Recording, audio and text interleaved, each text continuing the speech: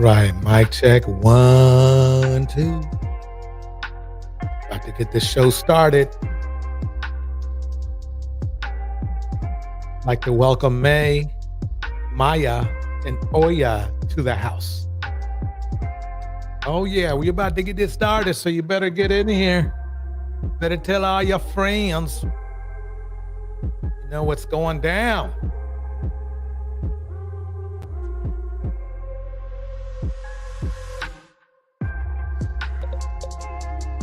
You know what's going down.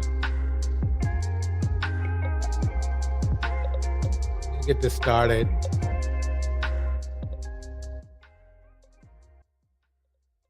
All right, I'd like to welcome everybody to a Mamisphere exclusive. This is called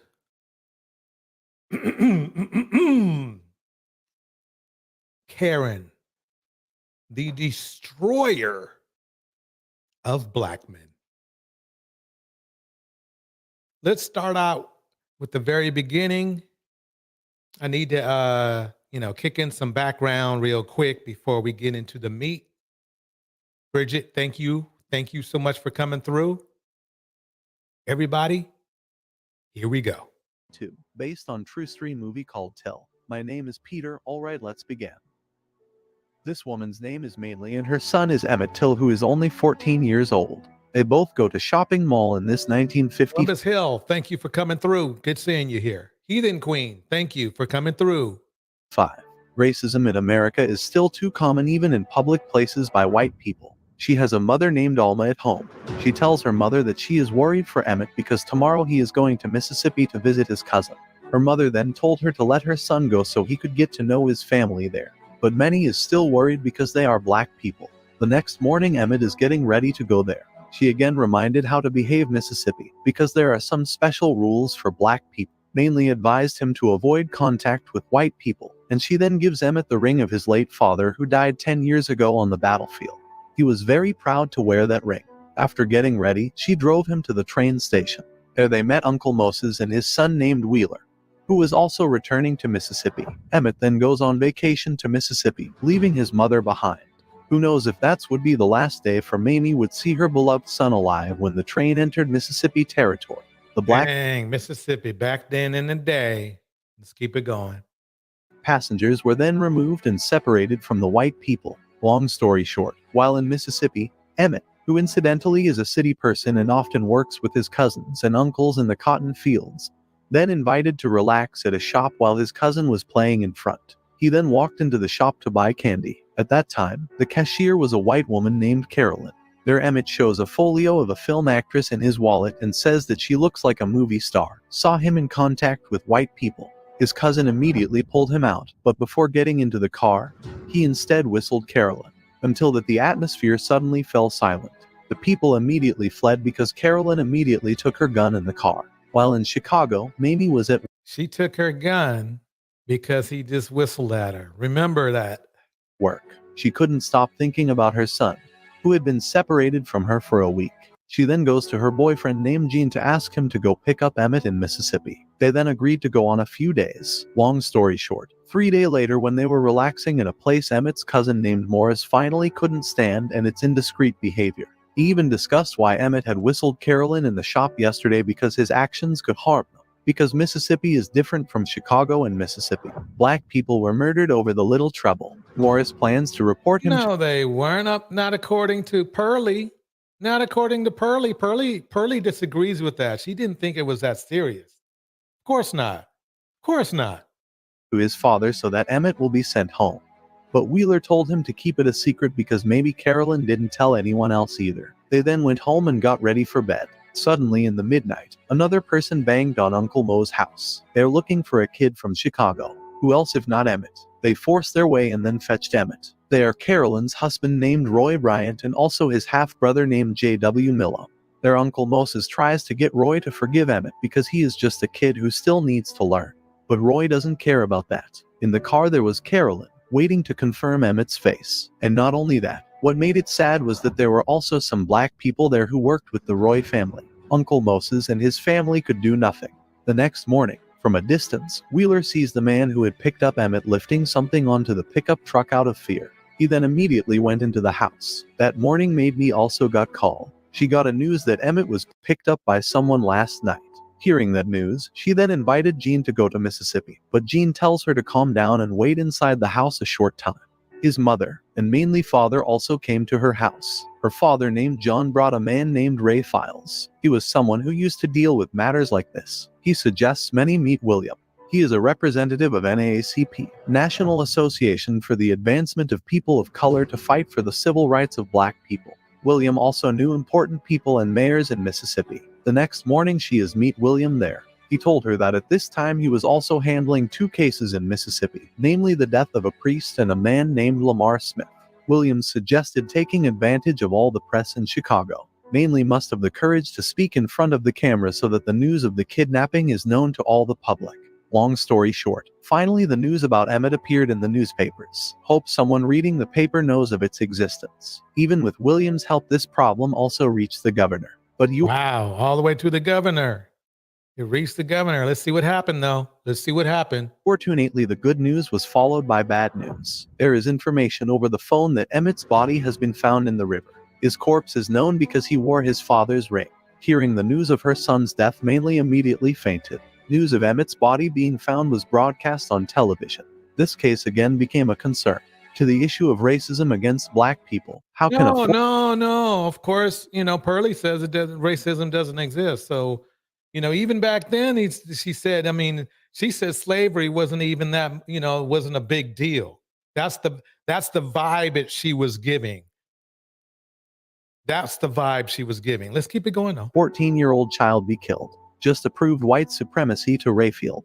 Made me beg to take her son body home at any cost because she believed that William could ask the authorities to help her. She didn't want her son to be buried by the people of Mississippi. Rayfield then reminded her to get public attention to this case because it's not just about Emmys, but justice to all black people, and its body was finally returned to Chicago before going to the train station. Mainly talked to her mother there. Her mother was very sorry and blamed herself because she was the one who encouraged Emmett to go to Mississippi. Emmett's body arrives at the train station, saw a coffin being lowered that described, immediately took a picture. Mainly was even hysterical when she saw the craze. How could it not be?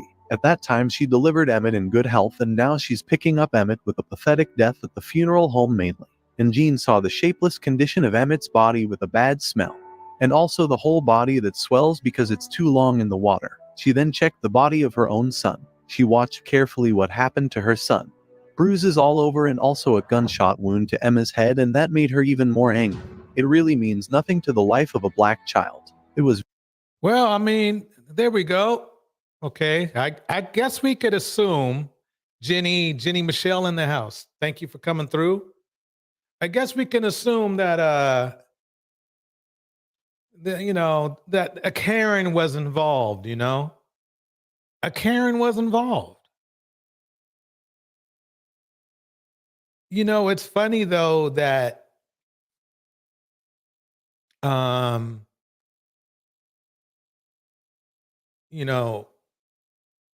black men have this disdain for black women, but they love Karens. We seem to love Karens. It seems that way, right? That's weird. That is extremely weird. Let's keep it going.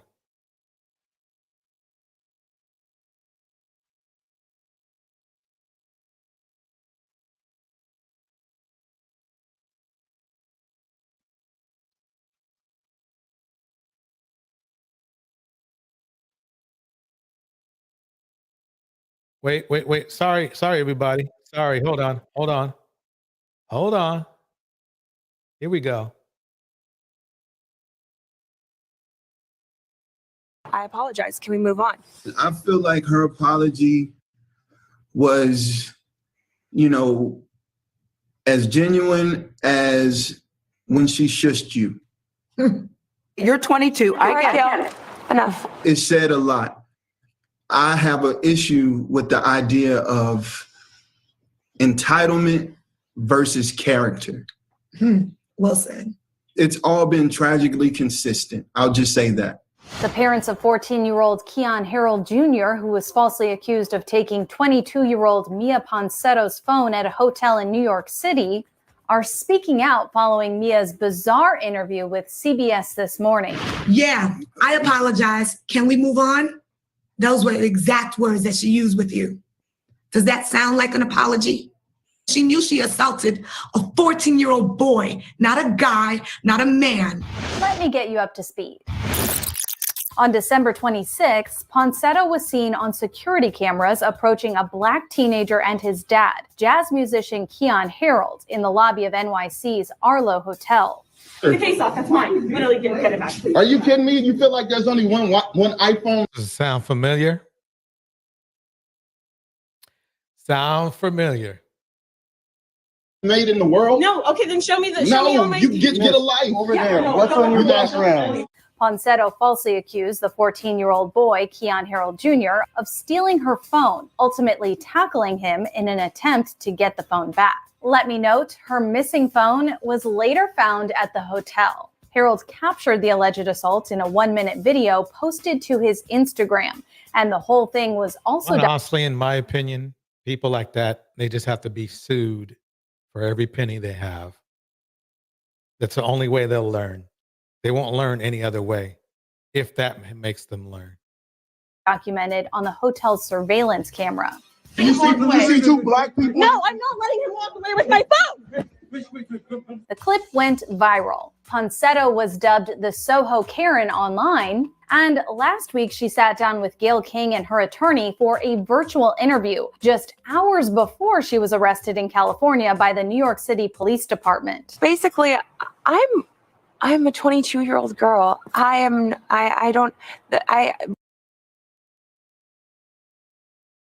Hold on. What is going on?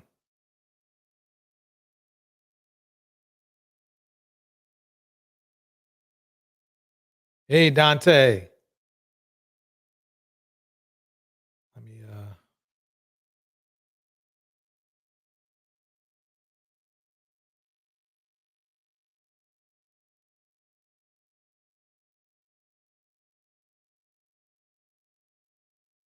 Okay, well, that's tripping. Let's go to this one. Here we go.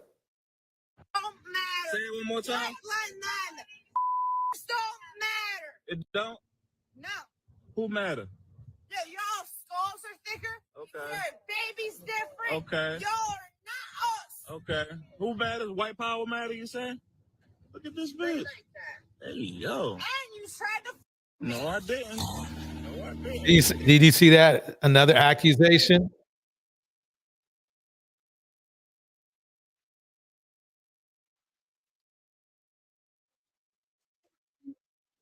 Okay, let's go back to this. One iPhone made in the world? No, okay, then show me the. Show me No, on my. you get a life over there. What's on your background? Ponsetto falsely accused the 14-year-old boy, Keon Harold Jr., of stealing her phone, ultimately 14 years old, just like the age of Emmett Till, right? Here we go. tackling him in an attempt to get the phone back. Let me note, her missing phone was later found at the hotel. Harold captured the alleged assault in a 1-minute video posted to his Instagram, and the whole thing was also documented on the hotel's surveillance camera. You see two black people? No, I'm not letting him walk away with my phone. The clip went viral. Ponsetto was dubbed the Soho Karen online, and last week she sat down with Gayle King and her attorney for a virtual interview just hours before she was arrested in California by the New York City Police Department. Basically, I'm a 22-year-old girl. Racism how is one girl accusing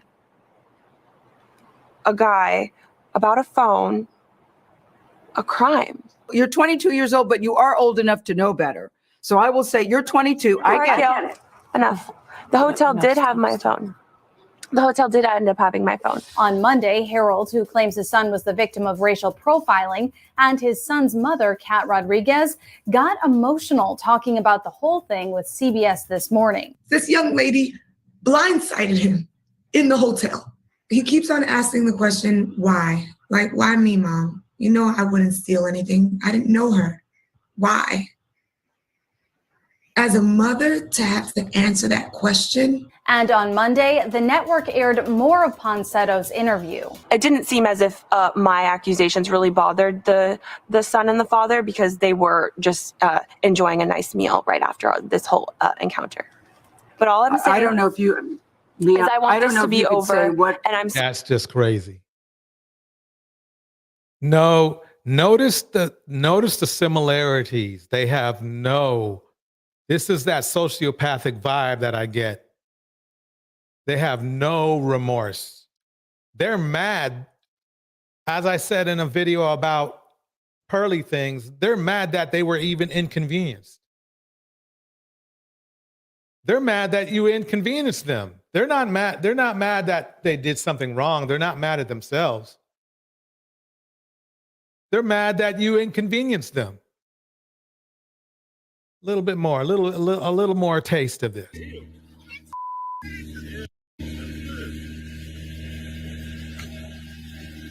Racist, yo, racist, racist, racist, racist, racist,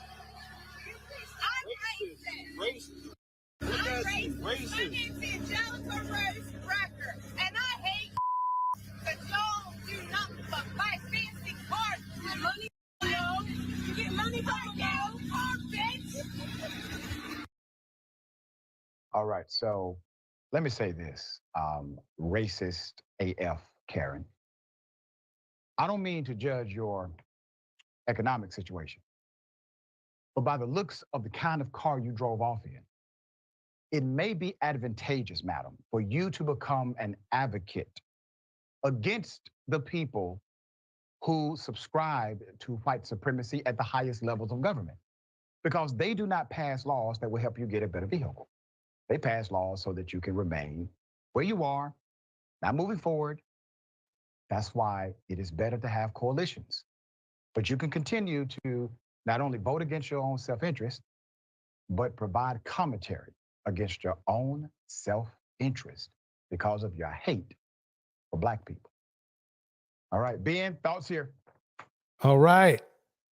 So breaking it down like this, I'm not Ben, but I'll still give you my thoughts. Okay, first of all, shout out to Siobhan in the house, Maya in the house, Bridget in the house, Creative Solutions in the house, Jen J in the house. This is Karening, and believe it or not, these are the women that red pill Black men look up to.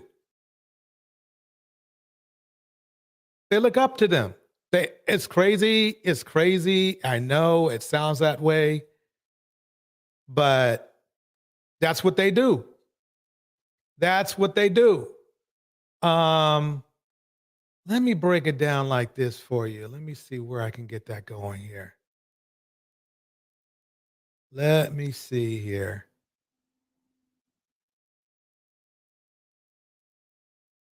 I need to make sure this is perfect. Here we go. Here we go. Let's see if I can get this to come up. Hold on one second. Stop screen for a second. Go up here. Go here. Window. Boom. Boom. Okay, listen to this. Listen to this.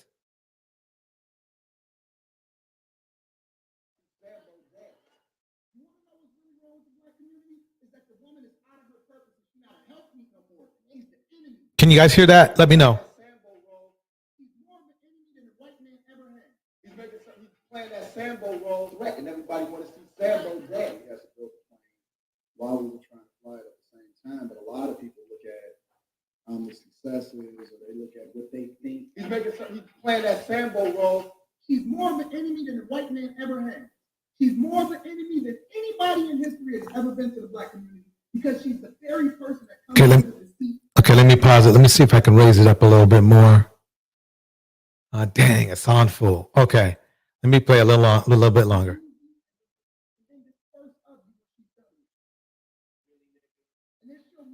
Okay, I guess this. Okay, wait. Let me pause that. It's probably because I'm playing it off of here. Hold on one second. I'm gonna try one more thing.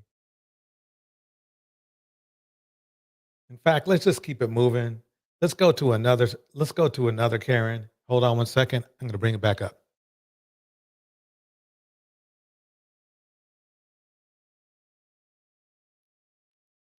Okay.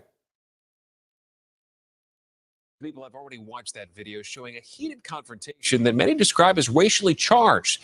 Tonight, both the man behind the camera and the woman in front of it are speaking only to News 4's Checky Beckford, who joins us live from the site of that squabble in Central Park. Checky. Well, Stefan, it started with a dispute over an unleashed dog and ended with a woman frantically calling 911, claiming she was being threatened, even though video didn't appear to show that happening. Well, tonight we spoke both to that man and to the woman who basically said what she did was unacceptable and wants to apologize. Please don't come close to me. Please take your phone off. Please don't come close to me. It's a Central Park confrontation marked with racial undertones that's gone viral. Please call the cops. I'm going to tell them there's an African-American man threatening my life. At some point, she just. Did you hear that? Let me play that back. Right there.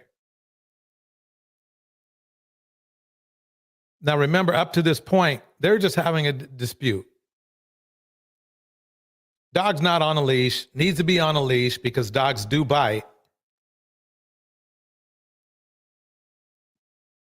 She went off. Cops. I'm going to tell them there's an African-American man threatening my life. At some. I got to play it again. I'm going to tell them there's an African-American man threatening my life. But remember now, red pill black men would get in line for her. They would get in line for her. They would right now, even after they heard this, they would rather date her than black women. At some point, she decided that, I'm going to play the race card, I guess. Christian Cooper, an avid bird watcher, says he started recording after telling the woman her dog needed to be leashed at all times in an area known as the Ramble in Central Park. If the habitat is destroyed, we won't be able to go there to see birds, to enjoy the plantings. When the woman refused, he offered the dog a treat. The only way they can keep the dog from eating the treats is to put it on the leash. That's when, he says, she roughly grabbed the dog by the collar, told him to stop recording, and called police, referring several times to being threatened by, quote, an African-American man. There is an African-American man. I am in Central Park. He is recording me and threatening myself and my dog. Though Cooper. That is called getting Emmett Tilled as a black man.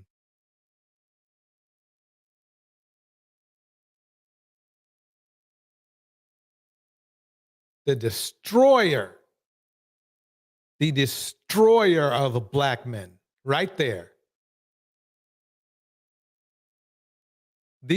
Oh, good. Guess who shows up? Perfect timing. In fact, Chester, I want you to come up right now because I need you to see this, and I want to get since you defend Pearl. Well, let's get this party started.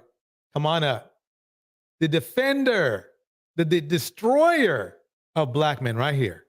Does not appear to move any closer to the woman. Her call becomes even more frantic. I'm being threatened by a man in the Ramble. Please send the cops immediately. Cooper says he kept on recording because he had no intention of being intimidated. I'm not going to participate in my own dehumanization. I'm not going to feed into this.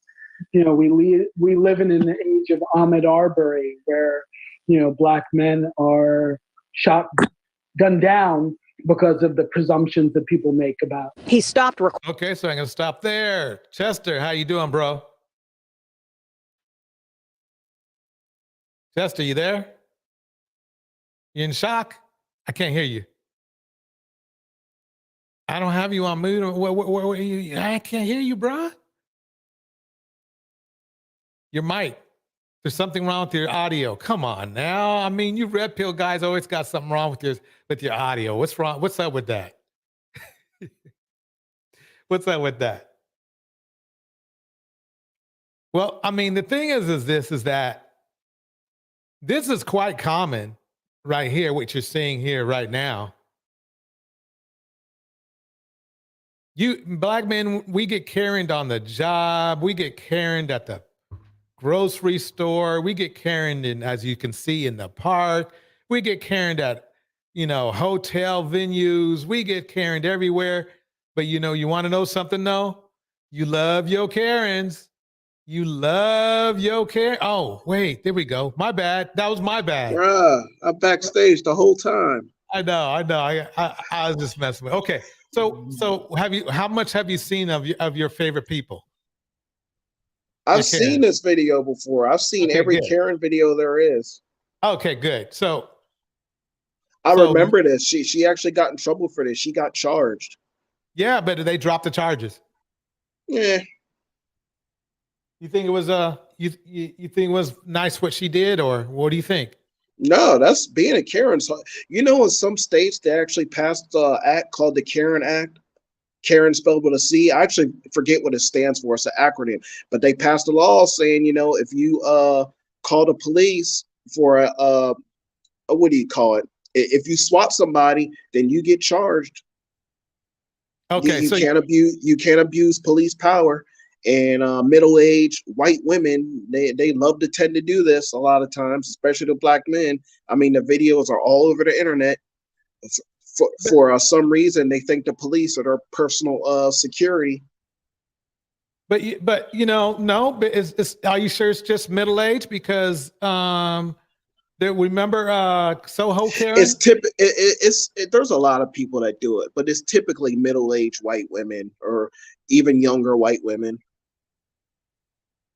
Okay. I know if you've been watching YouTube, there's this trend going around where women are shaming men in the gym for even looking in their direction for a fraction of a second, making whole TikToks about it. I mean, it's all over the internet. But we do agree that it's not just middle-aged Caucasian women, right? Because I just had a younger woman. You saw the Nazi woman, right? No, I didn't see the Nazi chick. What did she do? I had a Nazi woman on here just before, and she was younger. She was in her 20s. Nazis should be used for target practice. Well, unfortunately, and Klan members. I mean, and I don't think they should. I just think they should just act right. But that ain't gonna happen. When have these people ever acted right? So I mean, but are you sure? Because I mean, look at Kanye. He claims to be a Nazi. No, he doesn't. When did he say he was a Nazi? He didn't say he was no Nazi. Or did he not say that he loved Hitler? I never heard him say that. Pull the clip. Pull the clip. Pull the clip. Let's see what I got here. Dang, why is my thing working wrong? Okay, I know what I do. I got it. Okay, that'll come up. In this video, what? Yeah, there.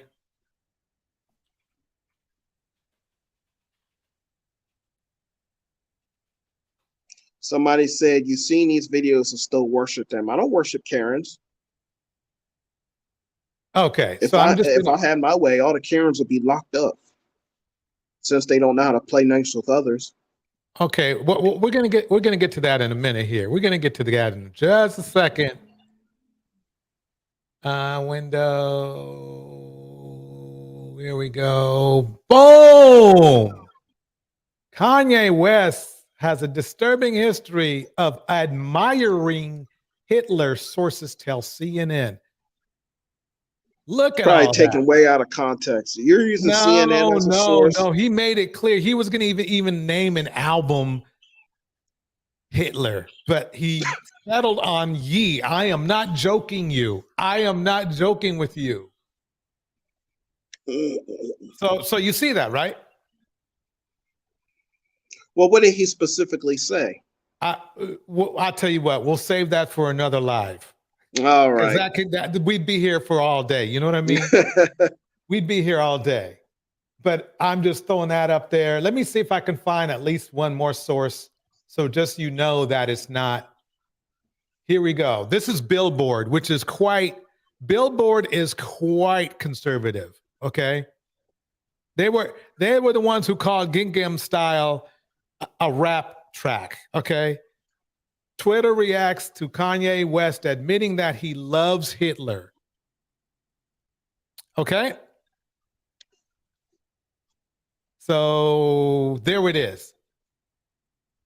Okay. That shirt he's wearing got to be hot. It is.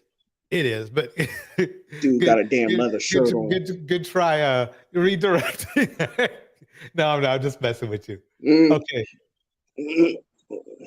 Okay, so I think I think that little tiny debate, I'm going to take credit for that one. It's a little one. It's a tiny debate, and I understood I should, gave you more time to be prepared for that kind of little tiny debate. But, I'm going to take Woo, look at that face. Okay, here we go. Fix it, man. Fix it. It's blurry. Okay. Before I go there, though. Look at that hair. Doesn't she have beautiful hair? Now, let's go over this right here first. Fix the thumbnail, man. I'm going to go here first. Now, I'm trying to screenshot it. This woman here looks way better than Pearly. Just so we vibing together, she looks way better than Pearly. Here we go. Oh, I'm not racist. Yes, you are. Yes, you are, Nick. Yeah, I am a little bit racist. I know. But listen, it's not because I hate people. I love people. It's just race is real. Race is real. Race is a part of us. So, hey, that's what it is. And the Italians, we do not claim you. Oh, hey, the Italians don't claim you. You're the one dating a black guy. The Italians don't claim me. They don't claim you. Oh, no, they claim me. They claim me. I don't think so. They do. Italian guys, yeah. Italians, tell an Italian guy about your affinity for black guys. That'll go over real well. Good one, Nick. Maybe some Braciole. There's some Italian. No, but you. I will make my black boyfriend some of that. Oh, wow. Look how submissive Pearly's being to the racist. She's addressed this like multiple times on multiple streams, right? It doesn't matter though, because it does. Okay, Chester, actions speak louder than words, right? Right? Can you hear me? Yeah, I can hear you. Okay, I thought I was hearing crickets for a minute, Well, actions speak louder than words, right? And so you see her actions, right? She's in shock. Okay, she said it. She was like, "Let me go back." She said it went off the rails, and I was like, "I really didn't know what to say." I got what you said. I got what you said. Now I'm going to make my retort. I get to,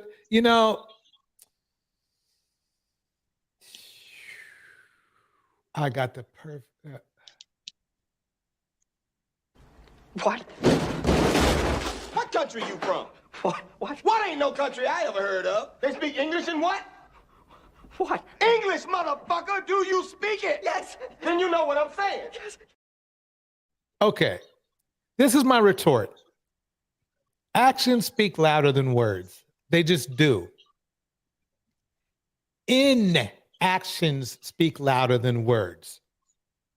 Imagine yourself with a friend who might be a coworker, right? And somebody who is being rude and spitting on them or being insults, right? They're spitting out insults, right?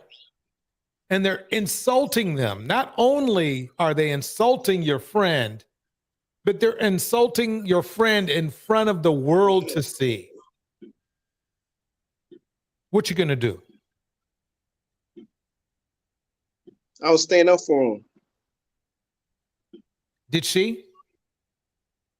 Completely different scenario. No. Well, how's it different? She's in a studio. So? With the guest she invited. So?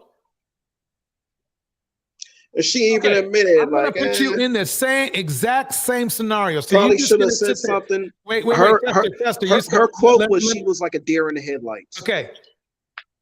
Chester, if you were in the same scenario, would you have done the same thing? Yes or no? As Pearl? Yes. No. Okay. If it was me, I would have looked at her and said, "You need to get this dude out the studio now." Okay. That's So how you I see would have where I'm handled coming it. from. So she didn't do that though, did she? Yeah, it's her show. Right. But you don't feel that was right what she did, right? I don't feel it was wrong. I think it was a learning experience. Dante, what are your thoughts? What up, Dante? What's going on? I think this is a hell of a learning experience for her because her Yeah, it's a world learning just got turned experience. upside down over these last couple of weeks because of all of that. And she's in line with what Quintez is saying. That's why she sat there quietly and let the Italian girl go back and forth with Quintez because she's in line with what he's saying. She doesn't disagree with anything, even when they were just having their own one-on-one when they were talking about slavery and the Holocaust and everything. This is her real mindset right here. That's why Right. she's just sitting back chilling. Exactly. I agree with you. This I don't is how believe she that. I thinks. don't believe that one bit. I respectfully disagree. It's okay. You can respect it. It's taken Everybody can have their own as a opinion. So. disagreement. You will never hear us say that you agreed with this. Let me kick out some shout outs. Charzay is in the house. May, the Alchemist, is in the house. Passport Truth is in the house. D9 is in the house. As a matter of fact, the follow-up videos Moss that is in Pearl, the house. Siobhan is in the house. What were you saying? the follow-up videos that Pearl has done addressing everything that people are, selectively outraged about in this video. The follow-up videos she has done have been with all Black content creators, a lot of which are personal good friends with Pearl. So No. all that Okay. Pearl's a closet racist and all that, man. That's it's rubbish. So It's you're rubbish. choosing to It's believe what rubbish. you want to believe. It's rubbish. No, it's not rubbish. What about It's Sarah rubbish. Garvey? What about Sarah Garvey? Because before he came out Sarah and made his Garvey, statement, hold on for a second. Because before he made his video statement, I would have thought that him and Pearl were super close. He was going hard on her podcast, right? But when he came out and made his statement, he stood up for Black people, for Black men, for everybody. Like, you can't be in a situation where you have this white woman running this whole thing with all these Black people working for her, Africans, talking about Africans versus African Americans, and just sit back and be like, oh, no, she's cool. Yeah, I see she done got the weave put in and got the curls going on, but that doesn't change anything. These girls are racist. she is not no daggone racist, man. And to answer your question, Sarah Garvey, he was offered a fair business deal, a sweet deal, and he didn't want to take it. So Wait. Okay. Would you say that? What's that? Mammy. I mean, Auntie is probably the one who gets the most credit on the show. Auntie Jenny, I Yeah. think it is. Mammy Jenny, whatever. Yeah. Auntie Jenny. Okay. Have you seen her views? No, I haven't. I've seen them, but I don't remember exactly what She what her doesn't get views no are. love. She gets no love. Okay. So all that she's this. Oh, wait a minute. Let me play something for you. You love Kevin Samuels, right? I like a lot of his content, correct? Okay. Hold on 1 second. Let's go back to this one right here. Loyal. Saw part 1. You'll see him getting broken up with today. Who breaking up with you? Oh, goodness gracious. Said he was going to marry Look at that body. with me before. And said Who broke up with you? He loved me so Point him out. much. So I'm just trying to get you in there good? looking like a bad bitch because I'm going to get Why he yelling? Oh, she got dumped. But watch this. Keep it watching. Might as well look good. So this is the full outfit. Hair. Oh, shoes, goodness gracious. makeup. Great balls of fire. Play that one more time. Oh yeah, gladly. Good as hell. Play that one more Can I time. play the part where she says boy? No, play that part where she put her leg up. Let's listen to this part. What in the hell is going on with my... Okay, here we go.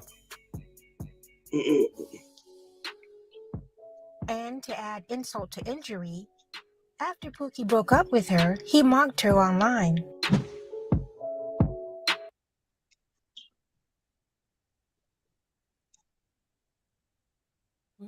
What is going on with that? What's going on? I You over here don't struggle know. streaming. You struggle streaming. Shoot. If you saw what I had over here, you'd be shocked. Come on now. I think it's my Chrome going off. Hold on one second. Damn it, I knew I should have done more than just the browser history. Hold on one second.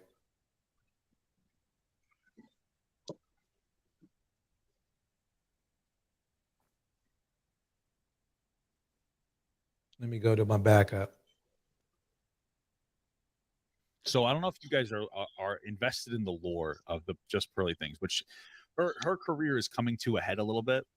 And what I mean by that is like there's this process that every content creator is going to go through, and it happens faster for people who blow up more in a more viral sense. So Just Pearly things is like very quickly on TikTok, on YouTube, more on TikTok. In the house, Zara, a lady, Passport Truth, Mady Alchemist in the house. You know, and she's been Monica is blowing in the up house. on TikTok. Tomas is in the house. Poster stuff. And when I say it's coming to a head is like there's a point where you're viral and your videos do really well, but people don't really pay attention to you because they don't really think that you're worth talking about. And then it hits a point where you get to the point where people feel like you're worth talking about, and then you start getting like a tremendous amount of heat hit against you. One of the things that holds things back a little bit is she's constantly getting banned on TikTok. Here's her TikTok, her fourth one, it looks like. But it's gotten to a point where her ex-boyfriend, angry reactions, 26 mil. It's been a while since I looked into him, has started to talk about it. But honestly, in a way that kind of bothers me. Like, I'm going to get into it in a sec because I saw like the first TikTok on TikTok my wife sent to me because she thought it was so funny, and I liked it too. But then he's like, I feel like he's calling me a little bit. What's so funny though about Just Pearly, she reached out to me like years ago. She's like, hey, how do you start streaming? This was when I was like just like getting into streaming and I established myself a little bit. So it's cool. I don't think she's a bad person. I just don't know what happened. What went wrong? Why are you doing this? And Pearl, are you happy? Truly, are you happy? The question is because your whole brand centralizes around shitting on women. Like, I don't get it. Like, listen, I don't know, girl. Like, oh, men should be Okay, let me stop this for a second. This is a Caucasian dude telling us exactly what we already know. He's rambling. Okay? He is telling us exactly. He even knows. Okay, they don't see. Nobody likes her. Nobody likes her. Her Except for- 1.3 except her for you, 1.38 million viewers say otherwise. I mean, million subscribers and rising. Probably 1.40 now.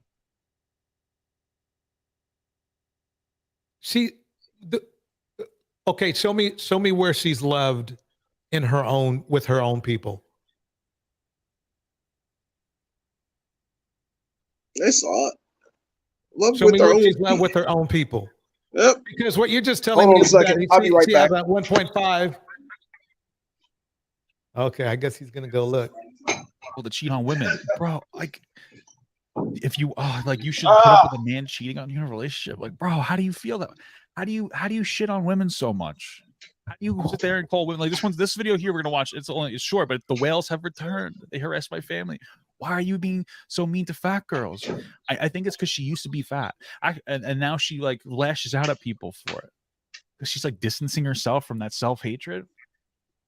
I mean, bro, I don't mean to be mean because I personally think that Just Pearly thinks she's a perfectly attractive young woman.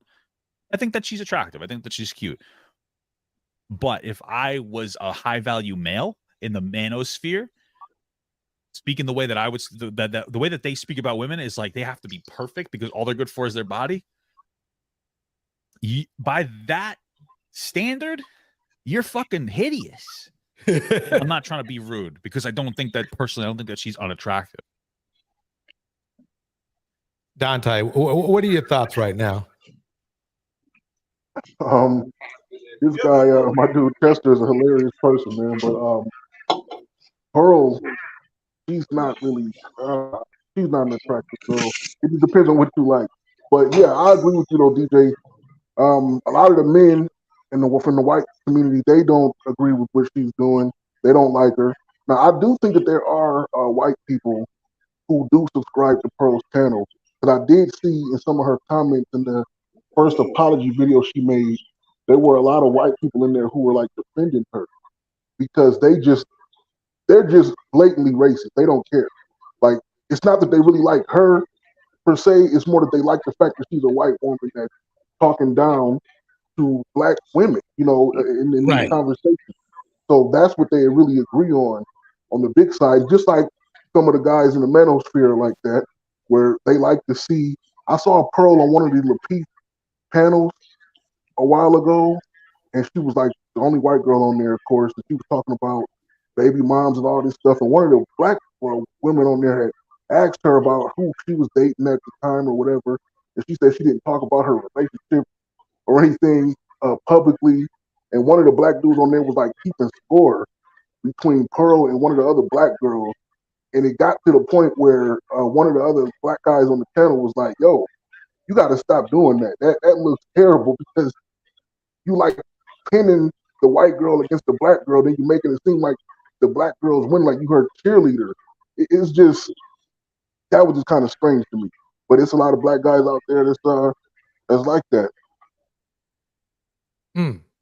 Okay. Chester, what's up? No, I'm back. I'm just listening. Okay. Okay, let me see if I can. So basically, she couldn't keep her boyfriend happy. So what are your thoughts on that, Chester? I'd like to know why they broke up, to be honest with you. Maybe because he felt like we can't speculate, but I'd like to know specifically what happened. Why they split. Not only did he he break up with her, but he threw a little smoke back.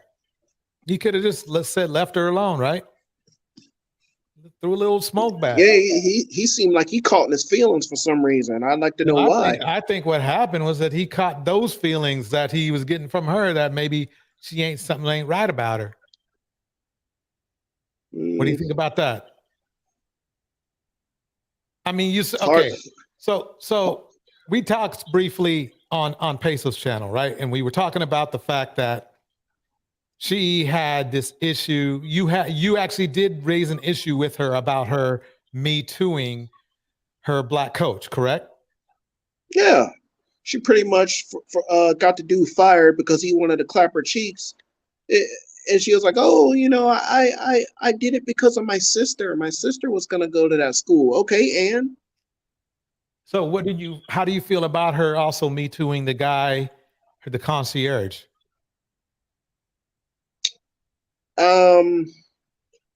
So basically, remind me of that situation. What exactly happened in that situation? She wanted someone removed, and he wouldn't do it, so she got him fired. Okay, so she kicked somebody out of her apartment. Now, this is a big building, right? Yeah. She's in an apartment in her building, and that's what she made into a studio or whatever.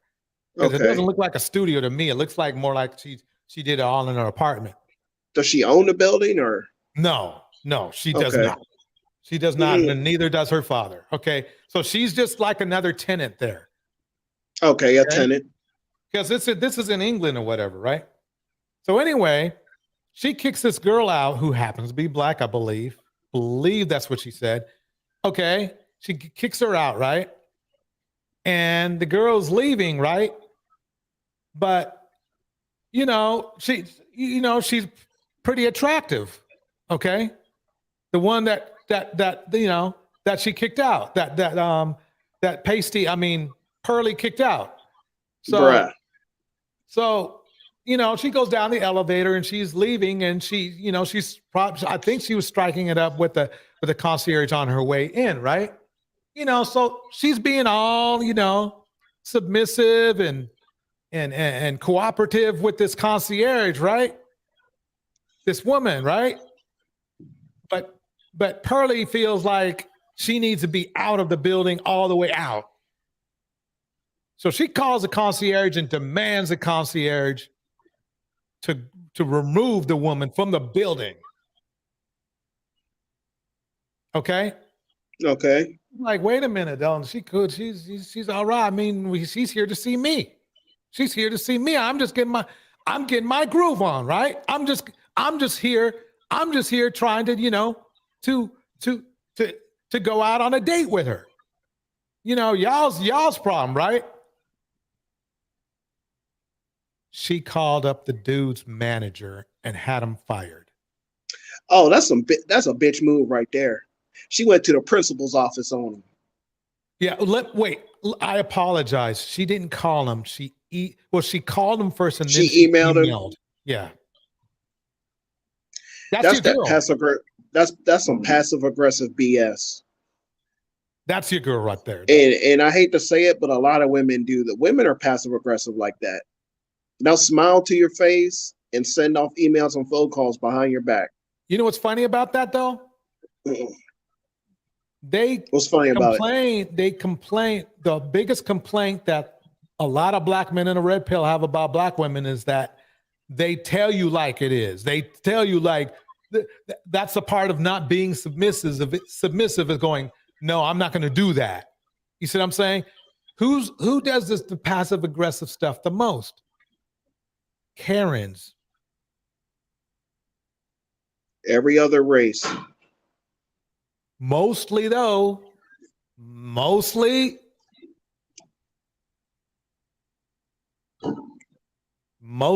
is you white, it. Asian, Hispanic.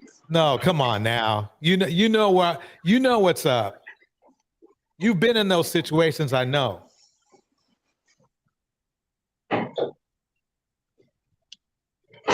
I know you've been in that situation. Hold on. I'll be right back. I'm still here. Okay. Oh man.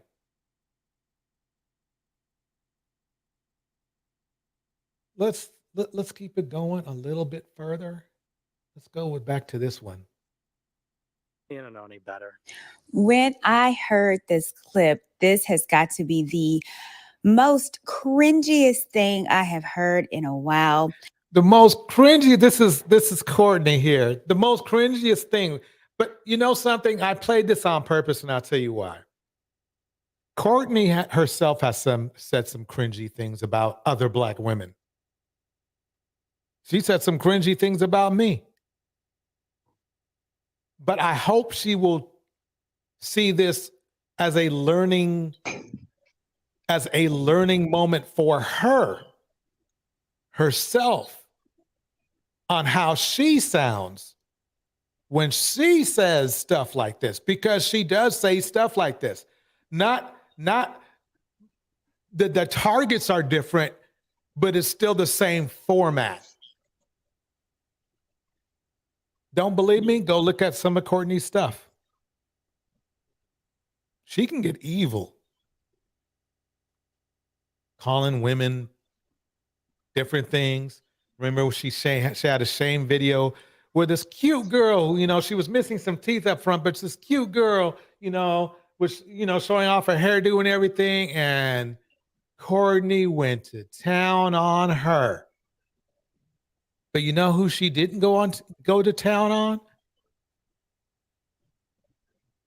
She didn't go to town on Austin Holloman, who bragged about running through women, bragged about it, and then endorsed other men to do the same.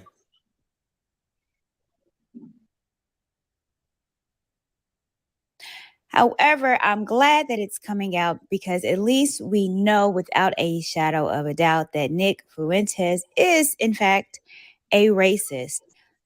Now, the plot kind of thickens because... Yeah, it sure did thicken. Because you want to know something, Chester? Yep. Quite the sad part of Nick Fuentes being who he is that black men in the manosphere, there's not much separation between the two. The only thing they're mad at is Nick hates them as well as black women. You see what I'm saying? But black men. Tell me that you haven't heard black men in the manosphere sounding like Fuentes it does right now about the whole black race.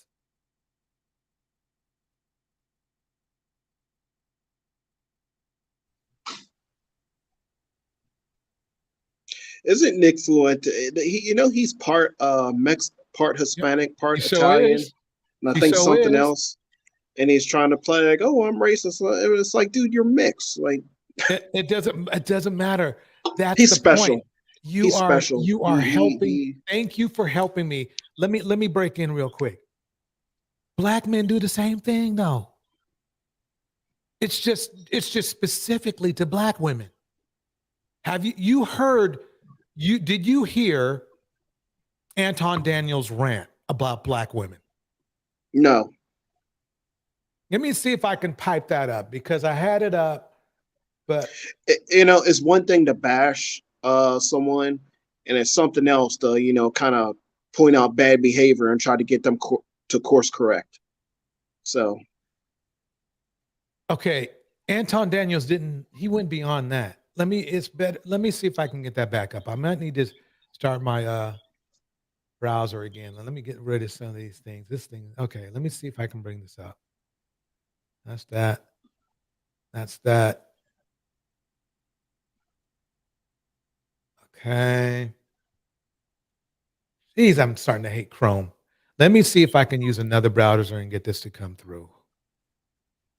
Let me try.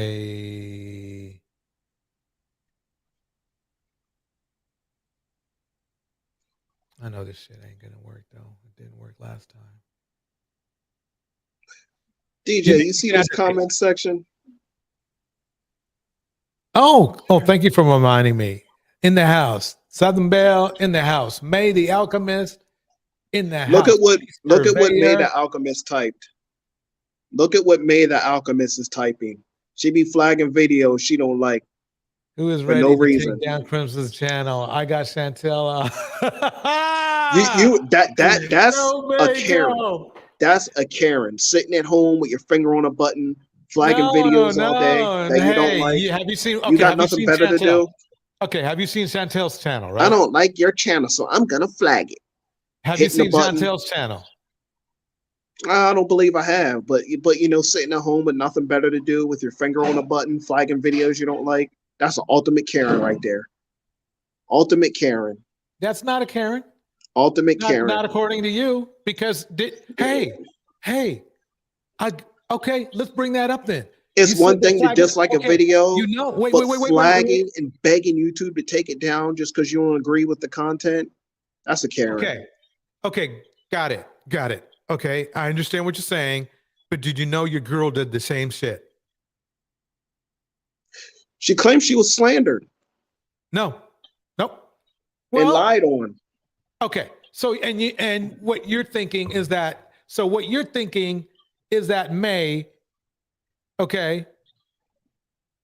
is wrong for what she did, but you're claiming. Well, I gotta give in the May. house, all things Nata Jean is in the house. So this is my point, Chester. You're trying to make the argument that May was wrong for flagging channels, though it's the common practice of your girl. She does it all the time. She does this shit. This is not the first time. Sarah Garvey is not the first time she tried to flag somebody. She does it all the time. Let me walk back for what I said about May.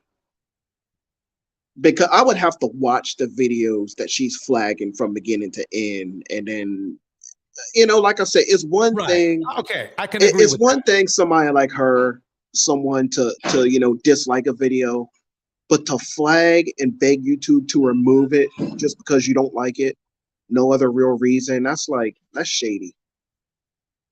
I can understand that. But I feel it's like if you haven't seen, let me put it this way. If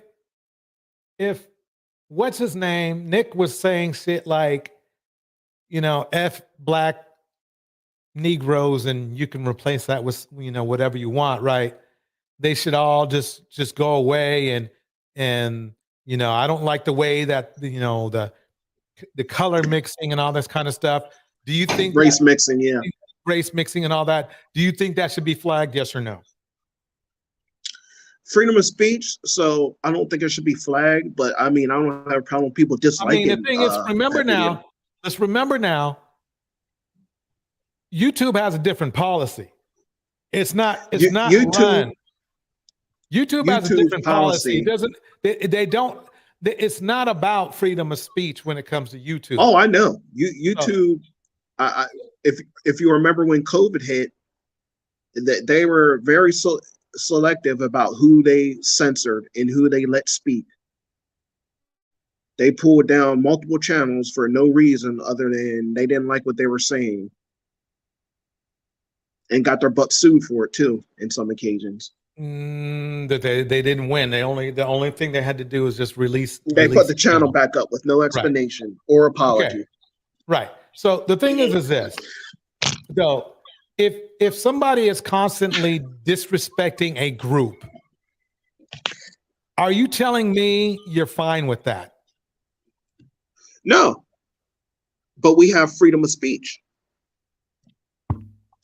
So as long as you're not threatening someone or communicating that you're gonna harm, terroristic threats, anything like that, people, I don't have to like what you're saying. Like if somebody calling me the N-word, I'm obviously not gonna like it. But I mean, you got freedom. You can say what you want. Doesn't mean I have to like it. So then why did you bring up the comment about May at all? Because that's Karen behavior. Karen behavior. I call out just Karen told you behavior. that Pearly does the same thing, and then you Her tried to situation is defend her. different. Somebody lying on her. It's different because it's a white Somebody woman. lying on Is her. that it? I mean, why? Why is it different? Why is it different? May strikes me as a type of woman who just goes through and finds random quote unquote red pill content and flags it and begs YouTube to take it down just because it's red pill content. Wait a minute. Now you're making an assumption, right? Because you don't know for sure, Ask right? her. I'll probably be right. Am I right, May? Am I right? Where you at? Let me read. Where's she at? She probably quiet now. Anybody who wants to come up, feel free to come up. She probably ain't gonna I'll pull put the up. link in the chat. So don't you have a day job? You just sit. Are You you just sit. saying? So You are sit you on the saying that YouTube out all of day with your finger all on the the button? She said are no. you saying that out of all? Okay, and May said no. By the way, so we're just going to end it there. I saw. She said no. Okay. She actually answered. Out of all these people, right? She could And be all lying. these though. examples I made of all these Karens, the one that you said is Karening the most is May, who happens to be black. You do have to understand how weird that looks, right? It's not a good look, but it is what it is. Hi, Tam. Stop flagging videos for no Gemini. reason. Hi, DJ. How are you? Hi. Oh Lord, who is that? Oh, I know That's who that Tam. is. Here we go. Here we go. Yeah. Oh Tam Lord. has a couple questions for you, I think. Oh Lord. I'm going to let her Nope. take over. I refuse to answer the questions of a lawyer. DJ Torch, it's okay. He doesn't have to answer any of my questions. He could just sit and listen, because I know he doesn't want to answer any of my questions, because Chester tends to get stumped when I ask him some questions. This ain't stumping nobody. I thought you weren't addressing me. Make up your mind. You could sit there and listen, because you don't want to answer my questions, so I'm not going to bother. Or so you could sit and listen. Either one. Okay. First of all, hey DJ Torch, hey Gemini, hey everybody in the chat. I hope you're having a wonderful day. So I was listening to some of this, and this is my observation about Chester. He's going out of his way to make sure to give this white woman the benefit of the doubt, but the black woman, he's just already made up his mind. Oh, well, she's doing this, she's flagging this, and she's doing that. Oh, they're lying on Just Pearly Things. He's going out of his way to give Just Pearly Things the benefit of the doubt, defending her, being fake, being pretend upset at her disgusting behavior. And it is what it is. That's who he is. I mean, he's been on DJ Torch's panel before, and he said that Just Pearly Things was hot, which is fine. That's his attraction. That's his personal preference. But just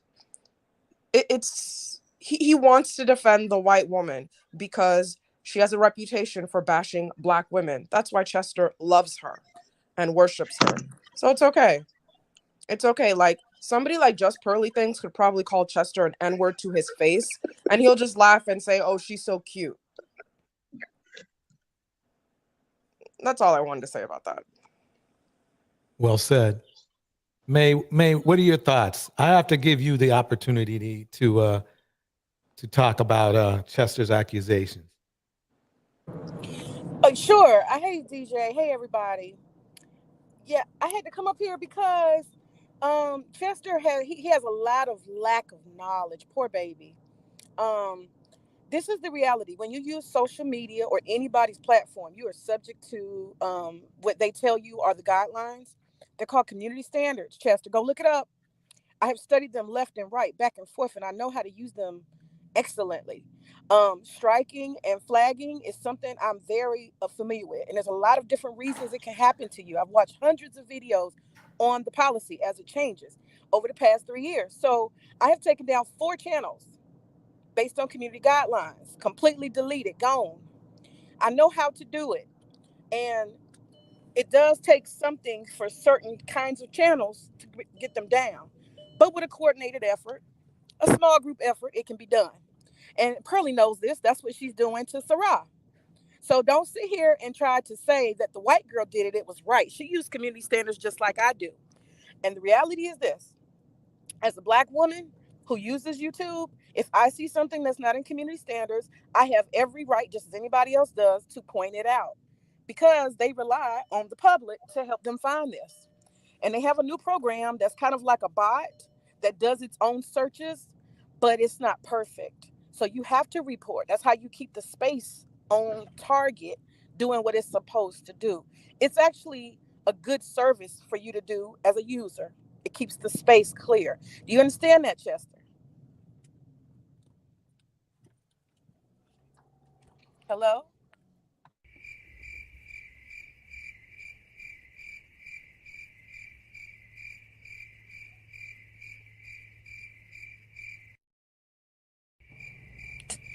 Did my voice go out?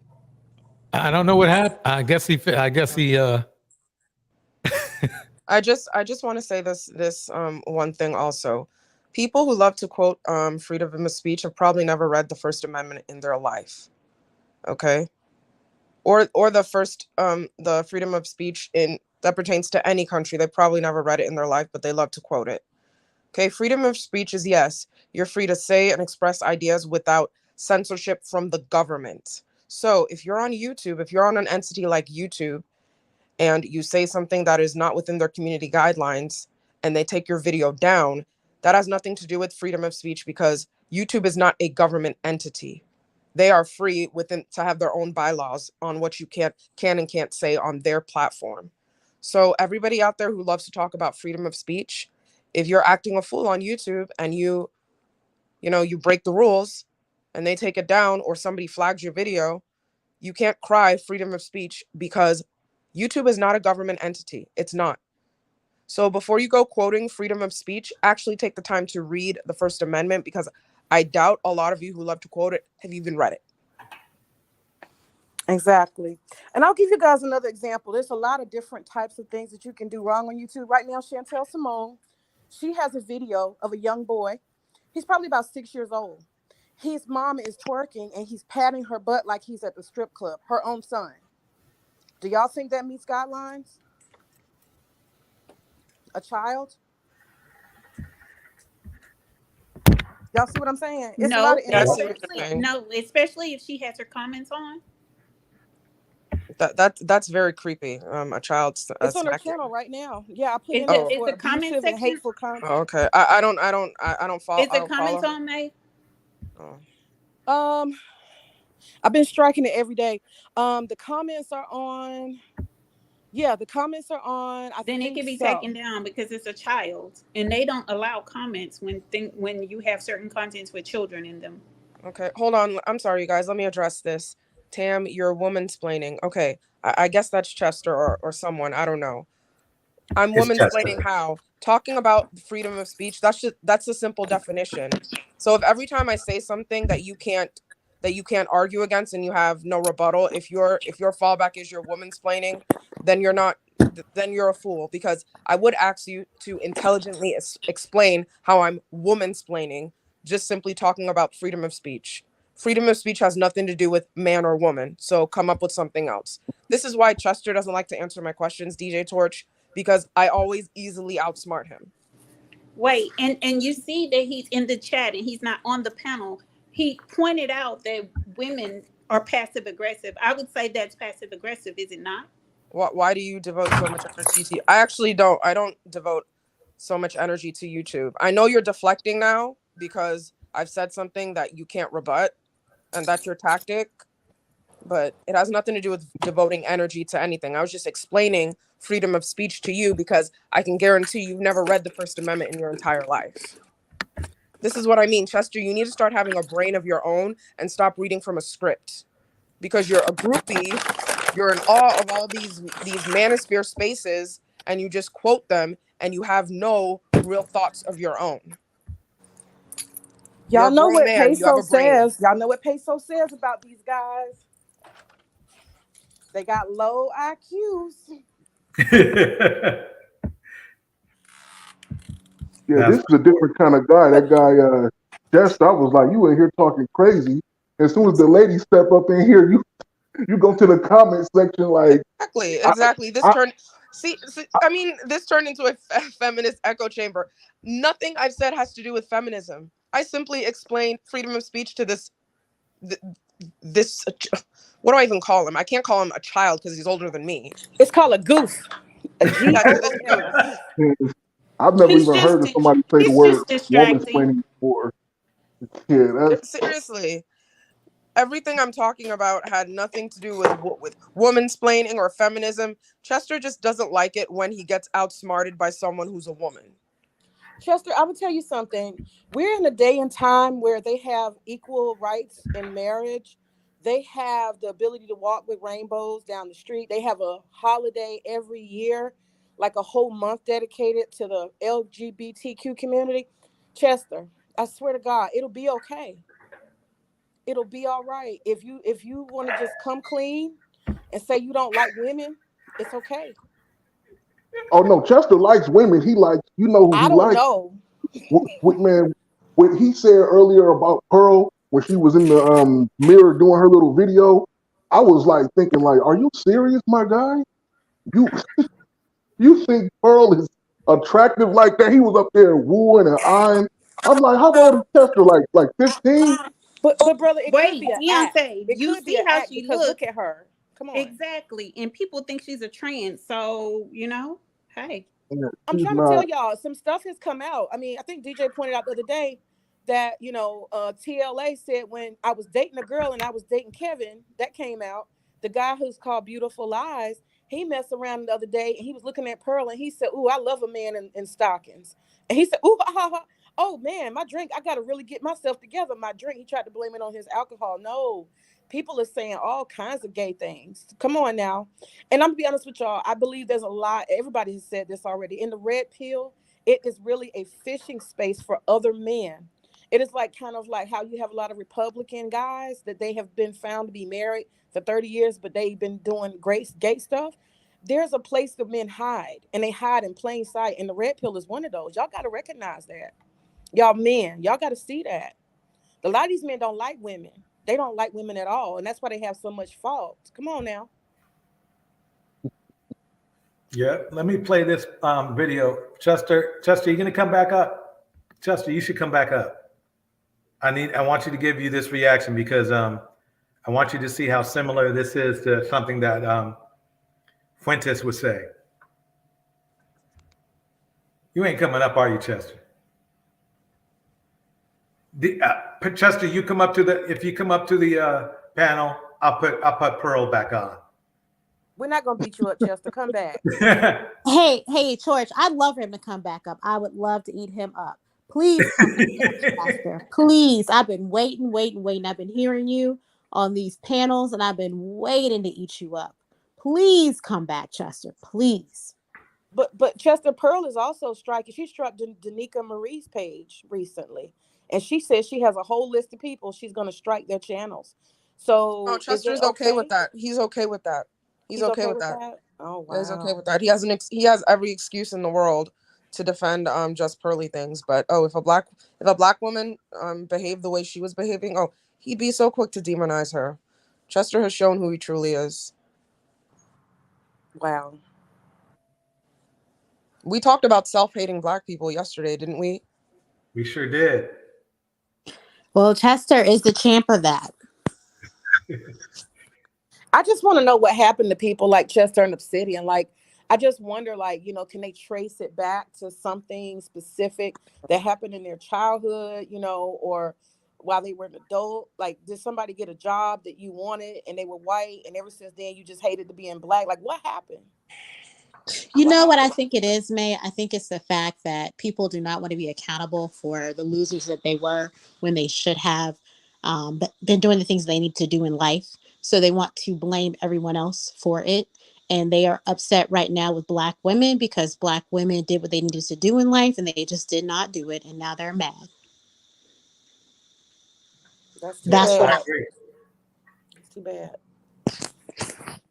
Yeah, I mean, basically that's the problem. That all black men have to do, all we need to do is do what we need to do, and we don't want to do that because if we did, there would be more black technicians, doctors, so on and so forth. But and see, that's the thing is that look how much they made Austin Holloman a hero for literally chasing after booty instead of going to college, because that's what he switched it for. He could have went through 4 years of college, but he chose not to and instead wanted to get on a plane. So see, So what it is they want black women to do less. So when we get education, then the thing is education has no value. We've talked about that before. When black women are buying houses at crazy, levels and having homes that they created on their own, then it's like, oh, all of y'all are getting evicted. It's like they're always trying to figure out how to bring black women down to their level instead of trying to figure out how to go up. And the truth of the matter is, if you look across the board, we talked about this last night on Peso's channel. The average black woman wants, if she's looking for a black man, she's looking for a man, ideally, who would have a house, who would have a vehicle or two. He would have gainful employment with no gaps, and he'd have a business. He'd have a hustle. He would have himself together, have health insurance, life insurance. These are basic, man. These are basic. We're not even talking about the winter home and the home abroad or nothing else. A house on the lake. We're not even getting to that level. We're talking about basic stuff. And they can't do the basics. So then it's got to be a black woman's fault. It's crazy. Yeah, they need to wake up and realize this is their fault. I mean, you didn't do what you were supposed to do. It's funny. I was having this conversation with my father actually recently. We were talking about this, and my father even said this. He said, it is a shame that young women have these type of men to deal with. And these guys they didn't listen. They didn't even, if they had a daddy, they didn't even listen to their fathers because they had this stupid pathology around not doing the things they needed to do at the point in time when they should have done it. And now they're upset. And that's it.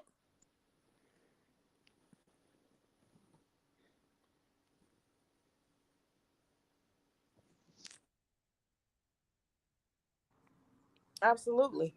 I mean, think about it. I mean, Chester, you yourself and other men, y'all got to think about it. You want to roll up on a woman and you barely got an apartment, right?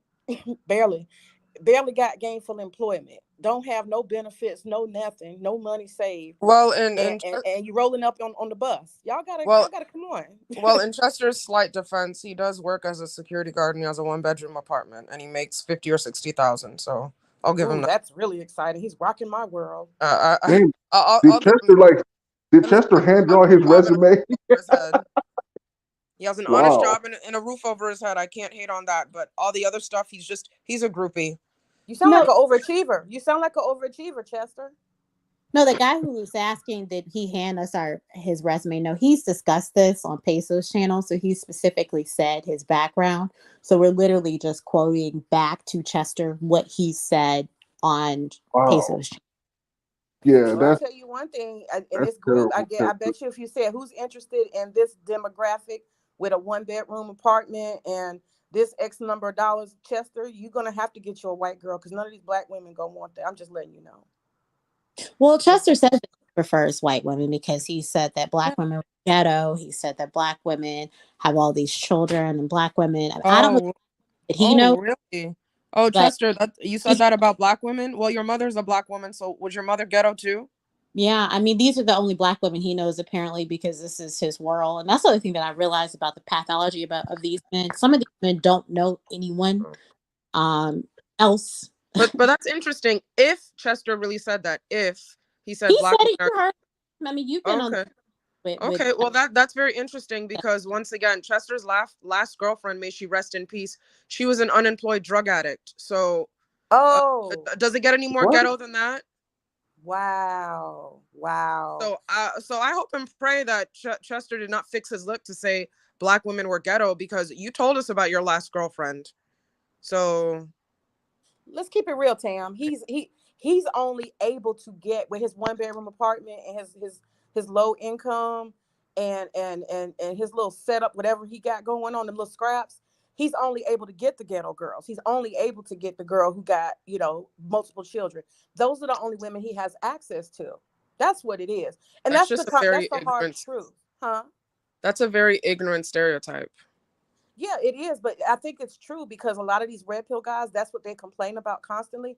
That means that their environment that they're in, that's what they're surrounded by. These are their only options. So yes, they are mad because they can't get women of a certain stature and quality and class. They just can't get it. So they're mad. And so they're not telling exactly, a man. lie.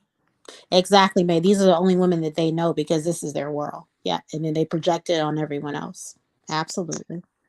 Yeah, I totally agree with that.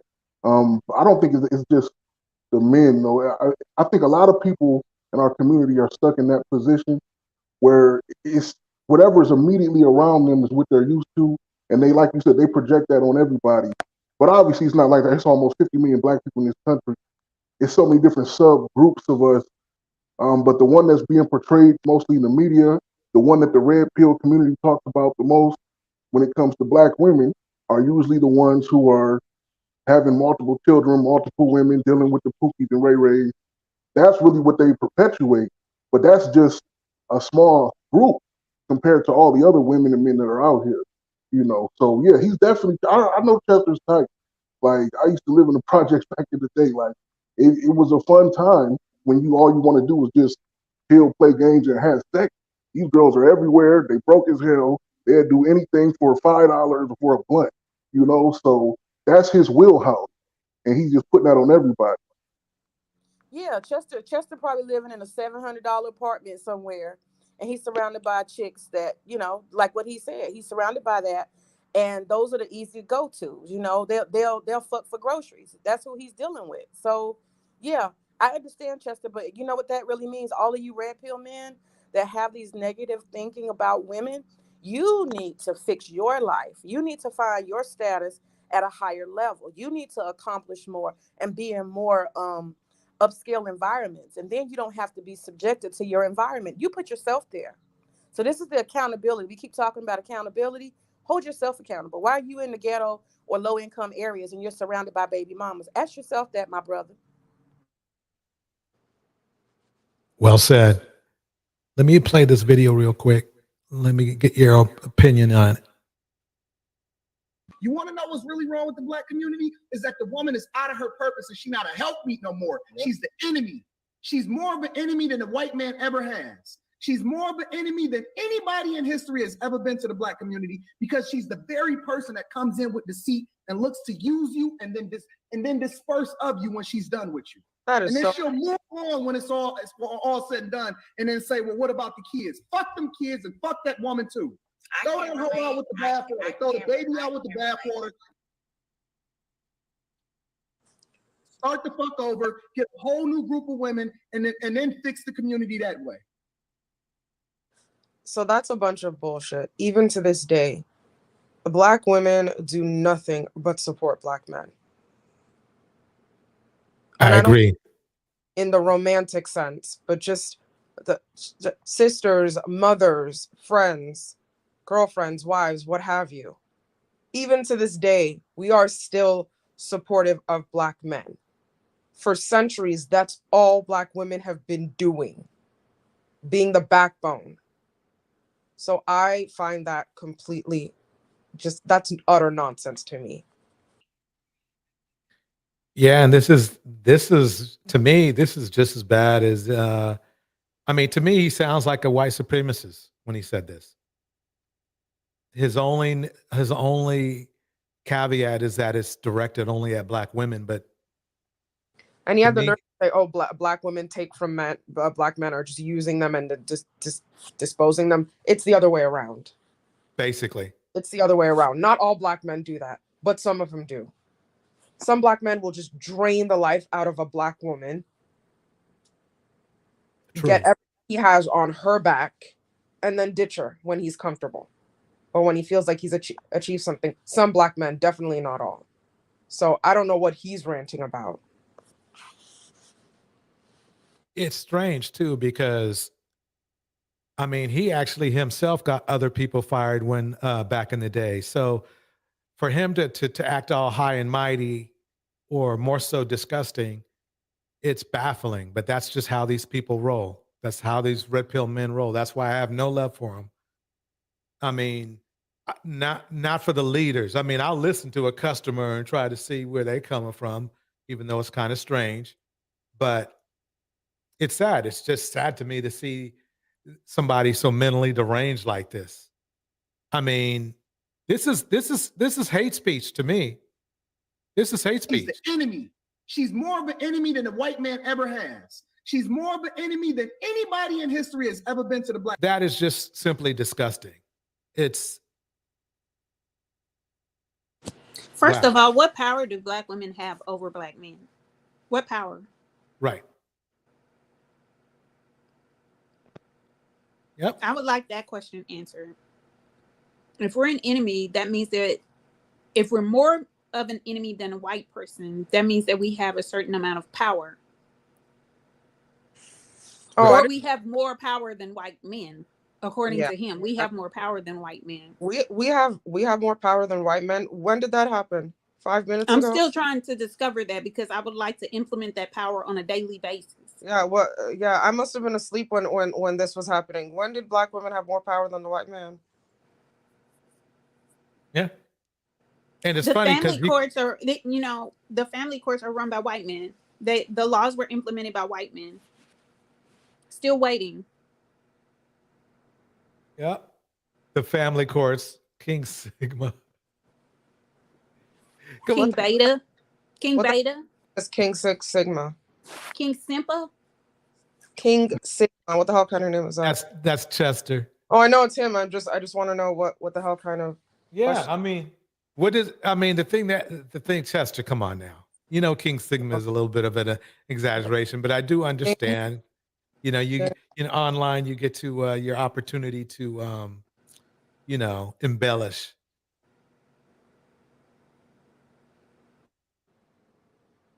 This is hate speech. What is hate speech? Do No, I this is hate speech. Because she's the very person that comes in with deceit and looks to use you and then disperse of you when she's That's done. hate speech. That's definitely hate speech. No, it's not. You don't think so? It's shitty what he's saying, but I really hate that people misuse that phrase hate speech. Why do you think it's not hate speech? Let's keep watching. I'll explain. Okay, let me bring it back. On a recent live. You want to know what's really wrong with the Black community? Is that the woman is out of her purpose and she's not a helpmeet no more. Yep. She's the enemy. She's more of an enemy than the white man ever has. She's more of an enemy than anybody in history has ever been to the Black community because she's the very person that comes in with deceit and looks to use you and then disperse of you when she's done with you. And then she'll move on when it's all said and done and then say, well, what about the kids? Fuck them kids and fuck that woman too. Throw that hoe out with the bathwater. Throw the baby out with the bathwater. Start the fuck over. Get a whole new group of women, and then fix the community that way. Get a whole new group of women. Okay, Okay, I'll tell you what. I won't call it hate speech, but I'll call it pretty damn close. I'll go that far. yeah, I mean, because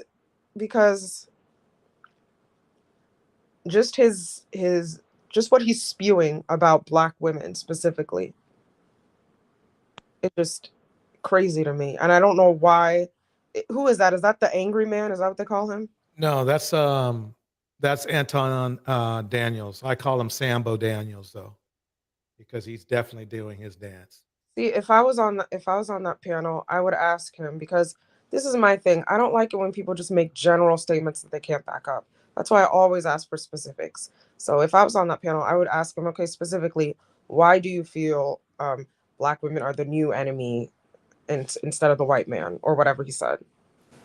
I think it's hate speech, personally, because you can't invoke disposing of a demographic of women and it not be hate speech. Mm.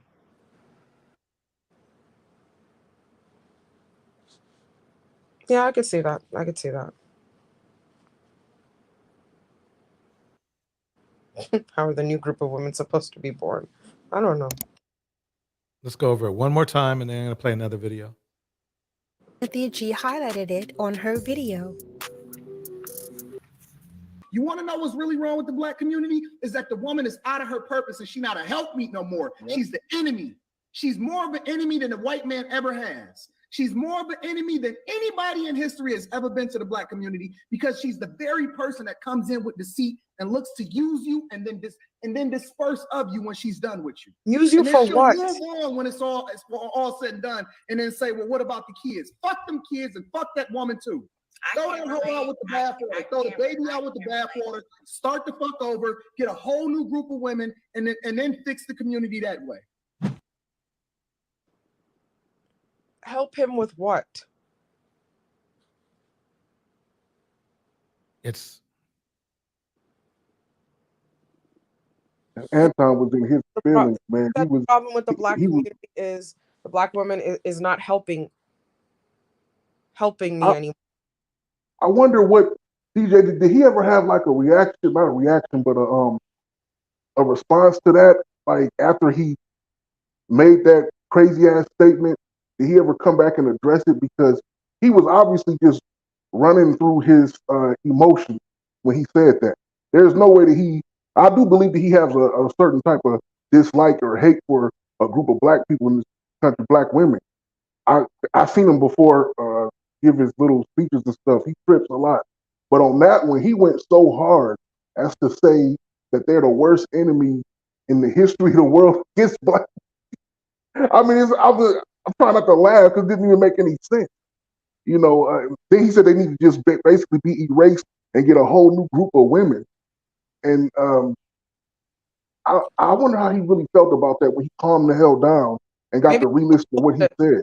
Well, he sounds like that one guy that you guys listened to the other day who said that he wanted to start over as well, but he said get young girls, kill all Black women, and get young girls to start all over.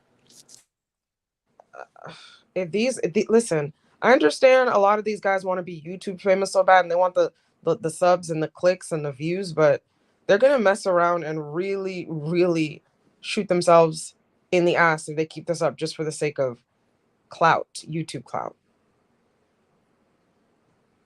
I agree. It's I truly I go by what they say. I'm not here to over analyze or think or try to make an excuse for behavior like that. I mean, if he would have said that at any job, he would be fired. Exactly. And the thing about it is it's dangerous. It's dangerous because you have a lot of mentally unstable people who are looking for any excuse to do something such as that. There are already women getting attacked for no reason. So it's inciting violence. It's a terroristic threat as far as I'm concerned. I agree. It's pretty bad.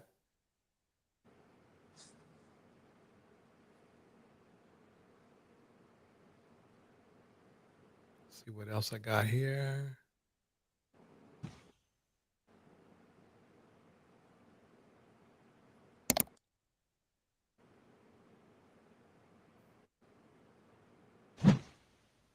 Cynthia G is one of those type of people that don't highlight the good with the bad. And I'm going to tell you why. I've declared over the weekend. I slept on it. Wait a minute, pause I it. thought about it. I took it. Did he just say she's the kind of person that doesn't highlight the good with the bad? Right. What was it exactly that he just said in the other video? Right. Exactly. Exactly. Into consideration, and I looked at all my available options as far as who are the different people that's actually holding the Black community back from being successful. Who are the different people that's holding us back from a cultural perspective? Let's take the Black part out of it, because I rock with people based off of the content of their character and not necessarily just the color of their skin. Who are the people that Remember, this is the same guy after saying, just quoting MLK, there's the same guy who was spewing that bullshit about getting rid of all Black women. I mean, not only is his money funny, but his morals are funny. actually preventing us from being successful in our families, from having the freedom to do the things that actually add the most value to our life, then who are the biggest hindrances of what it is that we have going on within our culture? What I've noticed about Anton is that he loves to talk a lot without really saying anything. What exactly does he mean going on in our culture? He speaks as if he's saying that the Black community collectively has something going on, but he never says what the something is. You need to pay attention to the fact that they're declaring you, the womb that gives them life, as their enemy. Check your creation, Black women. And he did that, didn't he? He did literally that. He did literally that. Can sit up here and talk about how you've betrayed them by taking welfare. They can say whatever they want to. These are all projections. Let's start there. Let's start there. That's right. Let's start there. You just made a perfect Thank you for T-Salt's video and showing how stupid you are, dude. Okay. And how much of a hypocrite and how you have this selective amnesia. Earlier in the video, we just showed a clip of you ranting and declaring that we should get rid of all Black women. But now you want to bring up Cynthia G? Fuck you. You know what's another thing that's even more alarming and sickening? Is the women that sit underneath men like this. Yes. Who are married to them or their girlfriends. Black women. That's even more sickening than what they do. That's like a Black husband joining the KKK or something. It's sad.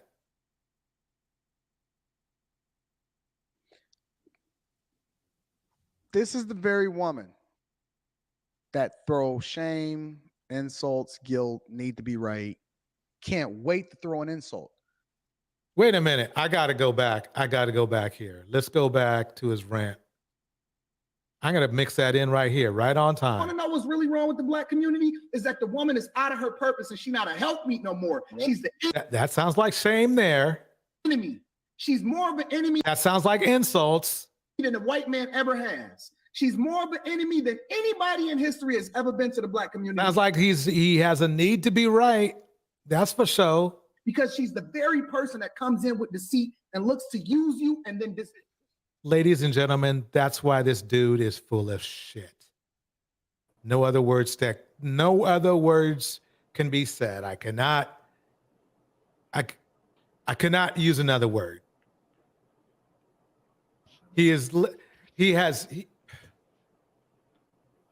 He's full of crap. He's full of shit. He's a shitty person. And then disperse of you when she's done with you. And then she'll move on when it's all said and done, and then say, well, what about the kids? Fuck them kids and fuck that woman too. Throw that hoe out with the bathwater. Throw the baby out with the bathwater. Start the fuck over. Rewind it. Throw the baby out with the bathwater. She's more of an enemy than the white man ever has. She's more of an enemy than anybody in history has ever been to the black community, because she's the very person that comes in with deceit and looks to use you and then disperse of you when she's done with you. And then she'll move on when it's all said and done, and then say, well, what about the kids? Fuck them kids and fuck that woman too. Throw that hoe out with But the this is the bathwater. most Throw the baby involved out. fathers. This is the most involved fathers. Right. These are the men that fight for their children. Right. This is the sentiment of those types of men. It's crazy. It's absolutely nuts. Orlando said, and no energy for the white man, though. Right. Exactly. He's snitching on himself. I'm sorry for coming in like this. Good evening, everyone. But it sounds like he's snitching on himself. Most people that do outbursts like that mostly snitch on themselves and snitch on their behavior. And for what he doesn't know is that women see you ladies, y'all all, no matter what race y'all are, your creed y'all tie yourselves in the group together. And the reason why I say this is because this video is gonna show up, and it's gonna show up and it's gonna blow up in their face. So when all the black women are gone, was he gonna go to white women? No. Mexican women? No. What, women from overseas? No. What, transsexuals? They getting killed off by men too. So there's only one choice. Hey, y'all, they just need to say, hey, we want to be with other dudes because women don't want to be around us with our violent behavior. So that's what it's about to become. So he needs to just say it. Just say it and say, hey, we have no way of projecting ourselves in a way that is manly, that is polite, that is understanding, except in an angry, bitter, emotional way, because men like this are just bitter and jealous and have no way of just speaking that way. And I'm not giving him no excuses, because he sounds like a bitter, jealous punk that needs to get snapped.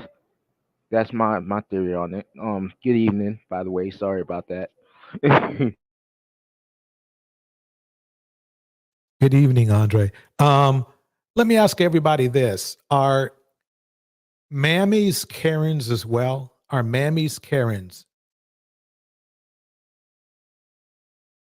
Not necessarily. It depends. Got it. Got it. Okay, so let's go with, I'm going to forward this up to where he was talking. No, but they are Instead of- equally as she dangerous. can't They are equally as dangerous, though. True. say it's a projection when everything that I've lived is a reflection of greatness. And so what they then do is throw a pot shot here and there, because see, she'll call Kevin Samuels all that he is, or all that she thinks that she can get away with, simply because he's not here to defend himself anymore. Nigga, please. She calls Kevin didn't all have. Wait kind a of minute. fucking Wait a names. minute. Kid- I have to do this because Kevin didn't have any smoke for Cynthia when he was alive. So this dude, I didn't even know who he was until after Kevin Samuels passed away. This Anton dude, I had no idea who he was.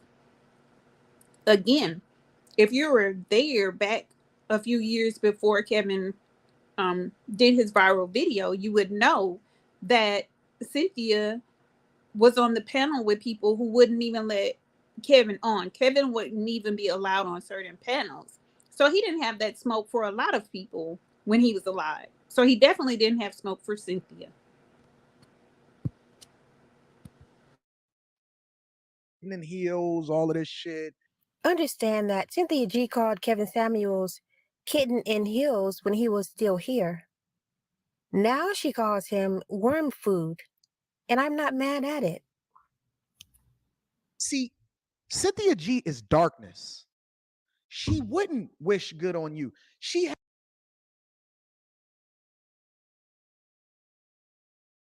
Want to know what's really wrong with the black community is that the woman is out of her purpose and she's not a helpmeet no more. She's the That sounds dark right there.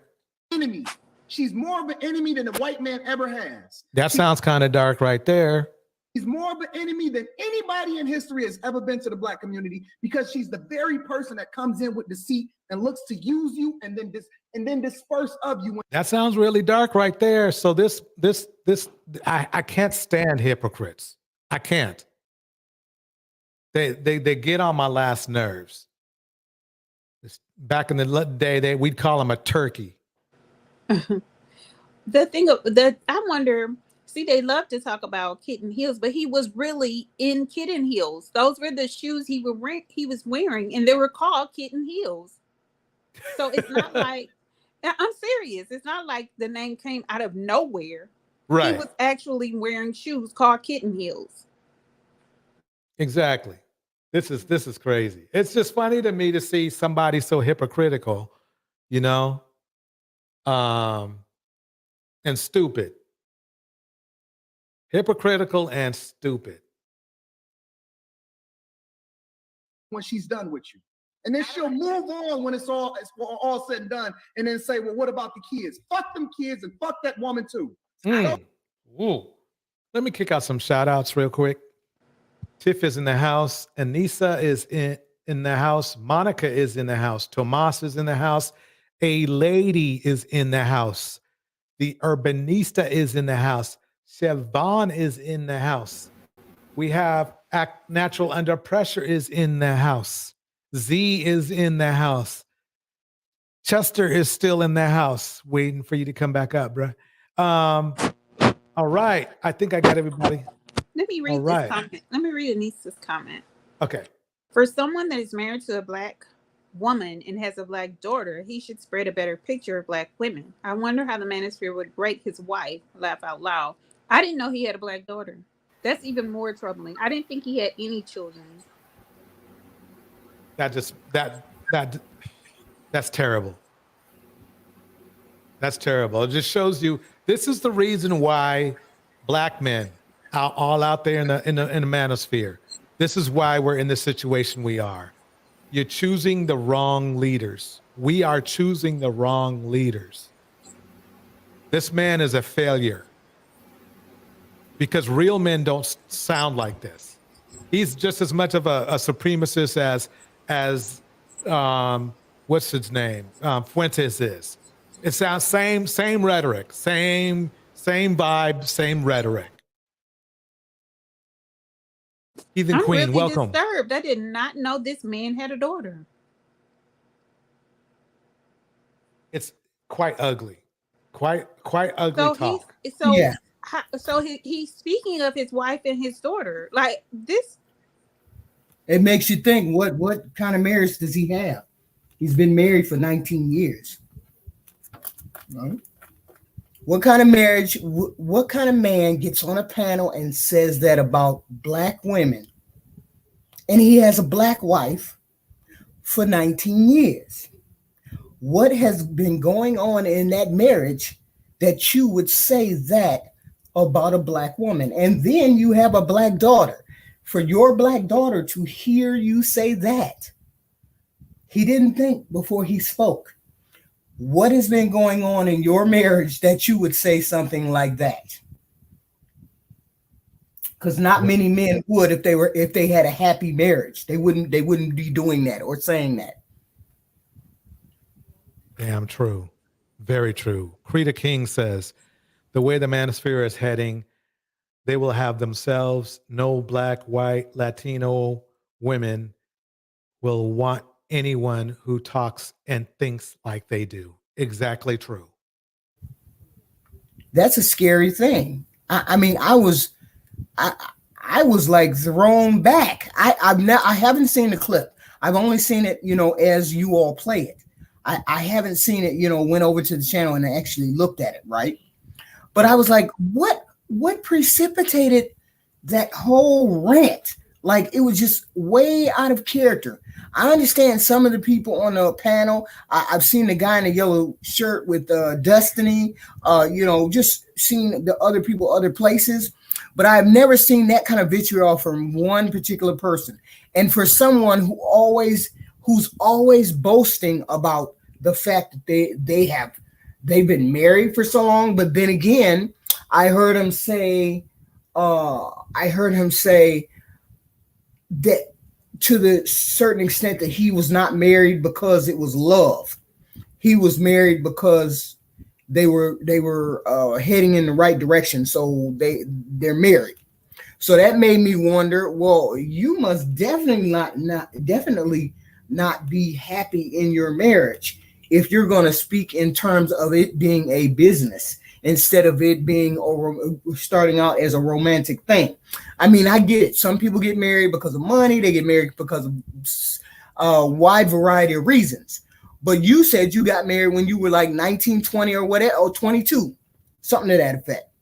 So between the age of 22 and your age of 40 now, you had such a bitter experience that you would say what you said, and you have a black daughter.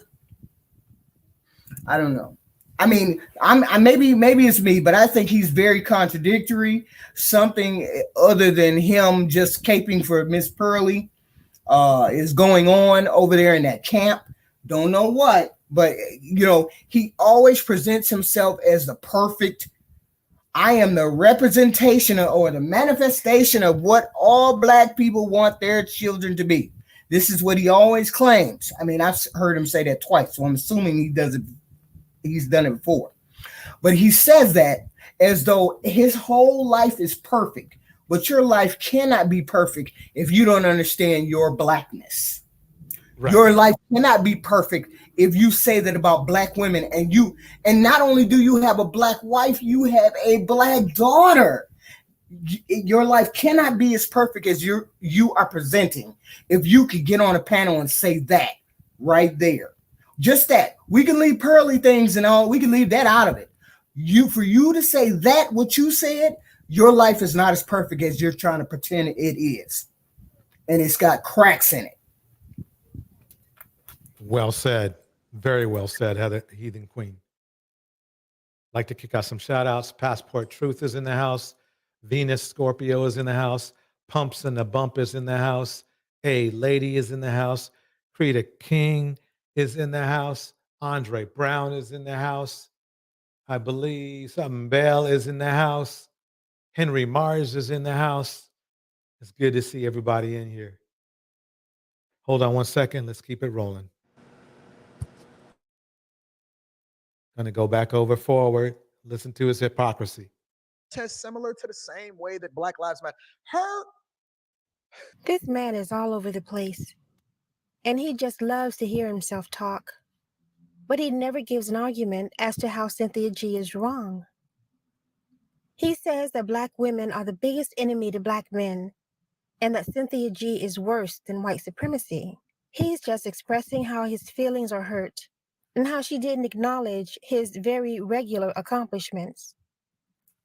See, I'm going to break down. I mean, I'm wondering, and I cannot imagine this, but how do these women that interact with him think about him? What he just said. I mean, a lot of women collaborate with him.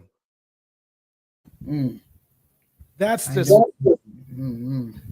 don't know. I don't see how they don't see the. I don't see how they don't see through him. Don't get me wrong. I've heard some of Cynthia G's content, and personally, I think there's a screw going on loose there somewhere. But that's just me. All right. So, but him on the other hand, he knows full well what he's doing it deliberately. You cannot tell me somebody as black as him does not understand what Pearly Pearly things said and did. He cannot tell me he doesn't understand what she did. So he's going the monetary route. He's going that route. Well, she's getting me paid. How is she getting you paid? I don't understand. Is she paying you from cash? Is she some of her viewers coming over to your channel?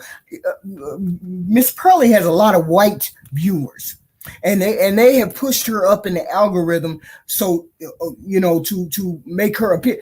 What they don't understand is her show is a what is it? One of those funny shows or one of those entertainment shows for the white folks.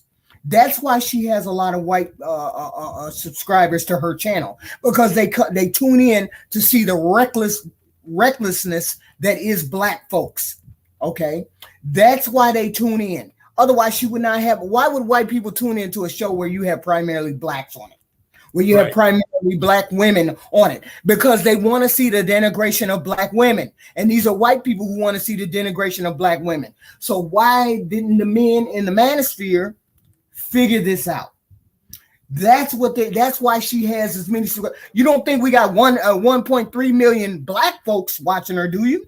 There's a whole bunch of white folks. There's more white folks watching because they want to see the denigration of black women. That's the way they can do it safely from their computer desk without having to say one bad word about black women. I bet you the comments are just way over the top.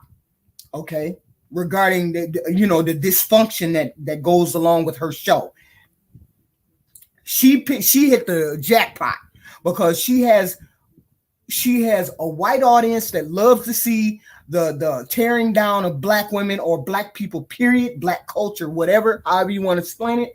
And then you have black men who want to tear down the black women, who always have something terrible about. These are the kind of black women. These are the kind of black women we got right here. Even though that's probably only about 20% of us on the planet that behave in those kind of weird and outrageous ways, or Melanie King per se. But they tune in to you. You have a black man, you have the white whole population, and then that's who your audience is. Okay, and curious bystanders. Okay, because I've never seen her show. I've never seen one show. I've only seen clips. I haven't seen any of these people, basically any of these people's show, except clips maybe, right? So the whole point is she has a large audience and they're white. And the whole point is they're entertaining. They're getting entertained by seeing all of us fight over here in the manosphere, fight over here for the black one. What do you think they think? Oh, you have black supporters. You have black female supporters over there supporting the black guys, and the black guys are taking a dump on them all the time. What does it look like? They look stupid. We all look like clowns out here. The black women look like clowns out here. And people say, well, no, I ain't a part of that crowd. The white folks don't care whether you wear a skirt or whether you wear spandex or whether you're a prostitute or a stripper or a psychologist. They looking at all black women like we crazy over here. You got a white lady telling y'all what to do. Y'all got a white lady running y'all stuff over there. That's what they saying. Exactly. That's why we look crazy out here. And I don't care whether you're a follower of Pearly's or not. All of us black women look crazy over here. We got a white woman running the damn manosphere. What kind of crap is that? We all look crazy over here. No, ma'am. No, ma'am. I don't look crazy. No, ma'am. I will not take that on. I will not take that on.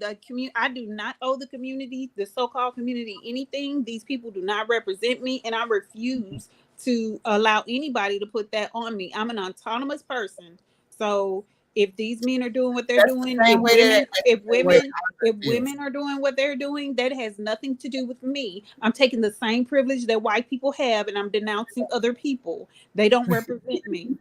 White people don't do that. They don't sit in the comment section when a white person does something and say, "Oh, I'm so embarrassed." They don't do that. Only black people do that. When something is wrong, when something is wrong, people say the black community. No, it's that individual, because there is no such thing as community. Community cares about one another. Community cares about the people as a whole. Community are on code with one another. So there is no such thing as a black community. So I won't be judged by something some black person does that Yeah, I but don't even know. I'm not judging you. I'm saying No, the no, no, white no. I'm saying public is I will. judging you. No, no, no, no. What I'm saying is I will not be judged by something someone else does. In the same token that just because a black person comes to my door in the middle of the night doesn't mean I'm going to open the door just because they're black. So I don't owe these people anything. They don't owe me anything, and they do not represent me. And as soon as black people start doing that and denouncing the bad behavior, they'll start seeing that black people don't stand behind bad behavior. And that's Yes. the problem. We've a lot of times say, oh my God, I'm so embarrassed. Or we make excuses in comment sections when somebody is doing something ignorant. We get out on the street and we protest when you have a criminal that's been shot by the police when they were doing something they should have been shot for. So black people need to step back and stop and think about what they're representing and what they're allowing to represent them. These people don't represent me. I don't feel anything by them. I just watch. I watch my surroundings. That's not what I'm saying. I'm not saying we think that way. I'm saying white people think that way. White people look at all of us, whether we have skirts on or whether we are psychologists or whatever, they look at all of us the same. You can distinguish yourself or not. I can be a lawyer. They look at us the same because we refuse to be individuals, because we refuse to exercise the privileges that they exercise. They look at us the same because we get out on the street and march for stupid stuff, as opposed to marching for things that really matter. They look at us the same because of podcasts such as Anton. That's why they look at us the same, because we follow behind people like Pearly. That's why they look at us the same. But if we stand up and be the individuals that we are and represent who we are as individuals, maybe we can accomplish some things. Right. And it really doesn't matter how they look at us. It's how we look at ourselves. And that's the bigger problem. I don't know how we're going to solve that one. I got one more video to show. Check this one out. I'm going to show you the video and then I will opine. Here it is. I don't want to do this if I don't have you, please. Please. Stop, Record me, I don't care. Record me, I don't care. Post it. I'm not even recording you. Post it. Post it. I don't care. I don't care. I don't care. I just want you more.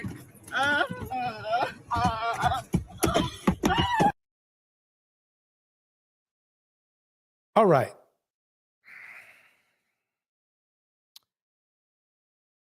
First of all, to me, the first of all, as you can see, she is not black. She is a preference. Mm-hmm. Okay. And second of all,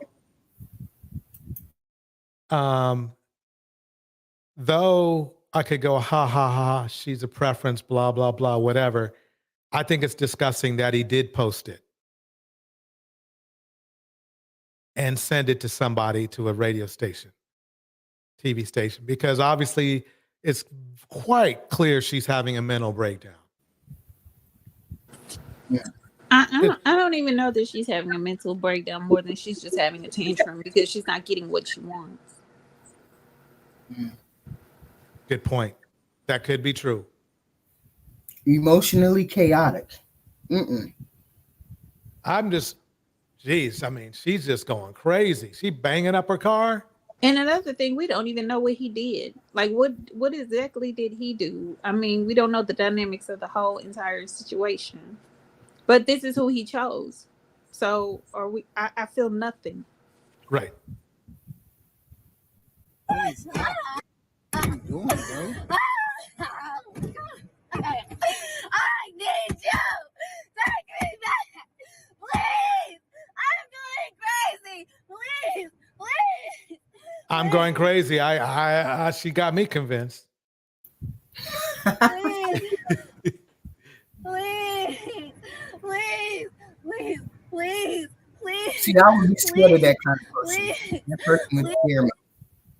I would be scared of that kind of person. I couldn't allow that kind of person to be around me. Mm-mm. Yeah, I'd be scared. I'd be sleeping. They be standing over me with a knife. I can't with people like that. How do we know that she's not on drugs and he was giving it to her?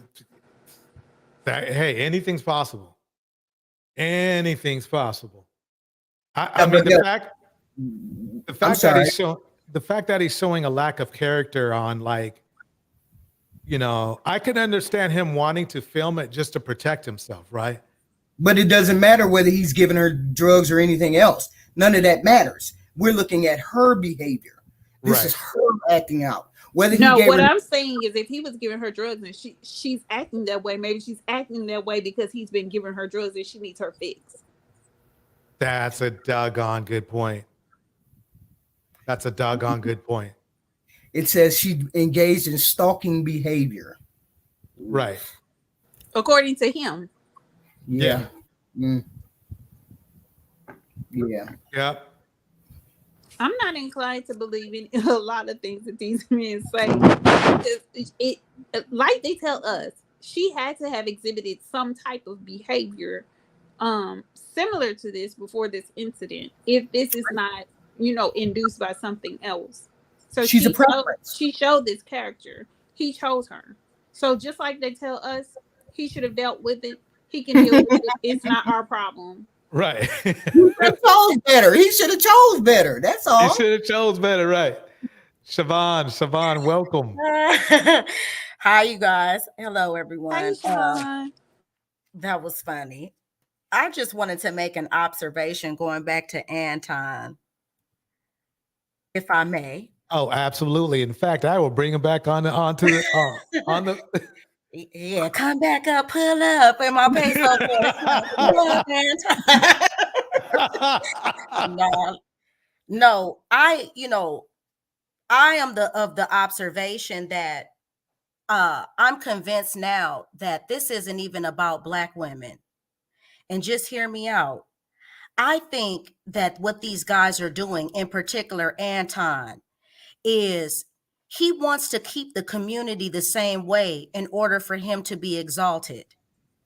So his status in regards to his money and his marriage, they are what makes him who he is. So what happens in the Black community is once someone knows that a guy like this, once you know two things, number one, he has wealth.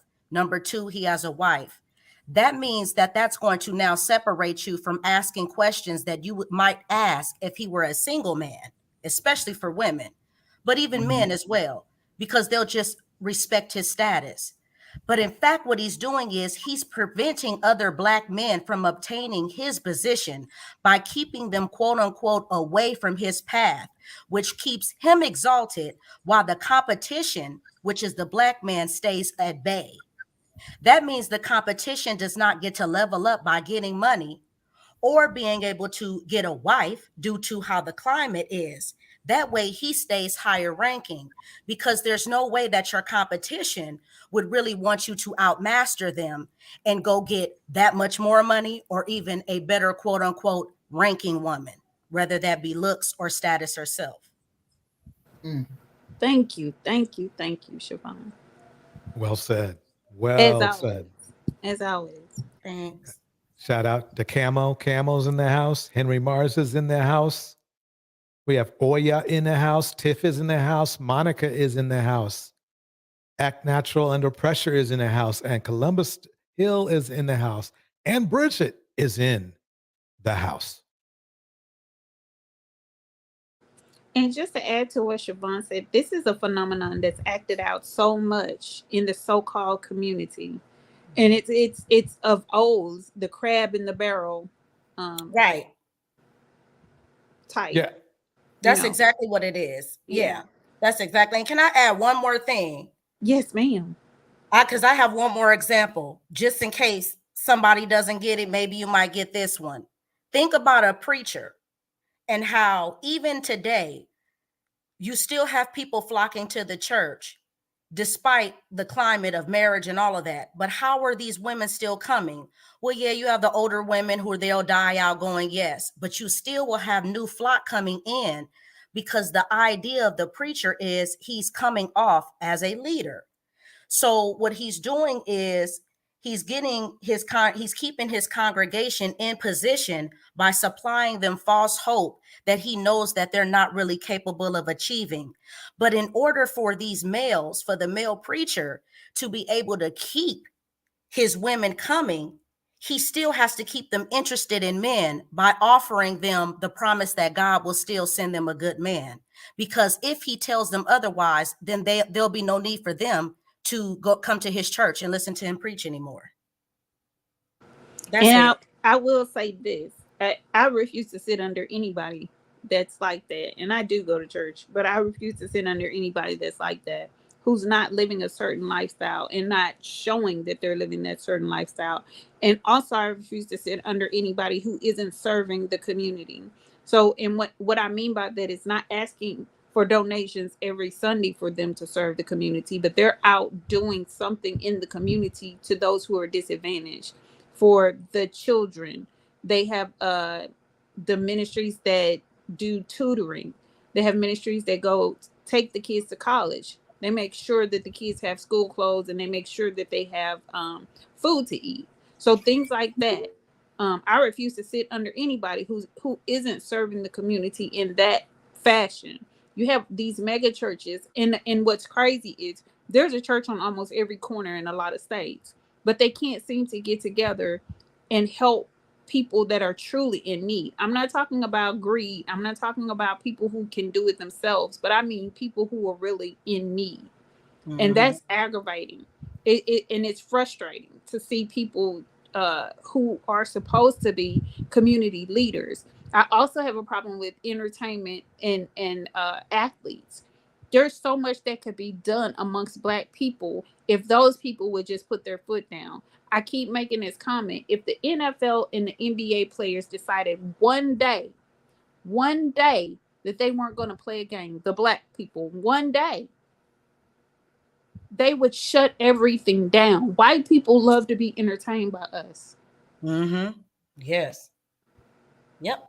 And they could completely shut some things down and make things happen, but they refuse to do so because they don't want to mess up their coin.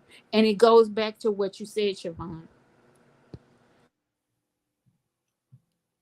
Well, yeah, I mean, you see him doing it with Pearlie, even going back to her, it's all a part of the entertainment, and they already know that that's how they can come into our community.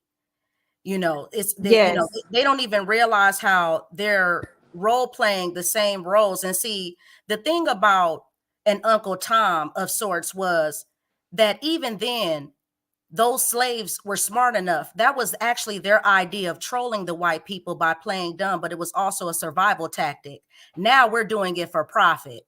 But what's more treasonous? You see what I'm saying? Surviving to get by per se, right. Whereas you don't have the resources and the wherewithal, or now where you have this whole world open to you, but you're still going to be simple Simon and small-minded and placate to this for a few pennies on the dollar. Meanwhile, exposing your community, leaving it wide open to all different forms of infiltration, and then you just sit back and watch the flames take place, and then count a couple of dollars that you won't even be able to pass, because none of these guys end up having any legacy at the end of the day. And you can look back at a lot of these guys, even famous in the past, they end up dying broke. You are going to pay on the front end or the back end.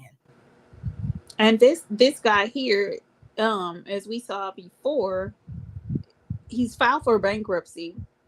He's spending money on items that aren't at all the retail value of them. If he tried to resell them, he wouldn't get a fraction of what he bought it for. See, we love to spend money on flashy things and things that people can see that's impressive to only us. It's only impressive to Black people. The things that he's showing, the things that he's doing, that's only impressive to Black people. White people who are wealthy, who are truly wealthy and come from old money, don't move like that. And that's why he's not going to do anything but continue to talk to a Black audience, because like I said, like, these talking points cannot be packaged in other communities. It's just not going to, it's not going to sit with those people. Right. They won't allow They that don't even live poison. like that. Yeah, they're not allowing that. So it's just like, there's no, where are the boundaries at? Because they don't even see this shift that's now taking place. All these receipts coming out, all of this data, and we haven't even seen the ball really drop yet. We've been hearing a lot, but we all can feel that whatever changes are coming, they're a lot closer than anything. So it's going to be looking completely different. Like, my prediction is this will be a wrap by 2025, like, and it'll really start to decimate itself this year. There's no way you could tell me that these spaces are going to continue to thrive. It's just gonna, they're going to snatch it. Yeah, and it's going to be quick. Yep. It's going to change. It's going to shift the same way that it did when we all had to sit home during the pandemic. It's going to be lights out. These guys won't even have any power to be able to fire up a podcast. I want to read Real Judah's comment. And have the audacity to get emotional when I call them slaves to white men's money and technology. Right. Bingo. It's a slave mentality inherited by masochism. Yeah, because see, what they don't realize is that really the high value man is just all based in what time we're in. So it's just like, I always use this analogy, for anybody that knows about the show The Walking Dead, and how it was centered upon Rick, who was the cop, and then there's Daryl, who basically would be the the PWT per se. Mind you, he proclaimed himself that on the show. But in a zombie apocalypse, the street guy becomes more of the exalted one, because who needs law and order when it doesn't exist anymore? And Daryl also knew how to hunt. So in an apocalyptic situation, who are all the women going to flock to? The cop who has no badge, no honor because there's no law? Or are we going to go to the guy who can fish, who can hunt, and who can get us shelter? Who's going to be the high value man? Exactly. But they don't even think of those things. They don't think in those terms. All they think about is what's again, that microwave, instantaneous, what's flashy, what's new, and they jump on these trains again because they don't have original thoughts. These people are not they're not actually creative. I akin it to, there are people who are performers and there are people who are artists in the music industry. To me, Alicia Keys is an artist. And the reason I say she's an artist is because not only can she sing, she can write, she can play. At Prince, the same thing. They're artists. They're not just performers. You have a lot of performers and then you have artists. So that's the way that you have this dynamic in our so-called community. We have people like that showboat, but we have real people that are doing things and that are moving in a certain manner. So these people that are showboating, they're going to be cast to the wayside. Nobody's trying to listen to them. And there are going to be more important things that people are going to be paying attention to. So they're going to lose everything that they have. Yeah, because this is just going to eventually blow up in everybody's face. And then, the receipts are just going to automatically show, because you won't even be here. You won't even matter. Like the talking point of dating won't even matter when people got to get into survival mode. Well said.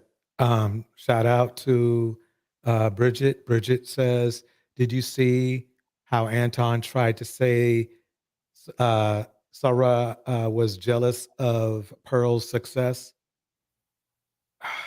I wouldn't be surprised. I'm not surprised. I'm not surprised. He's basically, same black man, same bow. And another thing is that these people that are doing this on the highest level are people that nobody paid attention to for years. Like nobody paid attention to them Yes. in middle school, in high school, in college, like in life. Nobody pays them any attention. And so they're performing. These people aren't happy. But that's what makes them more dangerous. Yeah, that's what makes them more dangerous. Right. Because they have to keep upping it. They have to keep upping the ante for people to Yeah. pay attention. So they just get more and more salacious with their ideologies. Just like he took it to the pinnacle when he said, "Kill, do away with black women. We're the worst. We're the enemy." So there's nothing more egregious he can say. Like what else can he say that is? But he came with nothing to support what he said. Like he came with no receipts, which we all know it's a crock of mess. But it's like, really? Like, do you really want me to break down some of the things that they've done to you? And do you really want to go in comparison? Like, we have actually no side-by-side comparison to talk about things that, like, you know what I mean? Especially between a black woman, like, quantifiable. it's not even quantifiable. Like, even your tires getting busted out. I don't care if your car got set on fire. That ain't got nothing to do with bodies being dragged by cars and trucks and stuff. Like, come on, now. dude. Like, let's stop it. Chase down the street. Right. Like an animal. Put in cages for little of nothing. Black women aren't doing that to you. Exactly. But they want to blame black women. And it seems like the worst that other people do to black men, the more that black men get angry at black women. It's like, how does that work? It's like, wait a minute, how do we get to there? Let's check out this woman a little bit more and see if we can figure out what was going on. Please, Walter. Please. Please. Please. Please. Can you please stop acting like this? I can't. All right, calm down. Please. According to the poster, this is an ex-girlfriend. So he posted it. He posted it. That really is sad to me, and I'll tell you why. To me, if he wanted me to be on his side, he just lost me right there.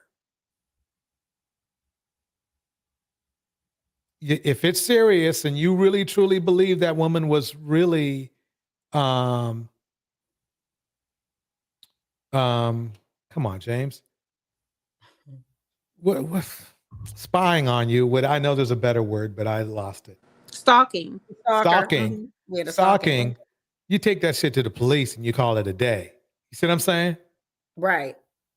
If you really believe, if you're really scared, that's what you do. You could tell in his tone he wasn't at all scared. No, he wasn't. No, he wasn't.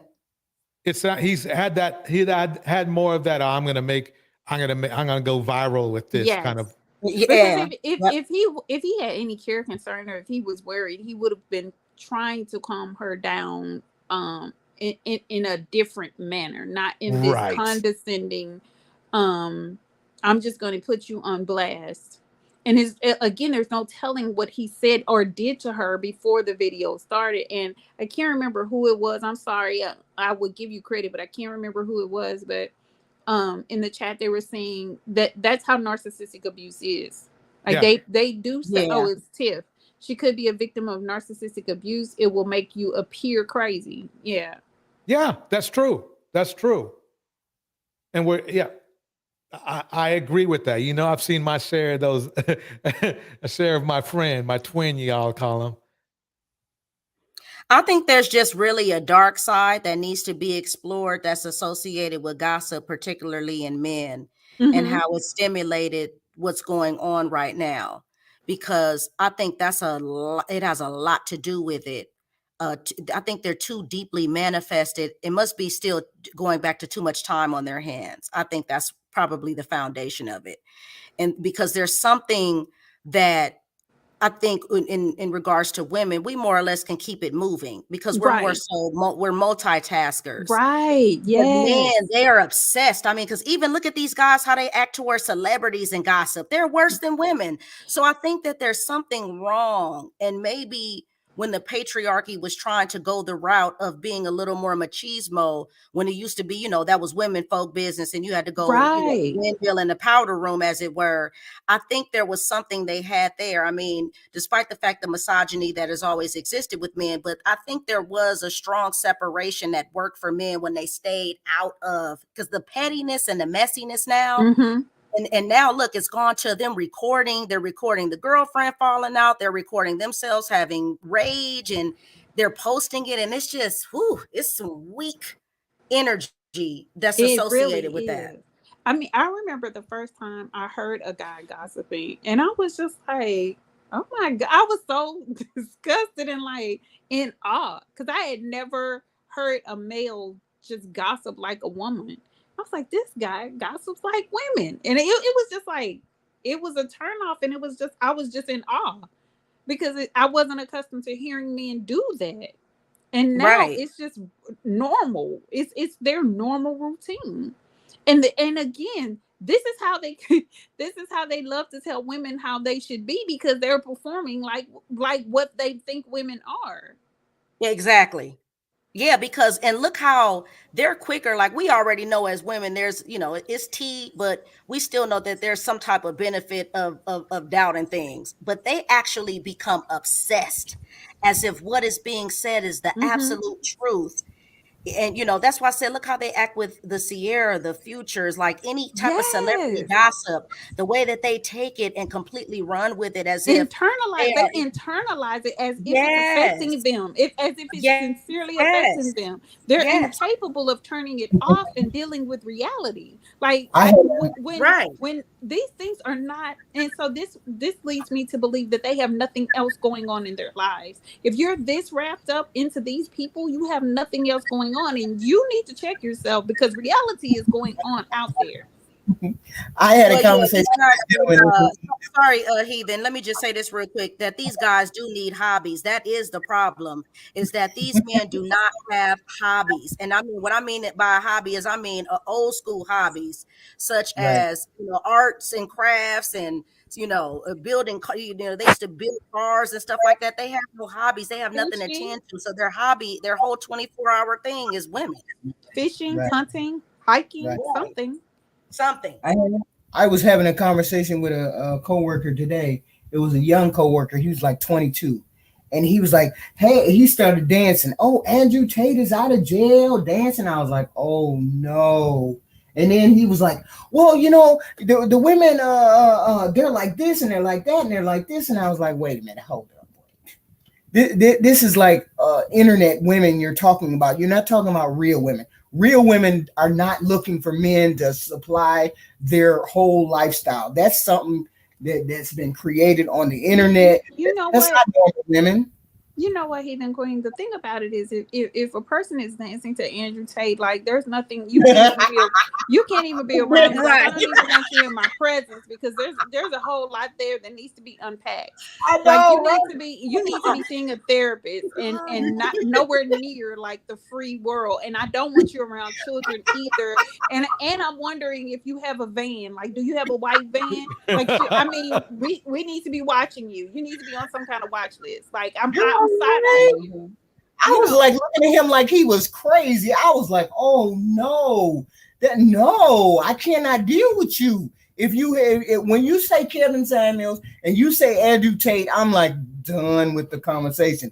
No, man, no, don't run away. I want to talk to you about, these women. You need to get these women in line. And I was like, oh Lord, he finna come up with it. And he came down with the whole spiel. He came down with they want a man for money, and a normal woman just went above her station, and he was just going off and on. And I was like, oh Lord, you're 20 years old and you believe what you're hearing online. No guidance at home, no good male mentors, but all of a sudden, but there are supposed to be all these good men. You have these guys who are claiming that they're good men, but you have all these men that need mentors that are out here listening to things like this. And again, this is why these messages are so dangerous, because you do have young men who are still trying to come into their own and be developmentally sound in their ability to reason and have rationale. And so they're being influenced, and they don't have the impulse control, which a lot of Black men don't, even up into the age of 50, don't have good impulse control. But you have younger people with even less impulse control that Yeah. will get into a relationship with a woman and not understand how to handle things. And he's been listening to all these things, and this is implanted in his mind, and he goes out there and he's setting women on fire. He goes out there and his mother says she doesn't. You have a 16-year-old whose mother doesn't want him to do something, and he gets angry and he kills her because he thinks that this is what you're supposed to do because she's standing in your way of something.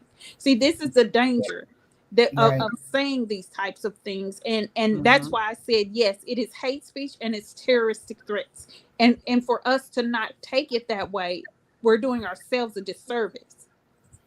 And can we talk about the other side of this too, which is another dark point, is that they're actually groupies.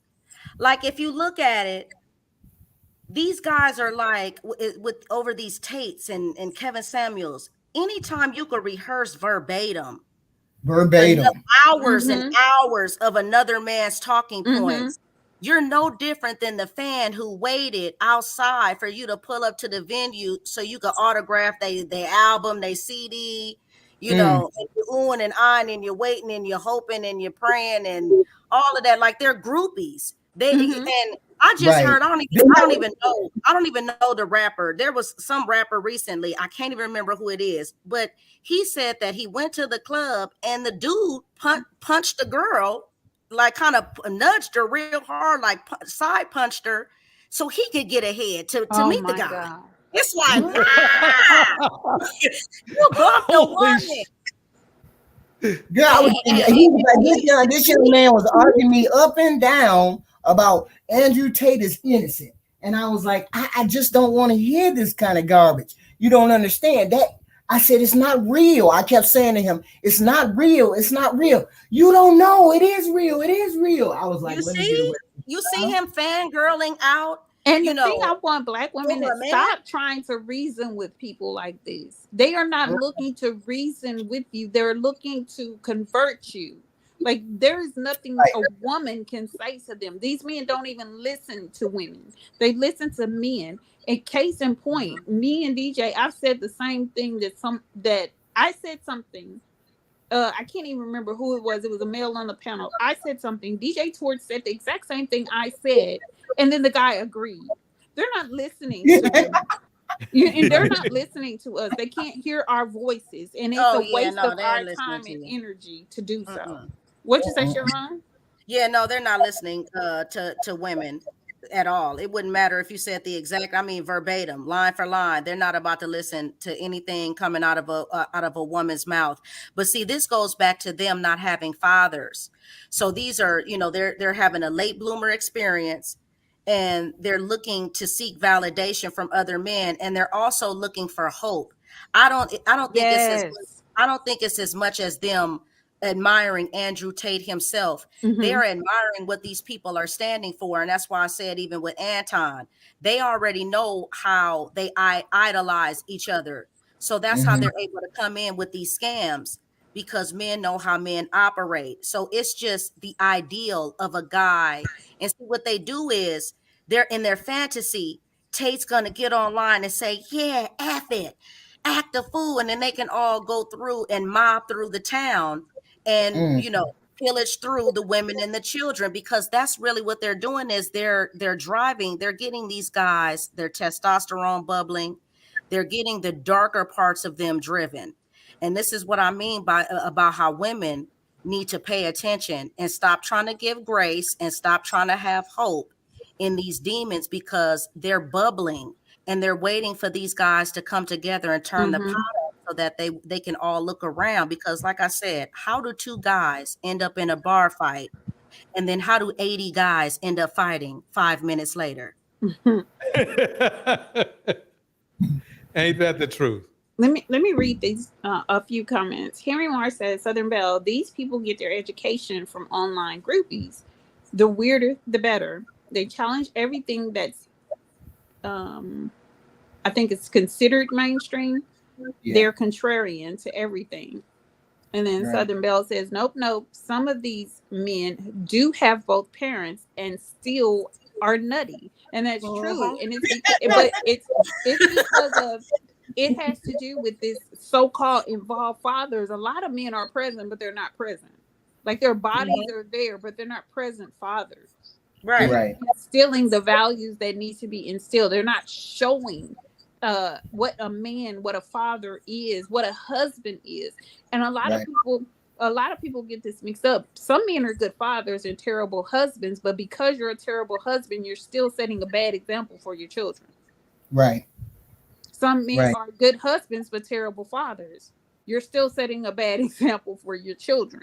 So and I do want to say this, there is no handbook.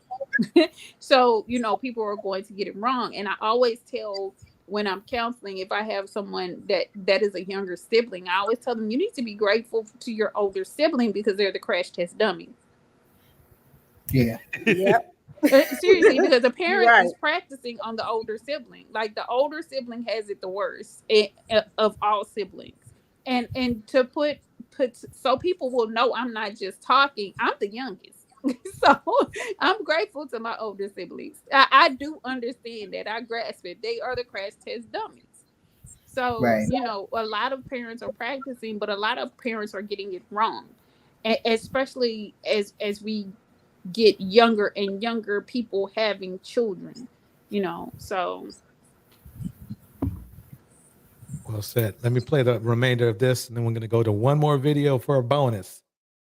Who engaged in stalking. We have not independently confirmed that to be the case, but that is according to the Post. So much so. Notice how he made that clear. That the individual, the male, has not been able to sleep, being afraid at night, etc. There's more video. Here it is. That's the point I was trying to make earlier. If it's gotten to the point where you can't even sleep because you're scared, you go to the police. He went to social media. One thing I will give him this, because a lot of times women aren't even taken seriously. A lot of men won't go because they don't feel like they'll be taken seriously.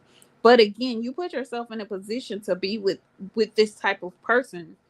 And so men have a better advantage because they are men. You see what I'm saying? They are the stronger of the sexes. Right. And so you put yourself in this position. So you figure out how to treat her in a manner that she leaves you the heck alone, or you do go to the police. But a lot of times the police don't take any of us seriously as it pertains to the level of danger that we might be facing. Question. You've seen her behavior. Do you believe that she really wants to be back with the guy? I can't say from just this clip. There could be so many dynamics. She could be just acting to be reacting to him telling her no, and she's not accustomed to being told no. He could have been a narcissist that's put her in a certain position to where she feels like there's so many dynamics that could be at play here. I can't really say. Please take me back, please. Please take me back. Please take me back, please. Please take me back. How could you get...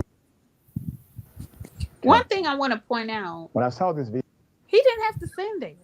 Like, why was he still standing there? Right.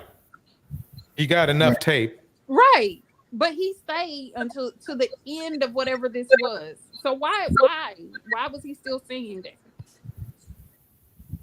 That's what caught my attention. Yeah. Yeah. He got his preference. He got what he wanted, didn't he? He sure did. And he gonna have to deal with her mental health issues. Yeah, well, it sounds like he just dumped her after he found out that, Yeah, but they like that. Them young people, just it's like, oh, okay, she went nuts for a little while, and then I'll be back with her 2 days later, kind of thing. It's like, right. I can't take you seriously. Just like that African guy that finally got, unalived by the girl in Miami or wherever they were in Florida. He dealt with that for how long? She was on a recording for how long? So, Right. at Are you some talking about the point, one that was on Facebook? at some point, quote unquote, take accountability for your actions. What'd you say, Siobhan? You talking about that Facebook incident? Was it Facebook? The guy that the African guy that got unalived? She Yeah, I stabbed don't him know. to death. Oh, okay. No, that's something different because that was the girl on Facebook. She shot the baby dad trying to leave her. Oh wow.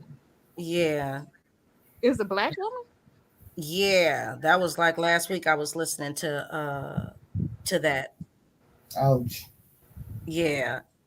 It sounded more like an accident, but I mean, she should have never pulled the piece out. She knew he was Right. getting ready for work, and it was just too much. Once again, going live. That's what I'm saying. Like all of this showboating, and let me Yes. show it in real time, and all of that, and then it's just causing a lot of confusion, and it's going to further cause confusion because in a minute, a lot of these tapes are going to be inadmissible because they're not going to be able to tell whether it was a setup and it's a play or whether it's real and authentic. So it's like, we have to be careful with these tools and these vices that we're using because yes, these are good tools to catch people in the act doing things. But if we're going to keep playing games, then we're going to dig a different type of hole that we ain't going to be able to crawl out of. Well, I don't think they'll be inadmissible. I just think more people are going to get convicted on the basis of them. Well, it'll just be more laws put in place to question them and probably take, further turns and processes instead of just taking certain things at face value, because now it's so many illusions going on that it's just getting confusing, people putting on versus, because even this, I don't know why she would pull that piece out, but it wasn't like it got all extra aggressive. I just think it sounded like it might have been an accident, but she still had no business pulling it out. Did he expire due to that? Yeah.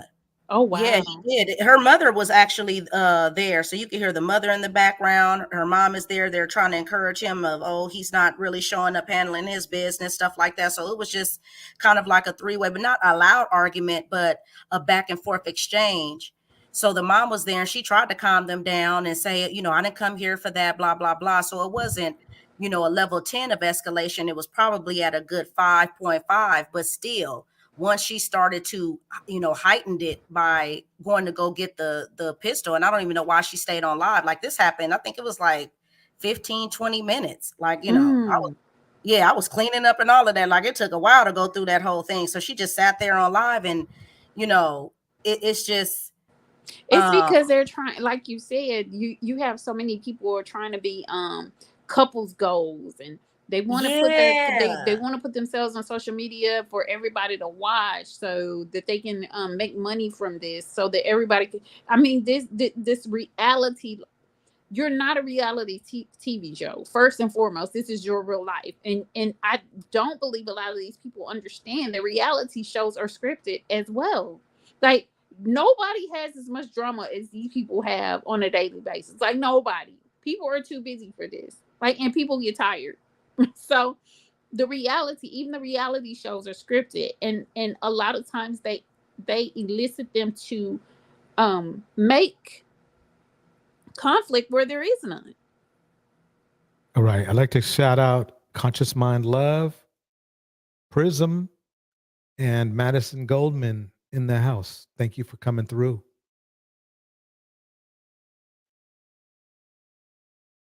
Video. I was profoundly sad. Profoundly sad. No laughing, no jokes. I remember when I was 19, and I want to say this to the young lady. This is already on the internet. It's already gone viral.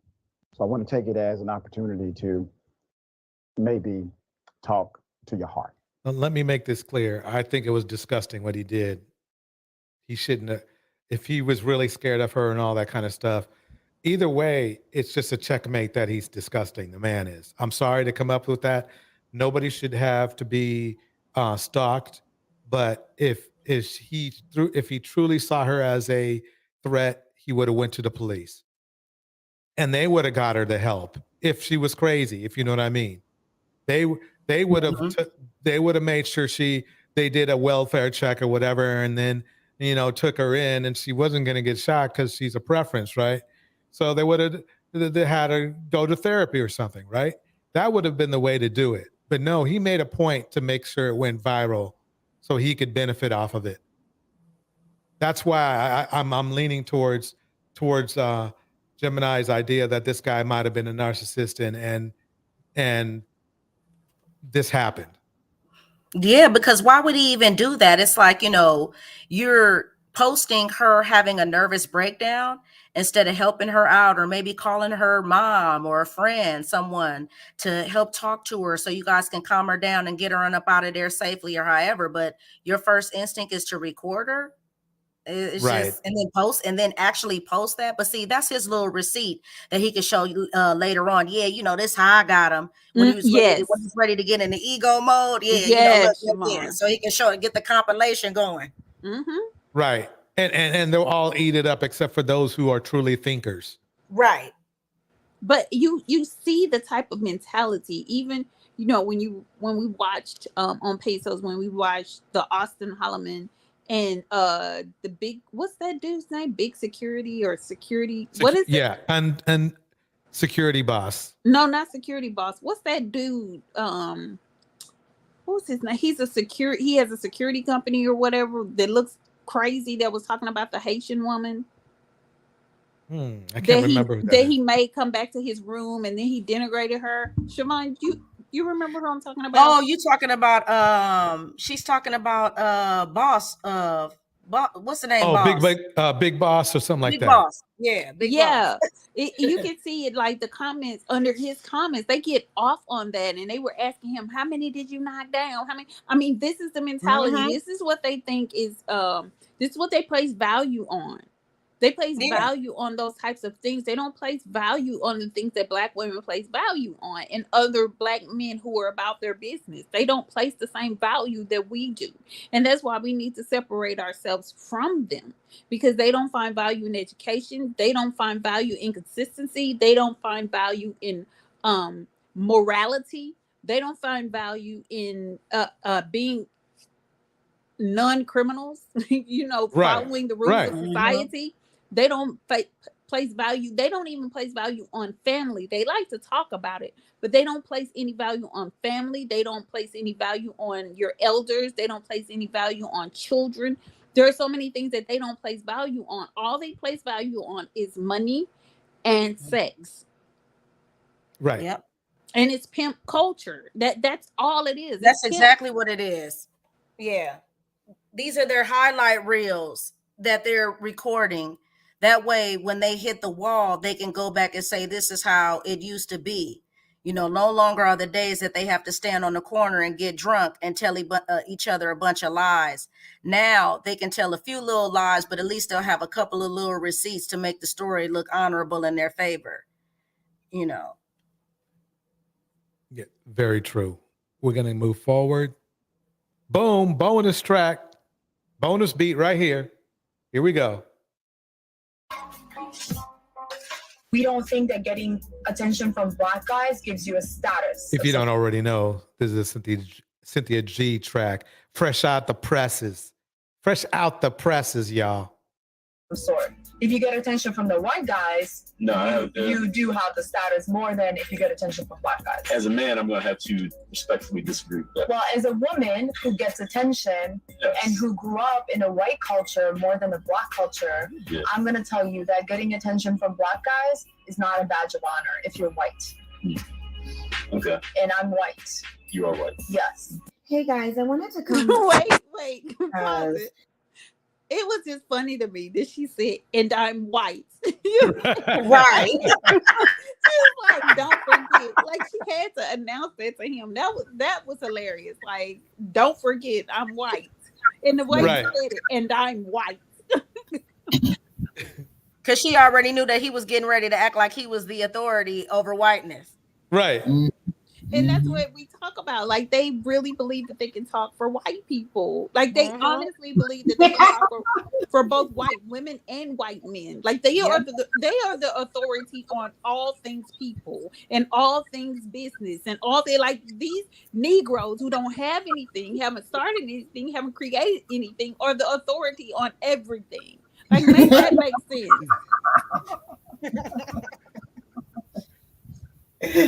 I have been tagged in a video on YouTube and on TikTok. This video is an updated video that was actually put out by this bandit who said that he had the 7 children by 7 baby mamas. And if y'all don't remember that situation, you'll see the video tagged at the end of this video. But listen, y'all, this bandit, after making that video saying that he got 7 kids and 7 babies mama and ain't responsible for none of them. I got 7 kids and 7 baby mamas. Now, for the past few days, I've been going live, telling my story, speaking my truth. And a lot of women having an issue calling me a deadbeat because I tell them I was being irresponsible. I mean, see, what he didn't understand here is that he's a deadbeat. There's nothing he can't talk himself out of it. He's a deadbeat. Why he became one or not, it doesn't matter. He's just a deadbeat. That's just the way it is. And DJ, we don't even know if he has children. We didn't even think the story was true. And even if he doesn't have any children, he's still a deadbeat. Right. I always tell these women that I got pregnant that I do not want to be a father to these children. And I offer to pay for the abortion. Majority of times, they'll either take the abortion or they'll take a plan B. But only these 7 have kept these children. Sidebar, I told y'all how these bandits feel about these kids. So while y'all are over here dedicated to having these Black children that nobody wants but you, these bandits are sitting up on online platforms talking about how much they don't want their children and how much they've encouraged women to terminate pregnancies, but y'all just won't do it. Right. That's a clear point. That's funny because we had that nutbag on Peso's channel. Ray, I call him Ray, but it's Raider. That dude was a freaking Fruit Loop. Yeah, and the funny thing, he was up there going, "Oh yeah, Black women are killing their kids and all this abortion, blah blah blah blah." What he failed and made clear to ignore is that a lot of these men force these women to get these abortions. Well, and that guy had just like you're talking about, they talk about women. This dude had a complete emotional, hysterical breakdown on that panel. Like, if you couldn't tell that man that sperm doesn't all of a sudden become a baby. Like, he really in his mind believes the sperm becomes a baby and the egg is somehow dead until the sperm makes it alive. And and I wish he would have stayed. He bounced because that video that Peso showed afterwards was proof that he was wrong. So he bounced because and it's funny to me how these people talk about their majors, but they don't know anything. Like they're clueless. But they announce and they do that, and they get mad at women when we talk about our degrees, but they talk about their degrees. And the reason why we don't care about your degree is because you obviously didn't listen to anything that you learned. Right. Yeah. I have to see the degree. That's what I get to. I want no. I don't have to see. I need to feel it because I want to see. I want to feel the raised. Feel on it. Yeah. That's where I need to go. Because I don't want to believe you otherwise. Listen, the only degrees that these dudes are working with are the degrees on their thermostat on the heater in their mama house. In the house, Wu said it's in the house. All things Nada Jean, Tomas, Sutton Bell, Henry Mines, Camo's in the house. Let's keep it going. Here we go. Really said here going on King Lucifer in the house.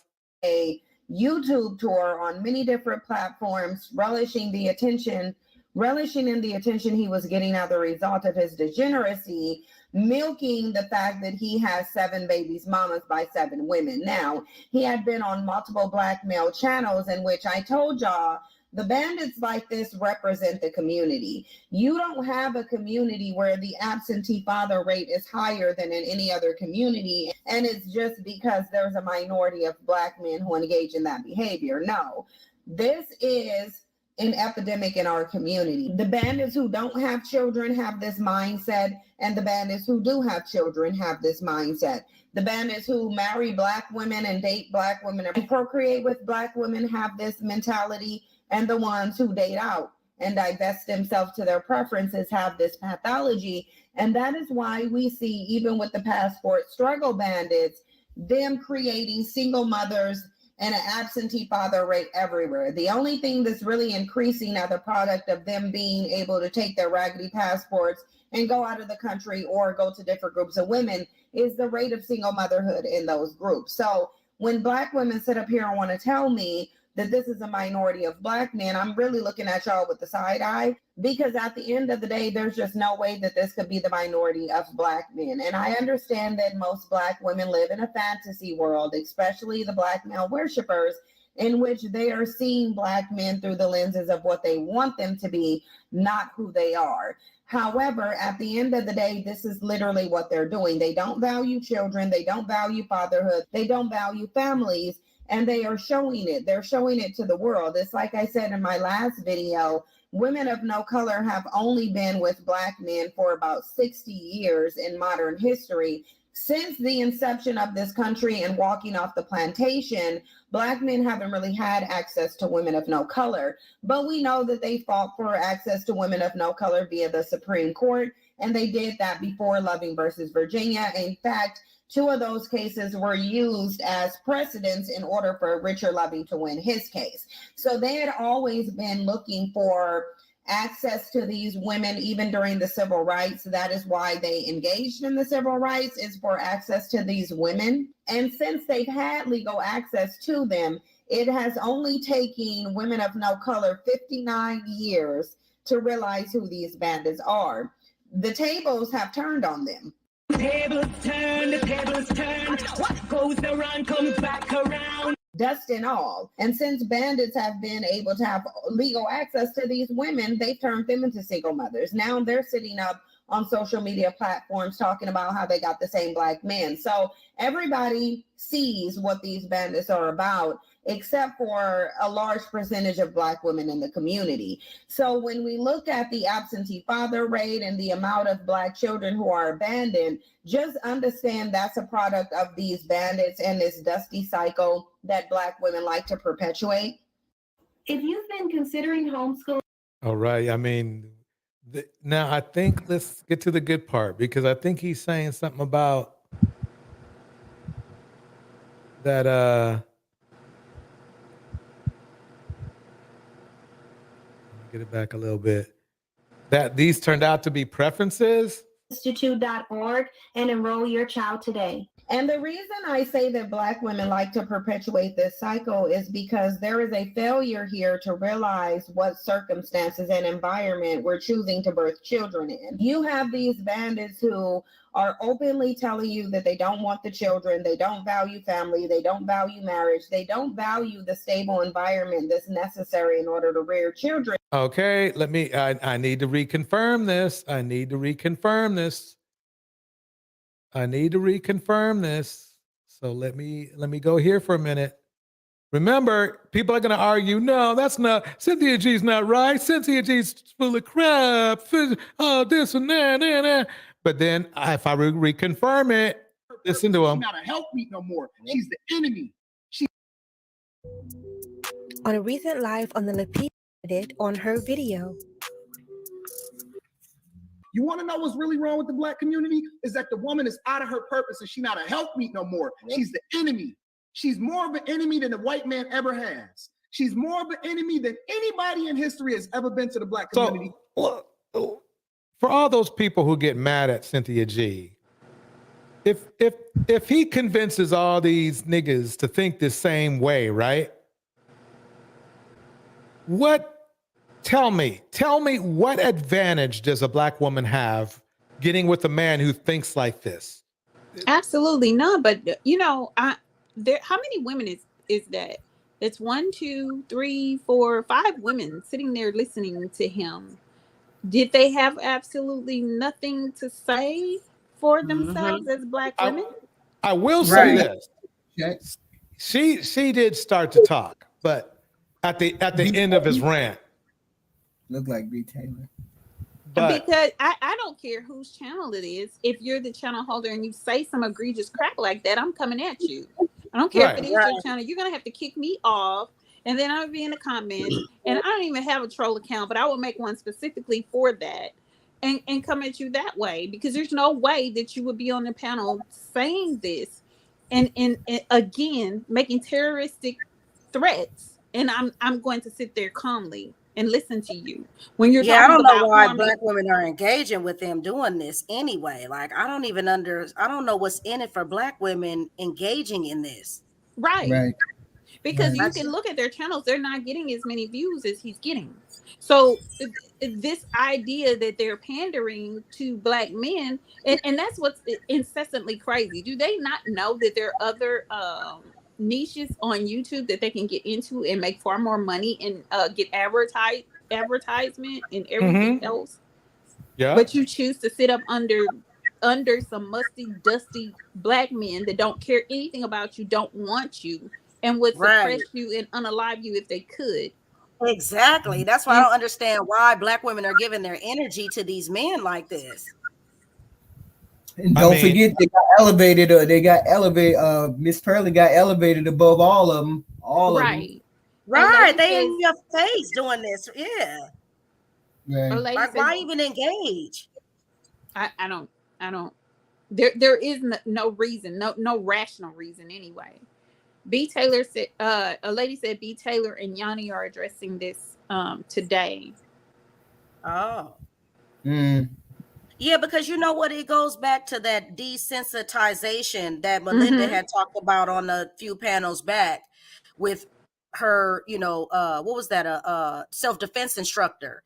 And it's the truth that Black women are so used to certain forms of abuse that they don't even know how to separate danger, stranger danger. Like, we're just so used to being in the middle of the fire that we'll watch it take place and burn right around us and then just sit there. And it's like, why are we even engaging and giving our energy? Because energy is currency. We know money is currency. So your energy, that's why time is money. So why are you giving your currency to these dudes and then keep continuously auditioning for the approval of a bunch of guys who don't even or see you as monetary gain? Like, whether you around, whether you to the right of it, to the left of it, whatever, like, all they're doing is using you to pounce on you one way or the other. So it's just like, I don't even understand the purpose. And then thinking you doing this in the name of the sisterhood. No, you're not. It's better to pay them dust. Like, haven't you learned the main thing is how they ghost you? Men ghost. That's how they get you. Learn how to ghost them back and do it in silence. Don't even say nothing. Don't entertain it and watch it go away faster. And that's the thing. I will say that Black women are understanding more. They're a lot more getting on board. A lot more saying to themselves, this is not even worth it to have this type of, we're having freaking Mortal Kombat with Black men. Right. It's insane. We're having Mortal Kombat with Black men. And then they're convincing other Black men that white men aren't so bad. It's the Black woman that's worse than the white men. Although the Black woman has no power over Black men. I mean, the thing is, you say you don't want us. So how is it that you moving freely in society is a Black woman holding you back? A Black woman you don't want is no longer a helpmeet. So you need to destroy her because you don't want her. But she's not keeping you from being with someone else that you want. But that's a lie. That's a lie. Let me debunk this too, because I notice how we always stick to the dating aspect of it because that's the easy go-to. But this is much deeper than that for the Black community. Yes. Because what it is, and this is why I keep saying, Black women need to remember the pipeline within the community. And that's the fact that these guys are telling their own mothers this stuff.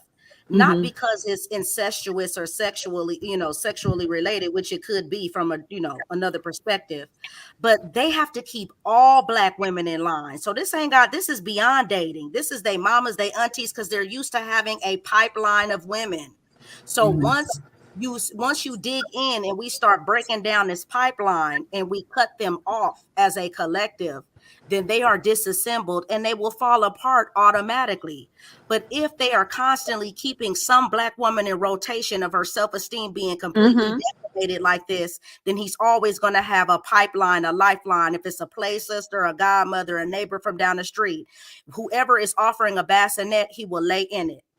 And he will sit back and he'll get full off the bottle and let the milk drizzle down his mouth before he stops drinking. And this is what makes it exceedingly dangerous for us to continue to be around them.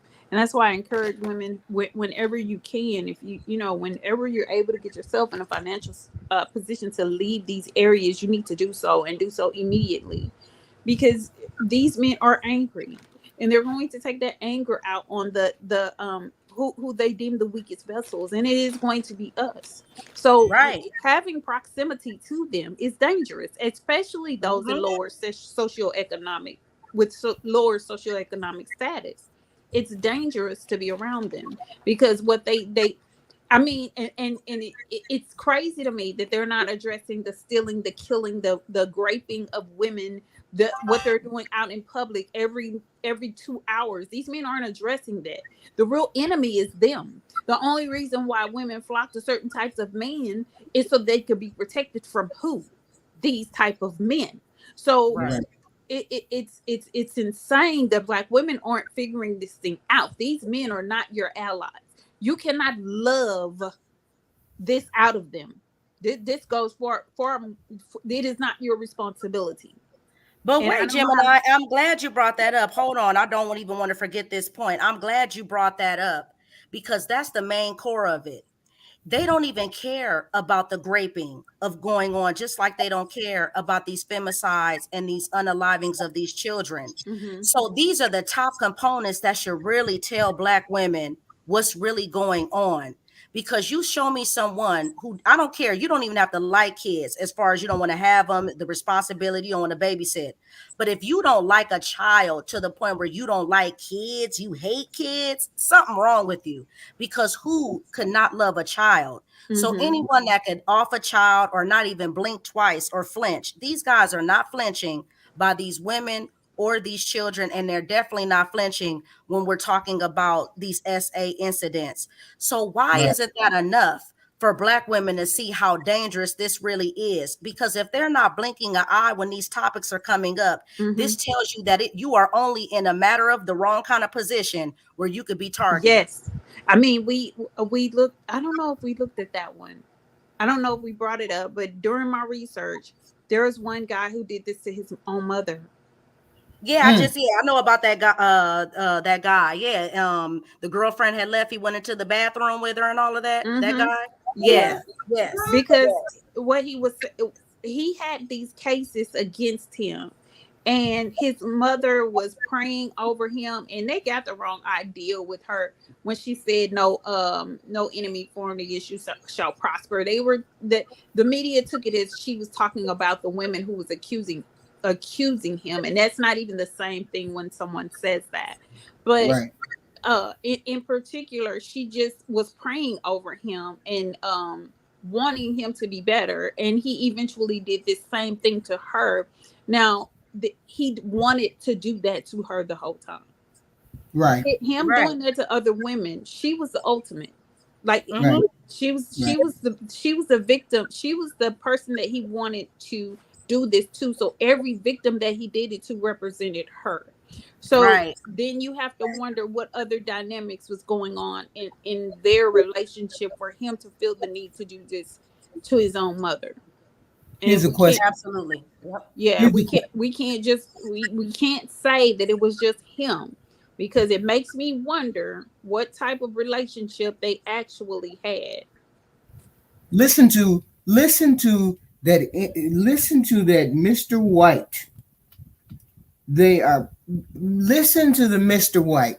There's no way he should be making the rounds on television saying the things that he is saying, unless he's being co-signed. Who is Mr. White? Charleston White. Oh, okay. Yeah. okay. I mean, nobody should be. Nobody should be. Someone in a comment section under a Detroit news story, and somebody said, it's not going to be right until they get Charleston White. And it was the case in which the guy raped an 80-year-old woman. Yeah. And I was like, what are you talking about? That guy is the very guy that advocates for stuff like what's happening. Like, what are you talking about? Like, I just couldn't believe it. I was baffled by the comment. Like, what the whole heck are you talking about? So this is the mentality that they have. Again, there is something demonic. It is. These are demons calling out other demons. And that's why I said all of these blankets and all of this, you know, have hope, give grace. Like, I'm sorry, I don't even want to stand next to women like that. I don't even want to be around you or nothing like that, because I know everybody ain't going to be able to go. But you're not about to get me caught up in the corner with you, because you over here trying to babysit people who have problems. And see, the problem with the with Black women doing this is because they got you. They got you by the womb of this. They got you by the womb because you're the birther. Yes. So you don't want to betray. You don't want to betray your creation like this mother. Whatever was going on, we don't know. But let's just take what we do know. And her coveting him. And the coveting a lot of times is because you think that, you know, you're going to create the perfect Black man, and that goes back to ego, which also ruins Black women. Because you're operating off of your ego when you refuse to accept even your own creation, which is your child, of who he is and what he represents. So you think you're going to keep putting blankets, keep pulling out Bible scriptures, keep pulling out holy oil and sprinkle it on him, and hope and pray that one day he'll figure it out. Meanwhile, he's catching all these cases and abusing all of these women. And it's happening. It's happening with women on. I've heard it happening with women, especially young women on jobs, meeting older women. So it's a lot of dark side of stuff that is going on, and it's just from the fact that they got you by the womb. So once they by that womb rhetoric, then you're going to keep coming in and trying to save your creation instead of letting it go, because you've already done all that you could do to a certain point. And after that, really by the age of 12, the boy is pretty much out your hands, you know. I want to piggyback off of that real quick, because another phenomenon that happens is these women that are like that will put their sons onto other women that are doing well in life. They will try to attach them to this woman to alleviate themselves from their own burden. And this happened to me, and it was funny because I worked with both of the husband and the mother. It was the husband was a stepfather, and she was in the building. I worked closer with the stepfather, and she was trying to get me to talk to her son. And at the time, I was full-time in school, in college, at university. I was full-time working, and I had another part-time job for the government.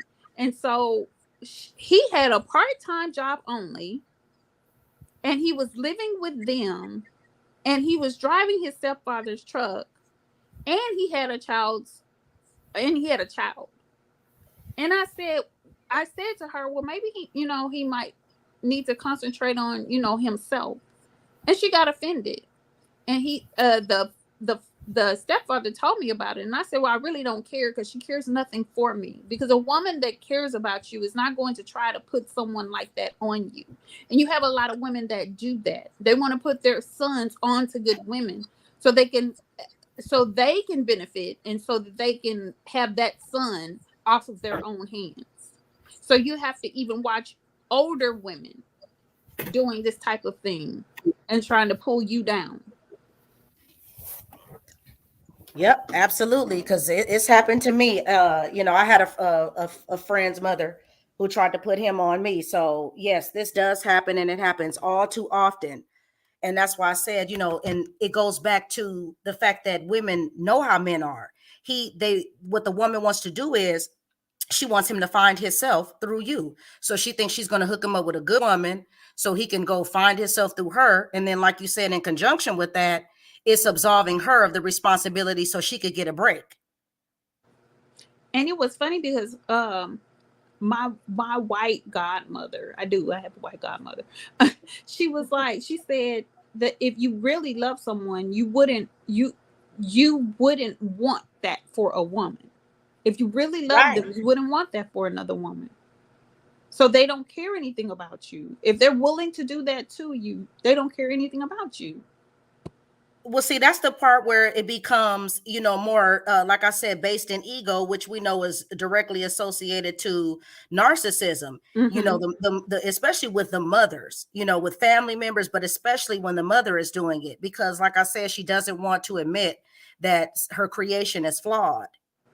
So she, come hell or high water, she's going to make sure that she hot glue guns him the perfect life together, despite the fact that there's some DV charges sprinkled here, maybe an essay here and there, but don't worry about that. Eventually we'll get it right.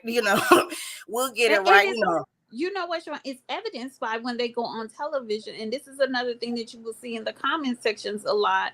And again, that's why I said it's time to separate, stand up, and make sure you have your voice heard to say the same thing that white people say when they see news things like, arrest him. He needs to go away forever. That's what you need to be saying under these comment sections, instead of, oh, well, maybe this and maybe that. No, he needs to go to jail. He needs to be under the prison or whatever. But you will hear mothers saying, oh, he was trying to turn his life around. He was such how many times is he going to try to turn his life around when he's committing himself to a life of crime? Like, please stop. He's trying to turn his life around by going in and robbing someone. Like, that's trying to turn your life around. Like, why even give this excuse?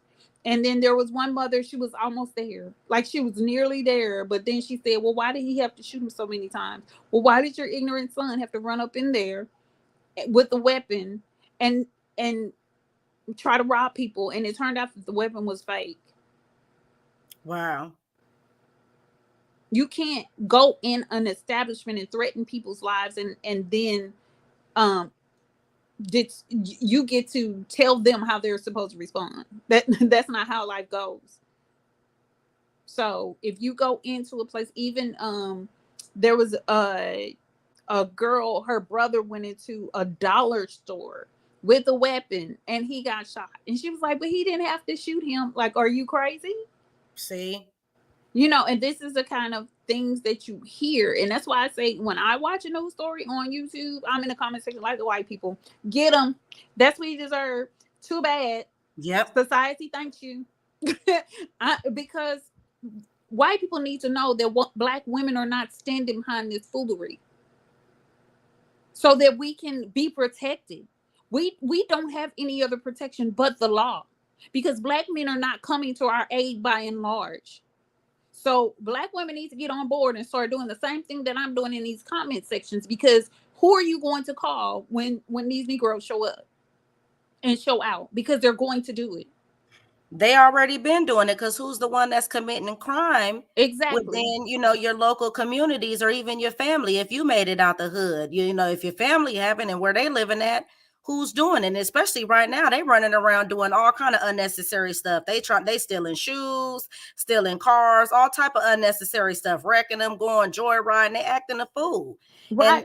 And you seeing, even though they're in all Black, when you catch them in the shots, you see Black hands. Or a shadow of Blackness. So you already know who it is. And a bunch of these are youngsters running around 13 to 17. So it's like, our kings. Yeah. 13 to 17-year-olds taking from people who are already struggling and barely have enough to put together, So it's just like, if we're going to sit here and keep allowing this to go on and then keep trying to wait for them to grow up, well, then you go ahead and give Junior your car, let him break in your house and all of that. And you go ahead and let him do that. No. Until he figure it out. Not only that, just leave your keys on the counter, leave your door open, and just let them come in. Exactly. So they can continue to liquidate you, and then you go back and you rebuild all over again, and you keep letting these kangs figure it out at your house. But people don't have time for that, and especially women and children are the most affected. And we're looking around every week. Like, I'm drained now. It's like every other day, it's a new situation of a woman and a child. And after last week with that alligator situation, like, listen, I don't have time. Like, I don't even want to be in the same room. Like, if NASA approves it, I'm off this planet with you see what I'm saying? This foolishness, because I can't. Like, I have no blankets to give. My stockade is empty. I have no sympathy for this type of behavior, because you know what? You got to take responsibility for yourself. And if these dudes are having mental health problems and all of that, they need to go figure it out on their own. It is not up to you as a woman to be babysitting no man through his problems. I don't care if you land up with him or if he your brother and you grew up with him. You better release him. And it's imperative. Like, your life, it's not even, we're not even exaggerating when we say your life is at stake. Like, your very life is like, not only your life, the life of your children are at stake as well. All right. Let me kick out some shout outs. May the Alchemist is in the house. Tiff is in the house. Henry Mars is in the house. You Can't Get Laid is in the house. Camo is in the house. JM is in the house. Prism in the house. Act Natural Under Pressure is in the house. I appreciate so many of y'all being here. A point I needed to make was this. As I stated before, dude has a problem with Cynthia G. But after this rant that he had here, The Black community is that the woman is out of her purpose and she's not a helpmeet no more. She's the enemy. She's more of an enemy than the white man ever has. She's more of an enemy than anybody in history has ever been to the Black community. So if he feels that way, you would think that he would want to promote Cynthia G, because she's promoting Black women staying away from Black men, right? No. And the reason I say that is because these men, it's not as simple as procreation with these men. These men want women to die, want Black women to die, the women to die. Mm-hmm. Did we ever find out who that person was that was speaking about killing the current women? No, we still don't know who that guy is. I haven't heard his name. Have you? Okay, Have you guys? at least on the video it said Adigan Forrest. Now I wasn't sure whether that was the guy who made it or just the guy who was reporting on it. I don't know. But man, I mean, after all you need is about 5 seconds of listening to that, and you just like, oh my God, I want to throw up. It's that bad. I made myself listen to the entire thing, and it did cause me to go offline. Like, absolutely. I really had to unplug after that, because it's very it's disturbing to your spirit as a Black woman, but as a person with morals and values, it should be disturbing to you. Yeah. As I mean, one day we will have to try to tackle that, but that's some strong shit right there. Right. I mean, was that a Black man? Yes. Yeah. Oh, I only heard parts of it, and I couldn't continue. But I think I heard maybe he said about 25 words, and I was like, whoa, we got people out here actually thinking this kind of stuff. I mean, and so first they said it was Spalding or Sperling or someone like that, and then they figured out it wasn't him.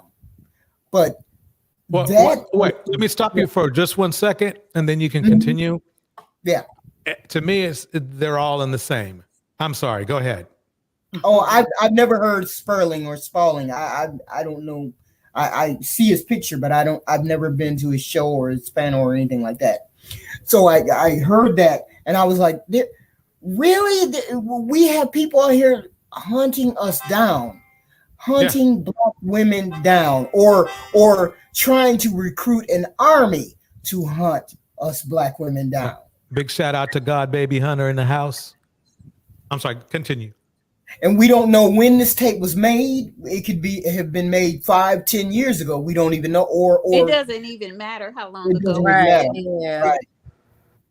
And see the problem I'm having is I'm noticing, you know, that people are saying things, especially these men, while I was playing. Well, we're not about to sit up here and try to decipher when people are playing and when it's entertainment or not. And I'm noticing that there's a blurred line that's taking, you know, place within the space where people get to opt out by saying, oh, I was just playing. Oh, this is the internet. This is an alternate reality. No, it's not. We're real people, you know, living in existence. Like, this is all new. So let's not act like we're 100, 200 years in the future where online is going to look completely different and people are going to be, you know, the entire generation by then. Everyone will be used to using it. But right now, there are still people who are existing on this earth who did not have online access. So we're not going to act like we so far gone into the body of this that we're not going to be able to say that this is some real talk going on, seeing as though these teachers and these administrators are walking out in packs, particularly women across the country with these schools,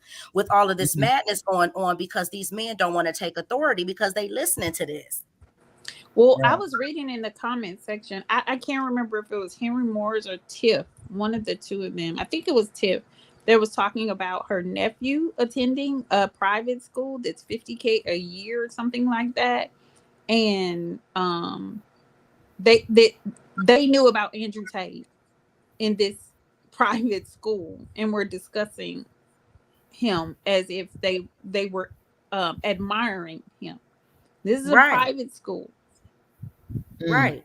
These are the Dr. Kings of their time because all these followers, all this attention is hitting the algorithm. So these are, you know, the people that they're looking up to, and they are thinking, they're interpreting this as real life because they have no concept of what it is. And the best way to get a movement going is through the children.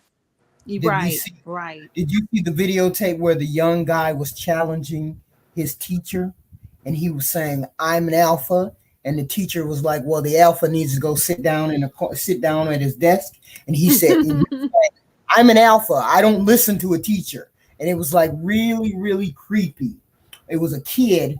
He may have been 15, 16, but he was talking to his teacher as though he was going to do him harm because he was standing over the teacher. But the teacher was like not paying attention. You know, he was paying attention to him, but he wasn't.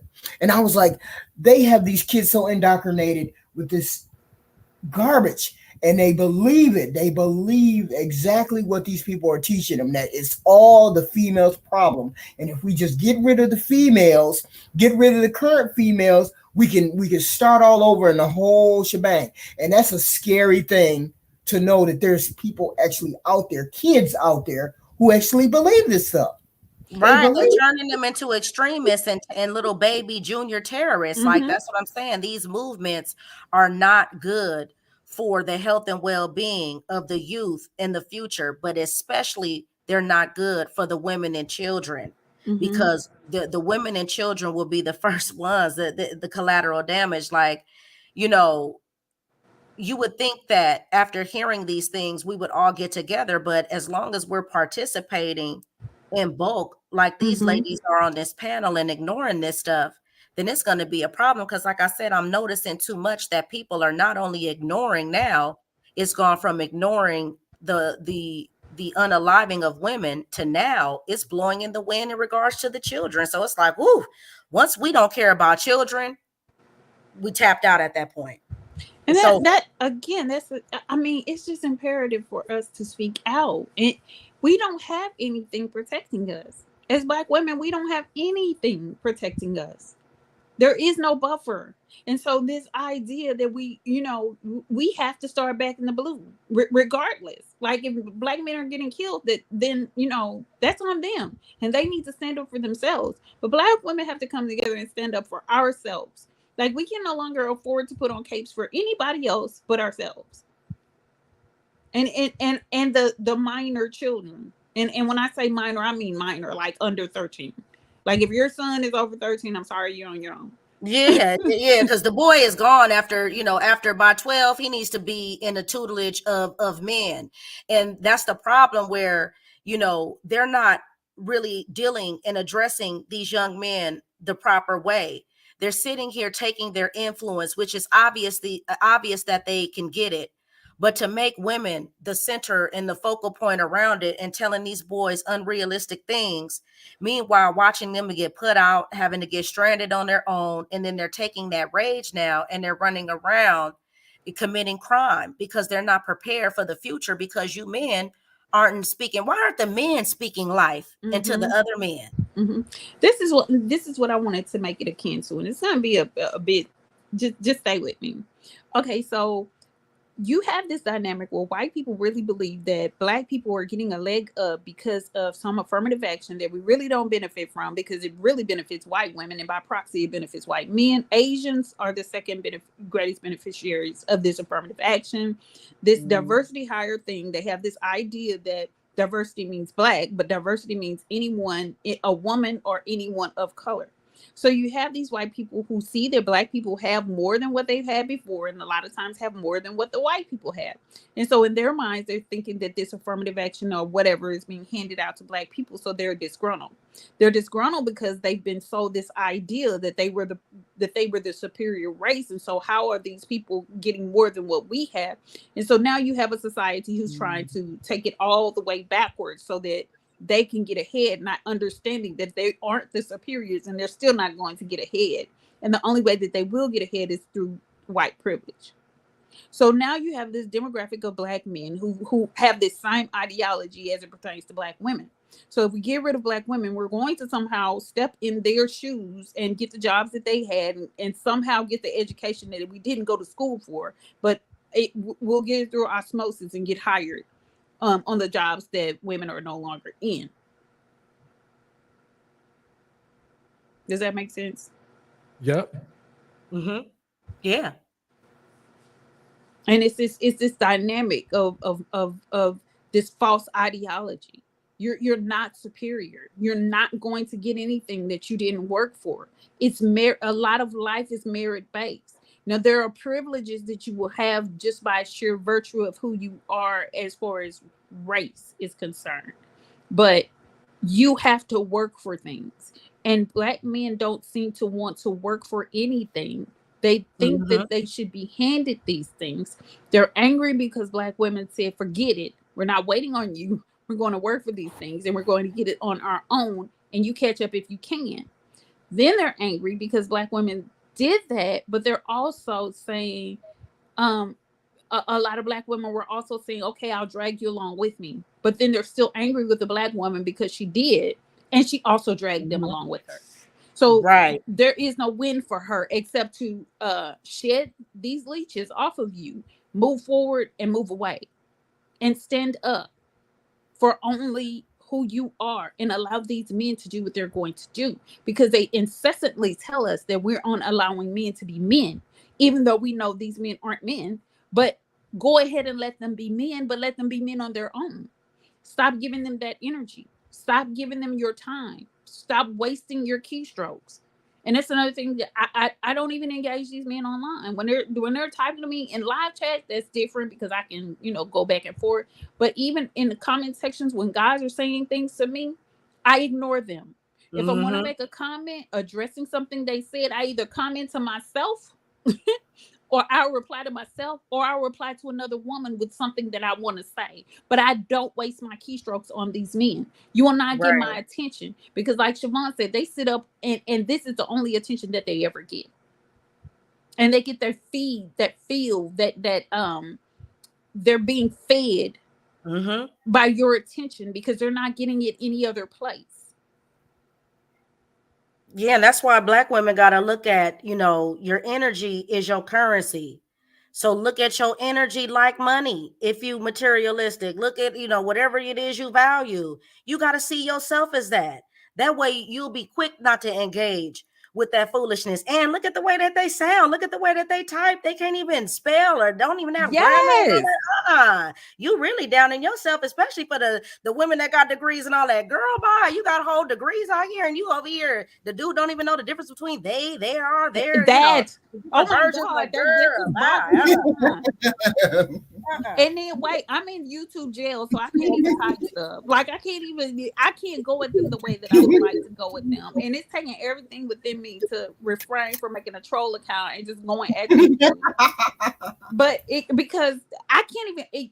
It was so bad that Bourbon Bougie had to put up a post, and when I tell you, I said nothing derogatory. As a matter of fact, it was telling people who with a degree or without a degree how to go to their local workforce and things like that. That's what the comment was. And it did not get published. So I have to twist myself into pretzels to figure out how to talk, how to say something. And then it doesn't even come off the way that you want it to, because you're not able to fully express yourself. So it's crazy. But May had a question. She said, Gemini, please answer, why is it that a lot of Black men can't go to university and finish? Why? Reason beyond being sorry. I think they don't have the drive. They give up so easy. Like they give up so easy, and it's so easy for them to be distracted. And I think that's why a lot of them get diagnosed with ADHD. I do have ADHD, but the way that I grew up, it was, you better make it work for you. So I learned to make it work for me. I know how to multitask. I know how to listen to like 3 different conversations or do something, and I'm very intuitive. Like it worked. My mom, look, make it work for you, and I did. So a lot of these boys, they're not paid, and this is why it's imperative for men to be in their lives and have male teachers. And that's what pisses me off about these men who discourage other men from getting degrees in education, because contrary to what these idiots think, you can put any 4-year degree to use as an educator, any 4-year degree. So it could be in liberal arts, but you can go to school and teach. You can go into a school and teach. I think in Florida now, there is no, you don't even have to have a 4-year degree. That's how bad they're in need of teachers. So this idea that education isn't important, it's extremely important, and it just blows my mind that we weren't able to be educated before. Like it was illegal for Black people to learn. Right. Yep. And you have these idiots who are saying that it's not important. If it wasn't important, they wouldn't be trying to keep you from it. Exactly. Right. Yeah, that's what makes it so insulting as well. Because it's like, what do you mean? Like that completely counters everything that we've gone through as a race of people by even saying that. And now and this makes it even further worse that you have the access to it and aren't utilizing it. Like, really? That's why that whole what was it, debate between Angry Person and Destiny. Right. That wasn't a debate. That wasn't a debate. That wasn't a debate. They could go to college and join the debate team. But see, they want to do everything that they are not capable of doing. Right. They don't have the discipline that it takes. That's why they can't go. They can't go to community college, let alone a university, because it would take discipline. And that's something that they're strongly and sacrifice. Yeah, discipline and sacrifice. Yes, discipline, sacrifice. They can't hang out on the block with their right. They can't hang out on the block. They can't hang out on the block. They have to study. They have to, they have to make some sacrifices. So they can't be with their boys. They can't, just hang out and drink beer and get drunk. They don't have that drive to do it, but they're mad because Black women will do it with against every odd that there is. A Black woman will get her education. But you know where that comes from. There's a death wish mentality that they're birthed from, and that's why Black women, we got to stop playing into it too, directly or indirectly. And that goes back to what was recently called the YOLO culture. You only live once. There's always been a death wish due to our history. So what they've done is they've taken it and they've brainwashed themselves as well as and other women to join in on, go let them hurry up and live their life because they may die. The black man don't live long. So he has to go out and live recklessly immediately. That way, in case he may not make it to 21, 25. See, that's why they end up hitting the wall of discovery a lot differently than other men because, oops, I made it to 25. Oops, I made it to 30. Wow, I made it to 40. Meanwhile, still BSing along the way because they still want to go by this death wish of, I might die young. So let me hurry up and run everything right to the end of the earth. Right. And every excuse in the book for them. Every excuse in the book. All right, let me play a little bit more of this right here. Yet generation after generation after generation, Black women have continued to bring children into this environment. And it's like I said on my live stream, even animals are very selective about the environment in which they choose to birth offspring in. And so I know that if an animal who has a lesser intellectual capacity can understand the importance of selecting certain environments to birth children in, then I know that Black women can as well. What's going on here is that Black women have an obsession with their own Blackness. This is not something that your male offspring shares with you. While you are embracing and wallowing in the vanity of your Blackness, they are rejecting the Blackness. They don't want to be created, and you are still creating them in an environment where the males have not stepped up to the mantle of manhood. They don't value family structures. They don't value their children. They will abandon their children just as fast as they'll toe tag them. And that's why we see the behavior escalating, because Black women don't understand that there is something that you can do here. No. Because she's the very person that comes in with deceit and looks to use you and then disperse of you when she's done with you.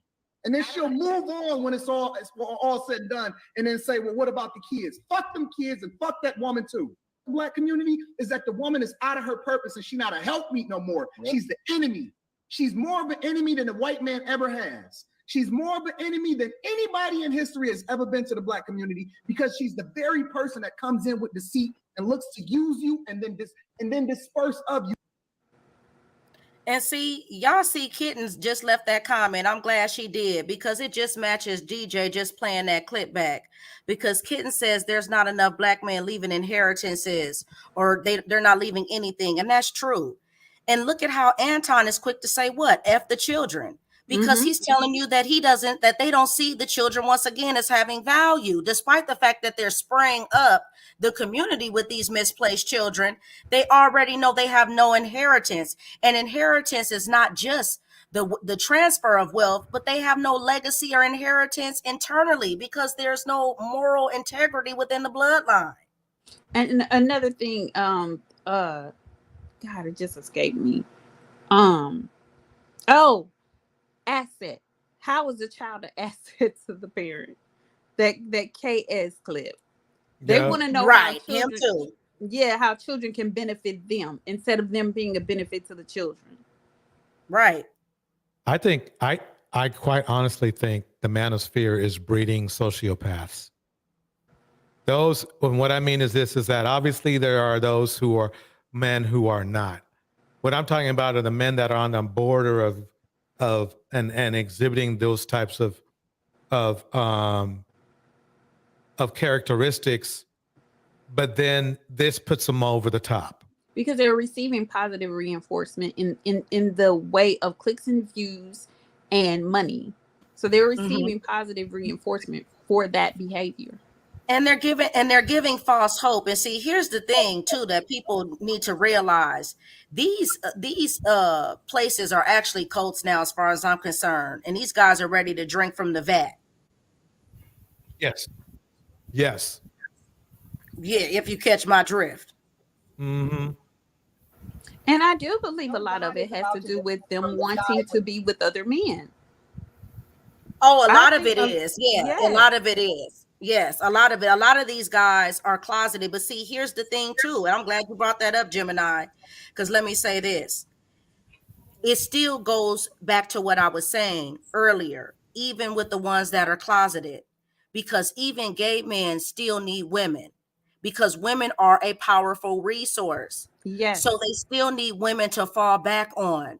So even if they're down low, they still have to keep the women down, because once again, if it's not a woman they want to lay up with, and even if they want to be DL, they still know that men ain't reliable. So they still, after they run around and get pillaged through, they got to go and lay up under a black woman's under her roof. So they have to keep her down, the mom, the aunt, whoever it is. So that's why they're all in on this message, irregardless, because they already know that they need a plan B. They always got to have a plan B. So they'll just keep continuing the rhetoric in order to make sure that they're guaranteed their spot. That's just all it is. And that's just to use women, period. Right. All right, everybody. Last words.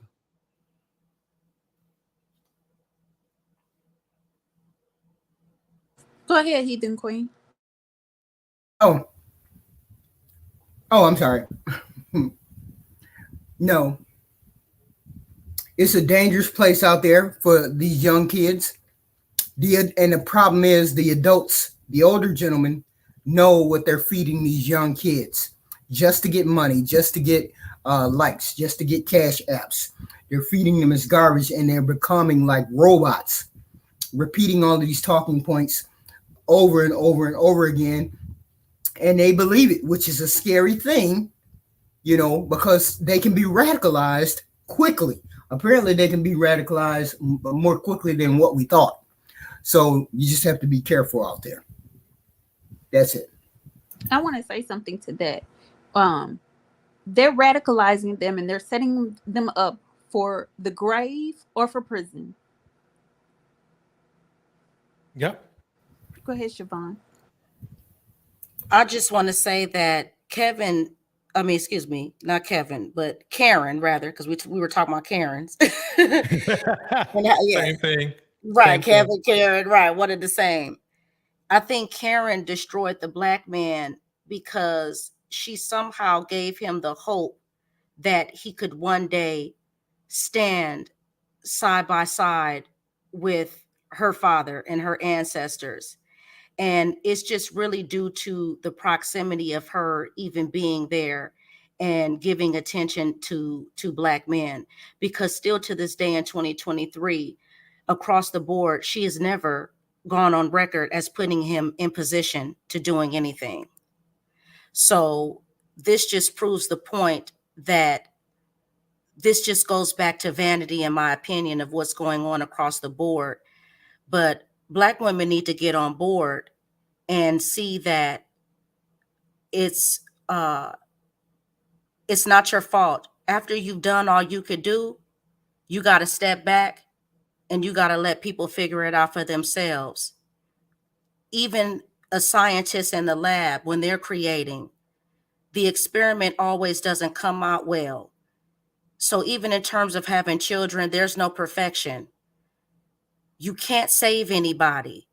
Stop feeling sorry for people.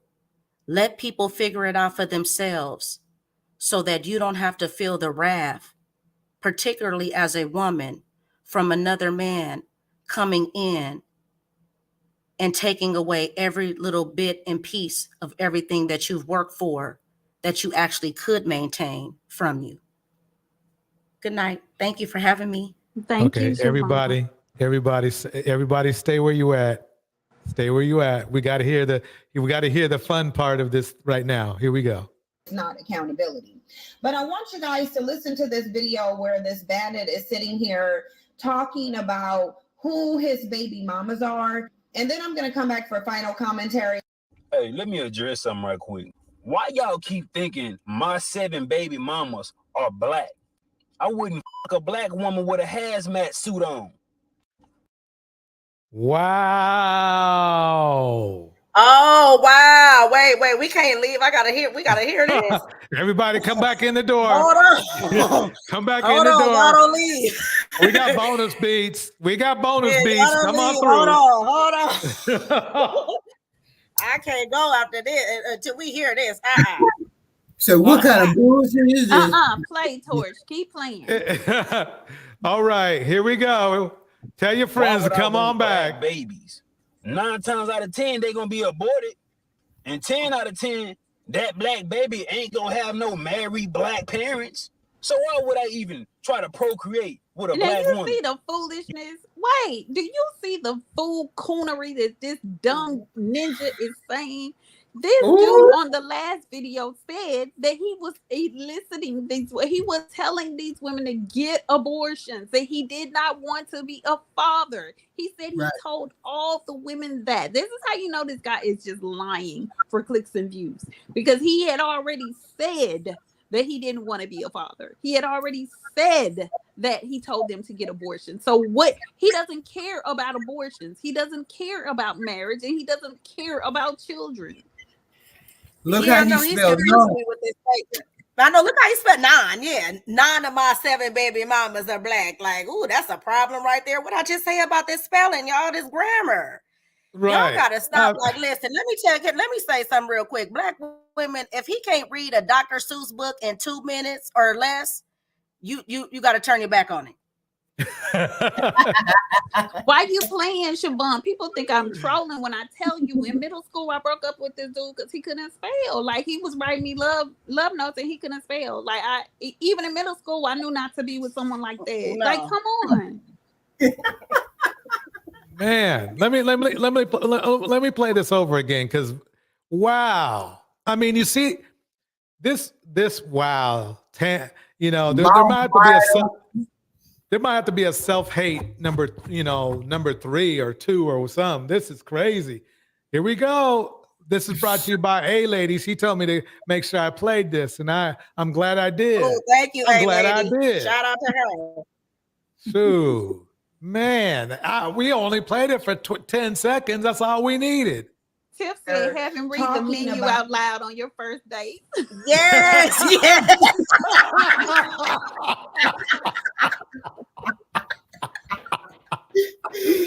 Oh, Tiff wins the internet.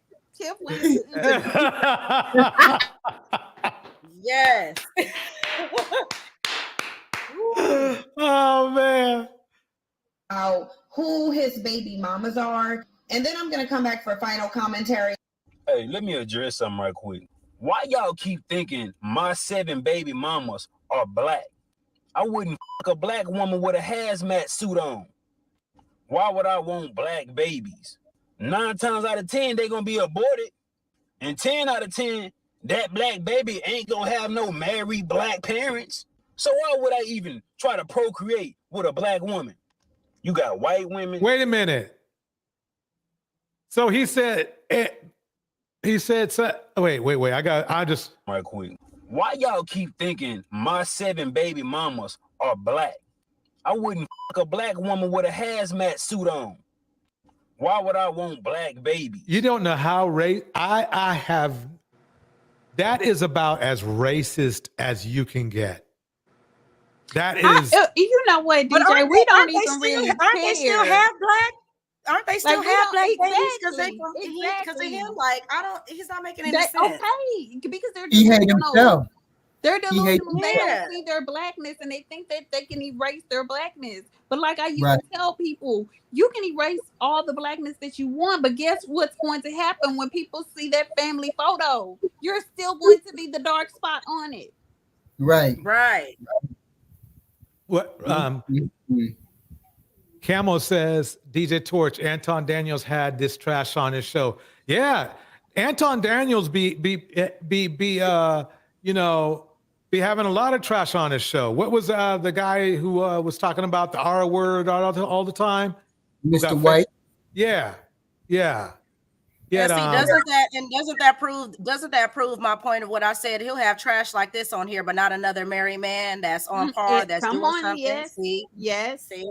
Nobody that's accomplished, nobody that's doing something for themselves, Right. nobody that's being an example.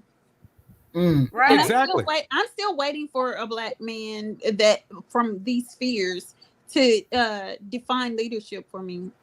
I'm still waiting. Ooh, Yeah. yeah, no, you're not. You're gonna be waiting a long time for that. Yeah. Yeah. Remember this is why Anton had him on the show, because Anton thinks the same way. She's more of an enemy than the white man ever has. She's more of an enemy than anybody in history has ever been to the black community, because she's the very person that comes in with deceit and looks to use you and then disperse of you when she's done with you. Then we go to And does that man really believe that, George? You know that man doesn't believe it. I do. I think he does. I think. What he, is I, him? I think he does. No, I think he was messing with the women. I think he was rattling the women, like, No, I because think he was doing it both ways, though, Siobhan. I think it was for the women, but it was also for the men.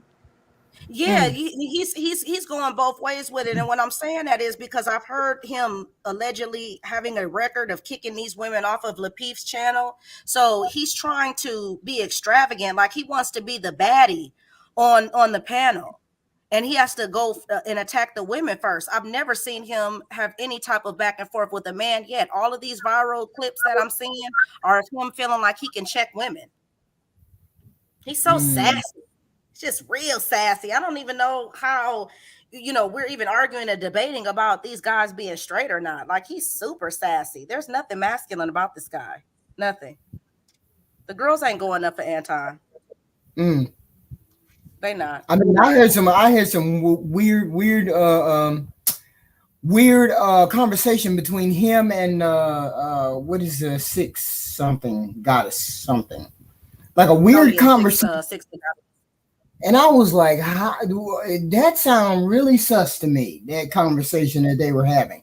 But I mean, he seems to be, I'm married for this long and that long. There's no way he has a wife sitting there listening to that, and she doesn't have any kind of commentary about the way he treats the women over there. She's probably enjoying the money that he's getting from it, because and she's enjoying the fact that he's not bothering her. Right. Welcome to the panel. So I was let me just piggyback on that. For real, like, she's probably is enjoying it, but I think she should also be blackballed. So, because for you to sit there with your husband is almost like you're co-signing to it. That's You're what I said agreeing to earlier, it. creative. I said that earlier. Exactly. Yeah, she is. And then I wanted to talk about him. So this is crazy. He said none of his baby mamas are black. This is crazy because he's the same one who talked about the women that he slept with. That's their problem. The woman that he slept with. This guy is lying, though. Creative. I mean, anybody can see that when we went through it with Annalicia, it was like crystal clear. Yeah, he has to be lying, and this reinforces that he had to have been lying, and he's still lying. Yeah, he's just trying. What happened was he stopped getting phone calls, and now he has to try to think of something else to get some attention. Yes. Let me play. Lady said she's gonna throw her wrench at you if you don't finish playing. No. Ooh, no, yeah, we gonna finish playing it now. I got to see this. Yeah. 9 times out of 10, they gonna be aborted, and 10 out of 10, that black baby ain't gonna have no married black parents. So why would I even try to procreate with a black woman? You got white women, Asian women, Mexicans, then black. Which one you think I want? I want the top tier, baby. Stop assuming Holy shit. that I got 7 black women pregnant when you don't even know me. Talking about I'm affecting the black community. Y'all got. I thought it was 10 women. Now Yeah, he said he got like double that. At least 10. He said at least 10 because Yeah. three of them went ahead and had abortions. Didn't he say one time the type of woman that he slept with was people who was in the clubs or people who was like 304s? Oh, yes, no, I don't he know. did. He said that. You're right. Yeah, Yeah. he did. Yeah. Yep. The wrong. And another thing, black women got the most baby daddies. Now, think about that. Black women are averaging 1.5 to 2 baby daddy. Why would I want something like that? Wait. Now you guys listen. Whoa. That's not making sense. And 1.5 to 2. I thought it was more than that according to them. 1.5 to 2 is the average, the national average. But he just made 7. Right. He didn't make any. He didn't. Nobody is sleeping with him. Like nobody. He didn't make any because he's sitting there lying. So he's saying he in one breath said that they wouldn't have 2 parents, and then the reason you went viral is because you told them to get abortions. So why are you talking about Black women having abortions when you just said your other preferences?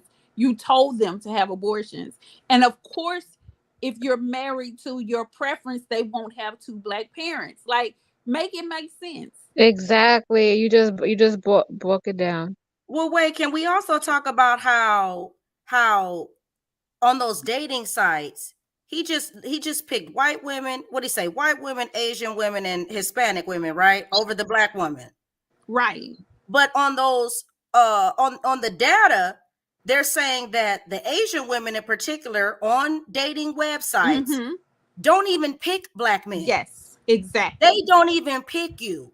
Then the white and the Hispanic women don't even pick Black men as their top 3. But notice that the Black man just named his top 3 as one of the women who never picks him, and the other 2 who don't even see him as her top 3. Can we all give A Lady an applause? This was that was a part of the course. It was. Thank you for that. Because that was some crazy shit. This dude is a clown. Oh my God. Let me play that whole clip over one more time. Just so we get the, you know. And it's like you said, DJ, he lost, was it you or was it Siobhan? He lost the calls. People weren't calling him anymore. I mean, he lost the momentum. Oh, so yeah, I told you when that clout runs out, they got to do a follow-up. Something more salacious, something more hedonistic to say in order to get the views and the clicks. But him saying this lets everybody know that he's a liar. So he probably just lost a whole lot of people except for those low IQ Black men who will believe him. This is disgusting. Final commentary. Hey, let me address something right quick. Why y'all keep thinking my 7 baby mamas are Black? I wouldn't fuck a Black woman with a hazmat suit on. Why would I want Black babies? 9 times out of 10, they're going to be aborted. And 10 out of 10, that Black baby ain't going to have no married Black parents. So why would I even try to procreate with a Black woman? You got white women, Asian women, Mexicans, then Black. Which one you think I want? I want the top tier, baby. Stop assuming that I got 7 Black women pregnant when you don't even know me. Talking about I'm affecting the Black community. Y'all got the wrong. And another thing, Black women got the most baby daddies. Now, think about that. Black women are averaging 1.5 to 2 baby daddies. Why would I want something like that? And now you guys listen to that video. Yeah, that was a lot. let me play that back to back with this clip here. I think this is good. I think I'm onto something right here.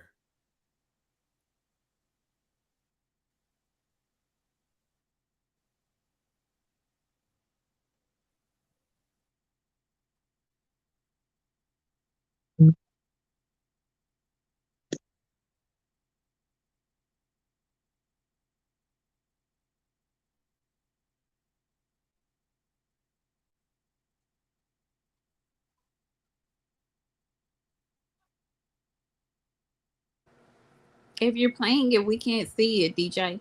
Yeah, I don't know. That was a long moment. Wait, my bad. Hold on. My bad. Hold It's on. okay. Okay, here we go. My bad. On the Latif Network, this he said, and Cynthia G highlighted it on her video.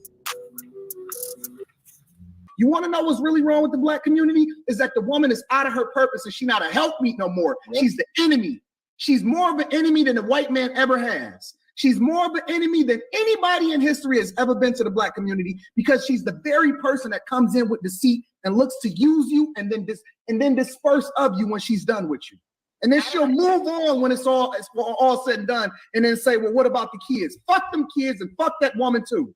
Throw that hoe out with the bathwater. Throw the baby out with the bathwater. Start the fuck over. Get a whole new group of women, and then fix the community that way. Okay. And who's going to birth those children in the new community? Who's supposed to have the new community? The little of women? girls. The little girls, according to them. This is the time that they're on. That's what that other guy said. Get rid of the women and we get the girls. I want Yeah, to well, these black men even though the law of nature wouldn't even that still doesn't make sense, because the law of nature would say to eliminate everything and start all over again. So so they're already they lost by that because that's not even how the law of nature works. They're dumb. Yeah. Okay. And they would be the first to go in all actuality because they are the weakest link. Right. Because that's so who's he supposed said to go. he said that we use them. I want him to find a group of men for us to use that are black, because more times than not, I see that most of these women get used. Well, no, first he makes no sense because he just said it. Let's go back it verbatim to where he said they're the only ones that come in. How do we come in when we're already in the community? Exactly.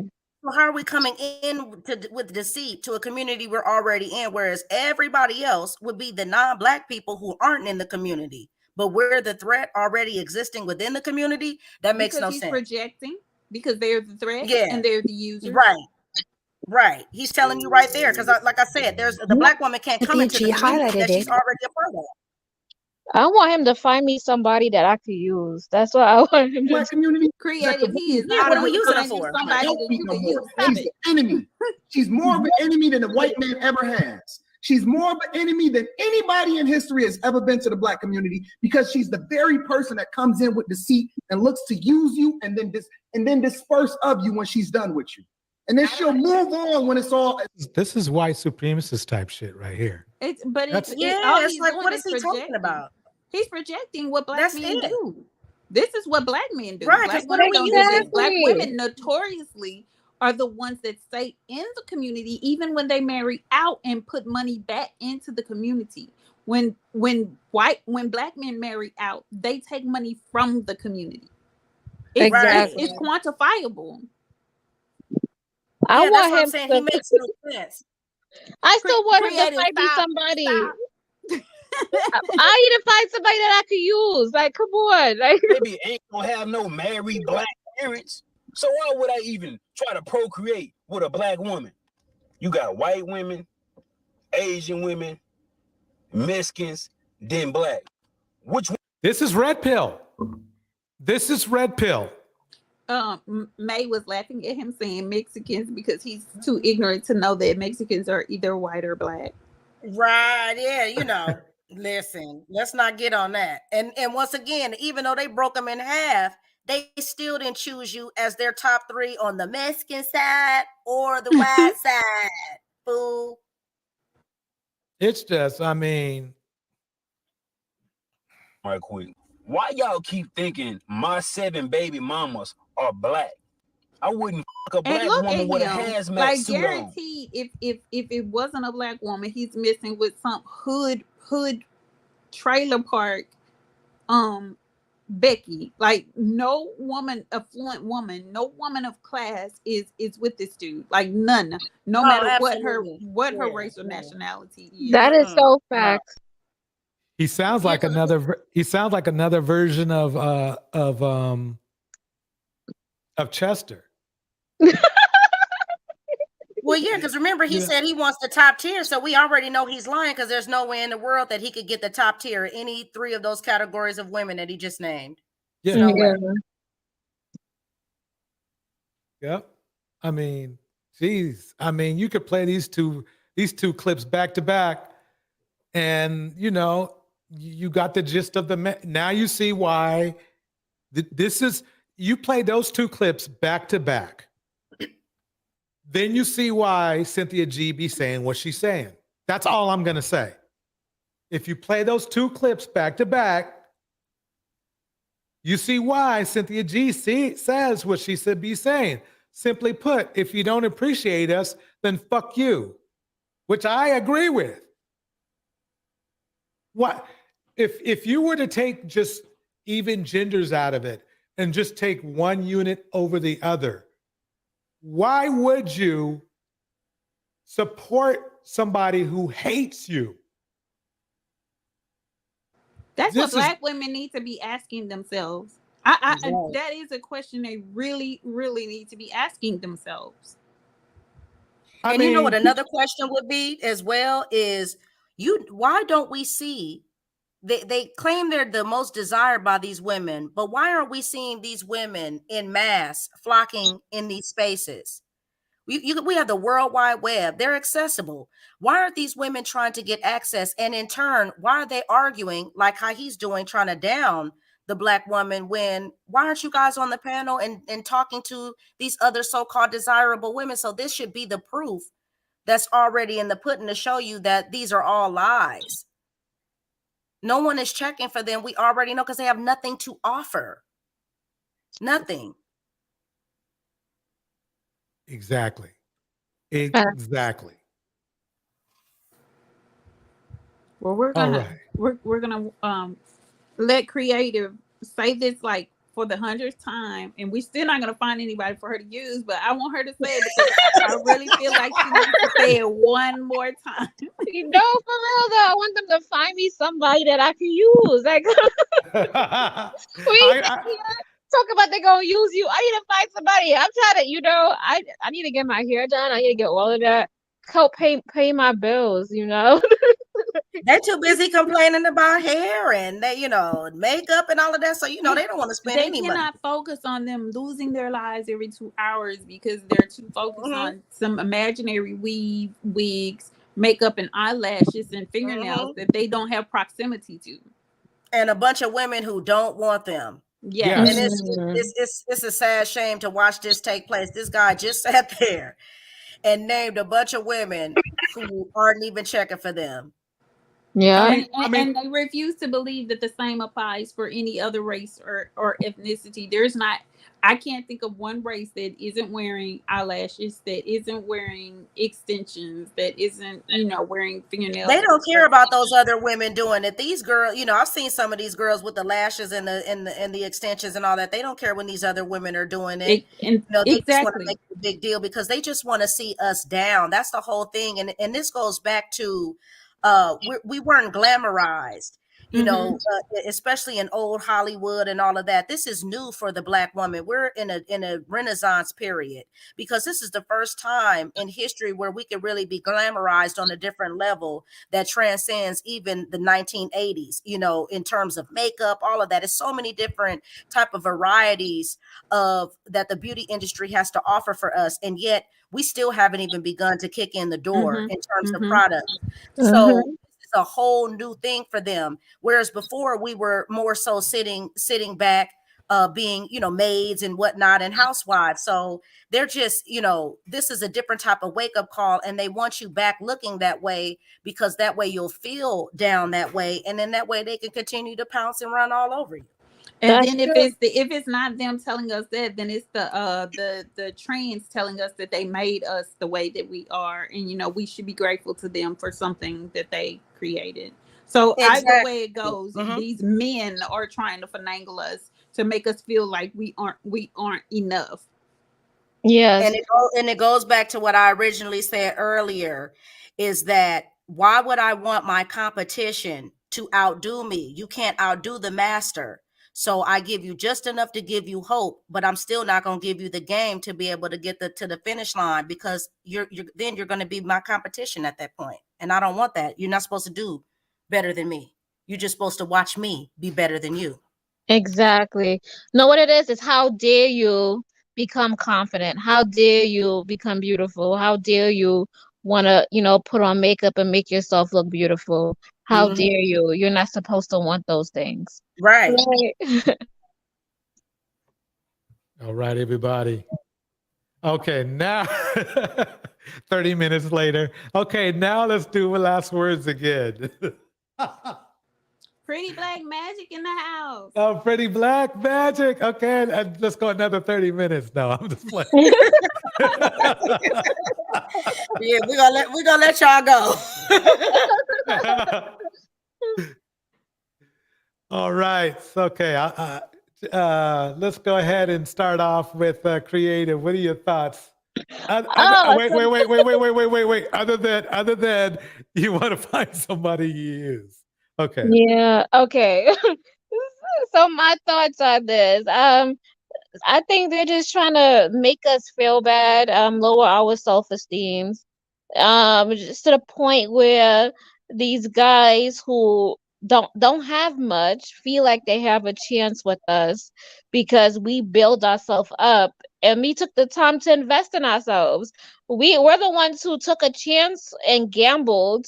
We're the ones who stepped out and went to school. We're the ones who, out of everybody, raised our hand and said something different. We took a chance. We got up. We did something different. And as soon as we evolved, our light is shining. And they're at the point saying, how could that be? We got to dim her light. That's all it is. They're just trying to dim your light so that you don't know your worth, you don't know your value, and you wouldn't ask for more and want more. And that's all it is. I think we should put ourselves very, very high on the pedestal and tell them to jump. That's my 2 words. Well said. I like that. Creative ain't playing. No, she not. No, let me just say thanks for having me again. I appreciate you, DJ Torch. I appreciate you, Gemini. I like what you guys are doing. Shout out to the chat, everybody. Thanks for listening to us talk, listening to me babble on and speak my little opinions, my little 2-3 cents here and there. All right. Right. But I don't have anything further to close other than to just send a message to, the Black women listening that stop helping these guys. Let them figure it out on their own and stop giving your energy away. Your money, your time, it's all currency.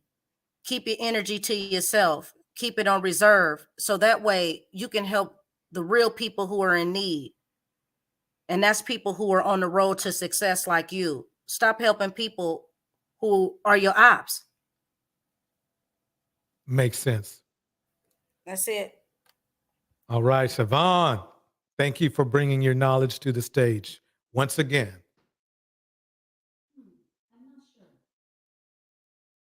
All right. I guess, Gemini, do you have anything? Just play my song and do the shout outs. Oh, yeah. Okay, here we go, everybody. Here we go. We turn it down just a little bit. All right, big shout out to Siobhan, Tiff, Southern Belle, the Urbanista, Gemini, Act Natural Under Pressure, Kelmo, Kittens and Caskets, Pretty Black Magic in the house, Bridget, Mason, Henry Mars, Tiff,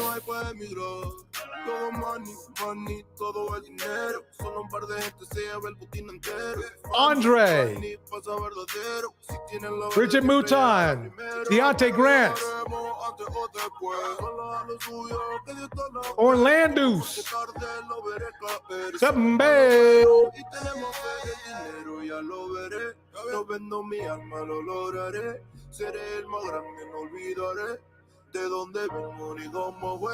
Henry Mars,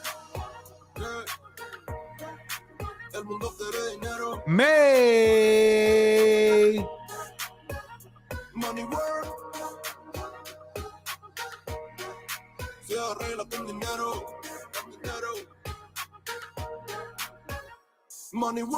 Heathen Queen, a lady,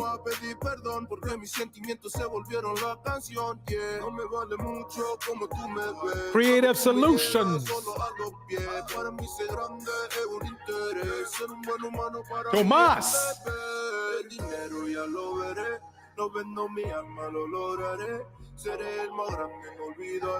Peace Purveyor,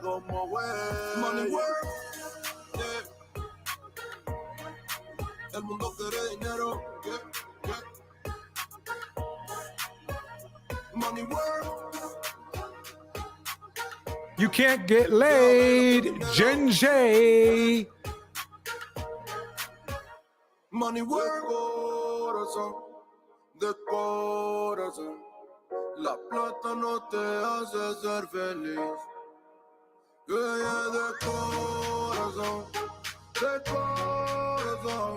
JM. No te hace ser feliz. All right, feisty. Money work. El mundo quiere dinero. Cindy D. Who said it?